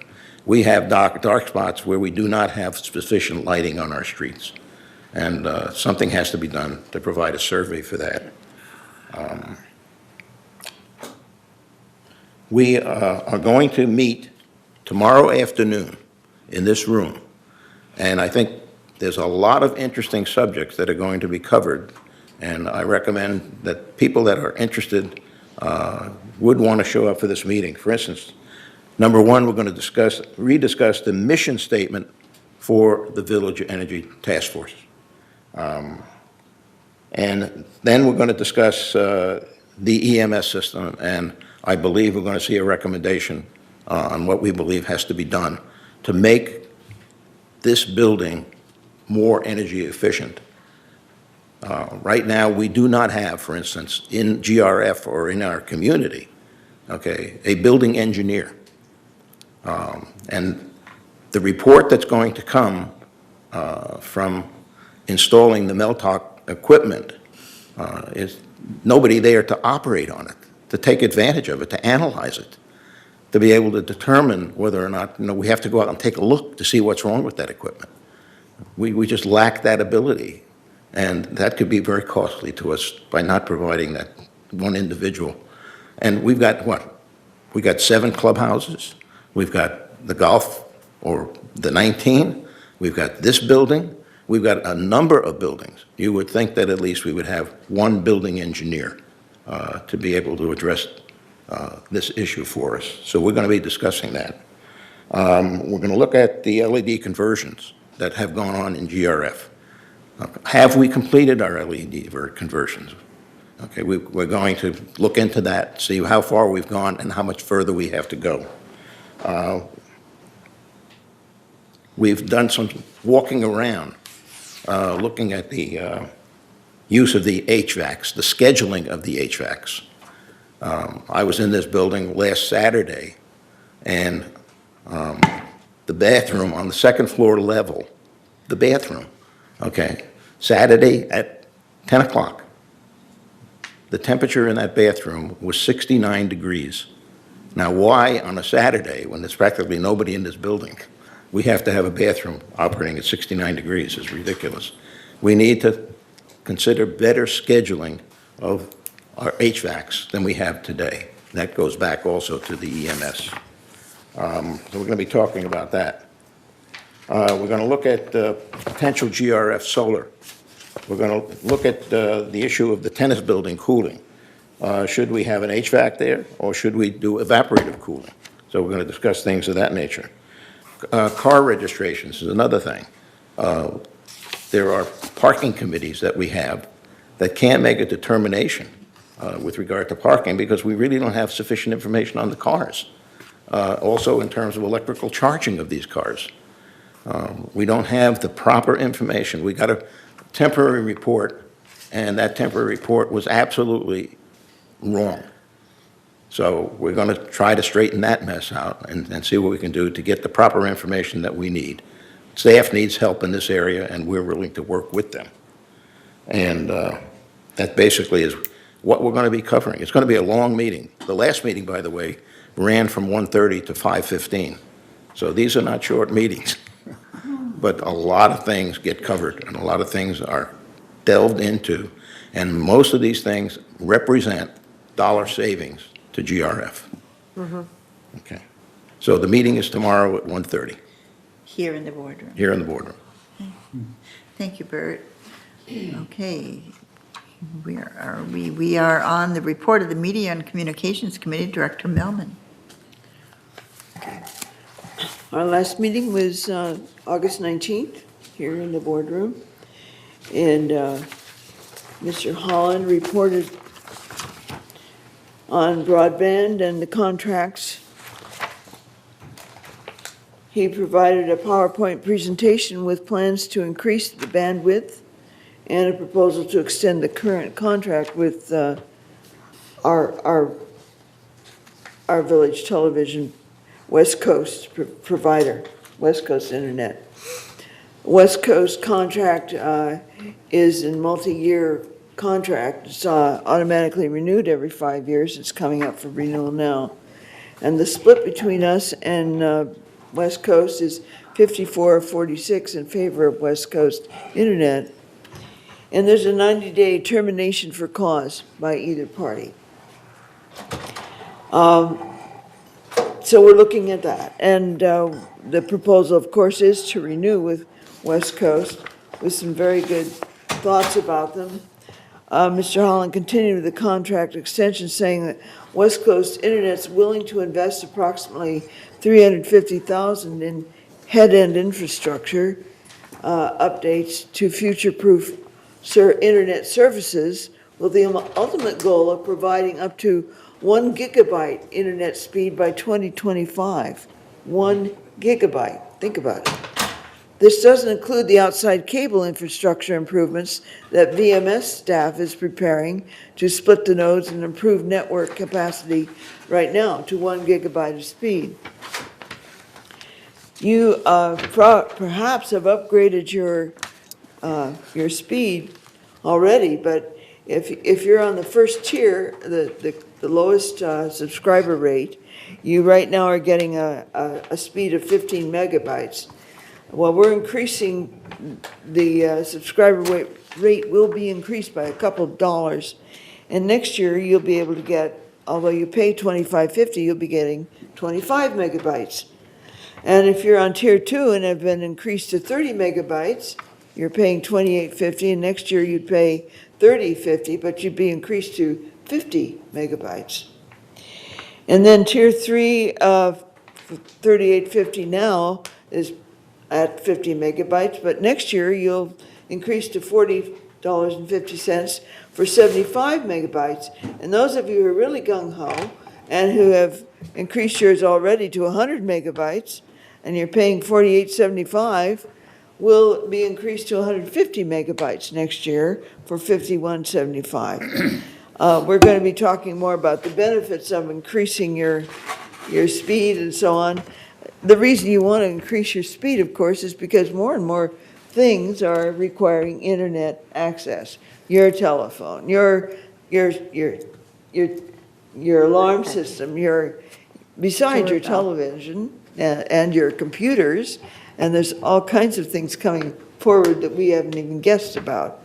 So that was the first part of our meeting. Mr. Holland got us all excited about next year. And we are saving some money with one vendor's renewal copyright fee, some $60,000 we're going to save with a vendor that's been changed and doesn't need to have copyright fees anymore, so we're saving some money there. Eileen Poland, Ms. Poland reported to us on the MARCOM, Marketing and Communications group that she's running, and believe me, it's huge. Among the many things she talked about were how reports to residents about how to report bee swarms and coyote sightings. We're all very interested in that because this is the season. Promoting recreation bus excursion, and there's a new reservation system that you'll be aware of on the website. She reported about Blaze, the honorary equine centenarian, the oldest horse in the equestrian center. You didn't know about him, did you? He's cute. He's not quite 100 years old in human terms, but he looks good for his age, as many of us do. All right. One thing she comments are really wild up here. The unauthorized distribution of publications and marketing materials is something we have had on our resolutions 90, 15, 17 for years, but it has not been enforced. And it is now going to be enforced, and it will include the phone books that are delivered willy-nilly to the residents. So you may not get one if you're expecting one, you won't get it because we're not going to have them delivered in the village anymore. However, I saw an ad on TV, and the farmer's book is still available, but there's a number for you to call, and they will deliver the book to you, or you can, they're talking about maybe getting it picked up here some other way. So don't despair, there's a telephone book out there for you. Our future agenda will be discussing the speed increases and the contracts. And our next meeting will be on September 16th, I believe. September 16th at 1:30 here in the boardroom. That's the end of my report. All right. And that would be, the next person then would be mobility, and that would be Ray. At each meeting in the Mobility Vehicle Committee, the Transportation and Maintenance Service Manager provides information related to the village transportation program and the operational costs of the village vehicle maintenance program. The reports are varied each meeting and are submitted to the committee to provide a broad spectrum of information on a variety of topics. We did meet on August the 7th. We have discussion information that's put out, for instance. There's a total number of individual riders, which is a monthly average. The fixed route is 513, planner ride is 334. That means that for the first half of 2019, planner ride had 2,239 people. We have a company by the name of Fur and Piers that are consulting with us and giving us great information. They're very, very helpful. Another thing that's quite interesting is that the number of total phone calls received, and this is going to alarm you, for the first quarter, there was 15,550 phone calls. For the second quarter, there was 15,284. That's a lot of phone calls. Now, what's happening now is that we did receive two 18-passenger buses, One was put into operation just not too long ago, and the second one is just about ready, I do believe. Staff is now evaluating a draft fixed route change in revision to the Plan a Ride program, which is being recommended by a consultant firm Pierce. A formal presentation of the final recommendations will be made by firm Pierce on October the 2nd. Fleet Services will soon be receiving 8 new Ford F-350 pickup trucks, which were approved in the 2019 budget. These will be replacing older trucks and are currently in our fleet and in operation. And our next meeting will be October the 2nd in this boardroom. Thank you. Thank you, All right. Ray. Now, I'm sorry, Joan forgot to discuss Thrive, so we're going to go back to Joan before we move on to security. Sorry. No problem. Just quickly, our next Thrive project is something very interesting, I think. How many of you knew that there was a city of kindness that existed? The city of kindness is Anaheim, California. And it was the city of the kindness part of it was founded by a recent mayor there. And we're proposing that maybe we could invite him to come and speak to the village, and maybe we could put on a project of kindness and different projects in kindness. Stay tuned for Thrive's Kindness Project. I'm done. Thank you. So now we are on the report of Security and Community Access, Director Tibbetts. All right, thank you. I'll just mention a couple of things because of the time. We had 1 car stolen this last period and 3 bicycles, and all of them were unlocked, and the keys were left in the car. So if you don't want to lose them, lock them. Along with that, our security personnel are finding people wandering around the carports in the late evening, and they stop them and they check them out. And without exception almost, they are either the adult children or guests of residents. It's very seldom do you find a resident wandering around in the carports. So they are checked, make sure that they are legitimate, and told to go back on the sidewalk. So we aren't sure who's wandering, who stole the bikes, but they have not been found. The car I don't know about.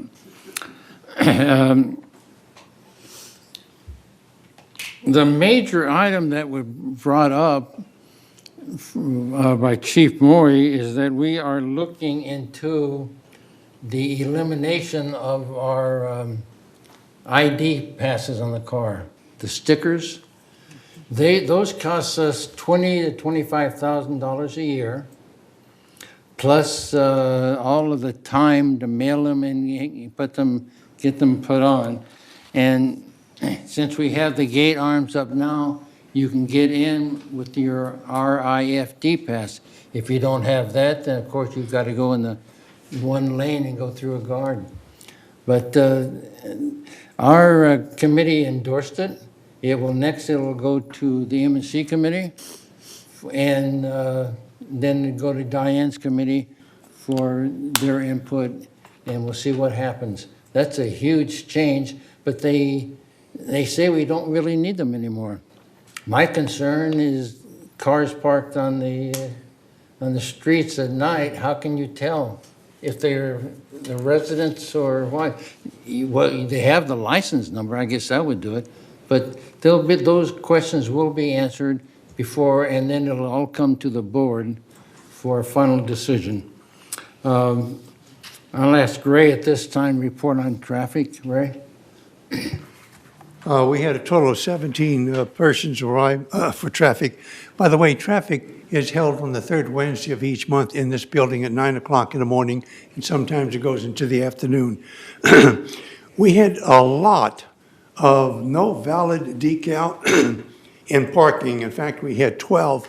What happens is that people don't realize if you're going to be here overnight, you must have a valid parking permit. and it specifies right on the unit itself. So that is one of the big issues. Commercial vehicle, what happens there is that where people coming in to do work here are parking in the wrong place. They're not supposed to be parking in the cul-de-sacs and so forth. We generally give them 10 to 15 minutes to unload their stuff, and then they're supposed to park on the street. They are given an actual information sheet that tells them what they're supposed to do, but we can't find them, so to speak, so we have to find the resident, unfortunately. Stop sign, this is a very important thing. We have many people that come in here and they say, oh, I stopped. But when you show them the video, they are the second car behind the stop sign. So you ask them, why didn't you stop? Oh, well, the car in front of me stopped, so it's okay for me to go. You must go to the white limit line and stop. Look both ways, then proceed. And a lot of people, believe it or not, are just running right on through. In addition, we have expired or expired vehicle licenses. People, again, think they don't have to worry about putting those on there because they're 85 years old, what the heck, you know? You must have them, and that's the reason and that's also an insurance factor that we're concerned about. You have to have registration for your vehicle, which means you have to have insurance. That means there's a safety factor we're concerned about for all of the people here. The next meeting, like I say, will be held on the Wednesday, third Wednesday of this month in this building. Thank you. Thank you, Ray. One item I forgot to mention, we have a lot of residents who use Uber or Lyft, and they're dropped off here, and the Lyft and Uber drivers have been parking on our streets, and there were quite a few of them. So they have now been told, and they will continue to be told, that they have to park outside. Judy, do you have a report? You mentioned Uber, Lyft, Access. Was there a recent change with Access? It used to be like when the bus came in, they'd wave the bus in because Access has a rule they can't drop anybody off here that they didn't pick up here. And they used to wave in the Access taxis. Excuse me. So now the new rule, but I got it by email. Has it gone through committee? When the Access taxis come in, even though they have the placard, the passenger has to show ID to the gate. Did that come across in your meeting? That was not mentioned. So you know about it? Yes, that was brought about. Okay, so it'd be good to let the TV audience, because a lot of disabled at home use Access. Now they need to know they have to have an ID. They're not going to get waved in, not to leave it at home. Yeah, but the most important thing, like Don was saying, what they do is they drop someone off and they'll sit there. They may sit there for 25, 30, 45 minutes waiting for the new call to come in. They're not allowed to do that. Okay. And that's exactly what he's talking about. And we have to let people know when you have that Lyft person, they're supposed to drop you off and get out of here. That's the rule. Interesting. Okay, that's in our reports. The next security meeting will be in this room on Monday, October 28th at 1:30. Thank you. Thank you, Don. And future agenda items, nothing here. And, pardon? Didn't we first say we wanted to put something on October 3rd? The thing that Pat was talking about? Memorial signs, or the... No, the... What is it? 8334 issue. Yeah, I think that's on our future agenda. Oh, okay. Okay, 83. Yes, we did note that. That should be, that's in the minutes, Joan, right? Yes, Joan says it's in the minutes. Thank you. Sure. Okay, and so time for director comments, and I'm going to start over there with Siobhan. Pat. No comments. I'll talk fast. We need to learn to cherish the present because tomorrow may never come to pass. And I sat here today in every meeting and we hear a lot of discontentment about change and changes we're making in the community. My philosophy is we need to learn to accept change as a part of life because every time we take one step, one foot forward, we are disturbing something, and something's changing, whether it be a piece of gravel or a piece of dust. Every day we have a choice to make that step. Every day we have a choice to go right, to go left, to go forward, or to not move at all. These are choices. We have a right to go forward. We have a right to do the right thing. The whole world may see your actions, but only God knows what your motives are. I wish the individual that put that letter in my box defining me as an outlier would have made the choice to sign that letter. What's your choices going forward from this moment? And what changes will you be forced to make? Thank you. Just have a great day and a good future. Good meeting. Thank you. No comment other than good meeting. Thank you very much. Thank you. It was a great meeting. It's almost time for dinner. I think so. Right. Dick? No comment. Nothing. Don? Jeff? Cheryl? I need to say this, that I just admire the enthusiasm and the caring that all of you put forth into this volunteer endeavor that we are involved in. Thank you so much, and this meeting is adjourned.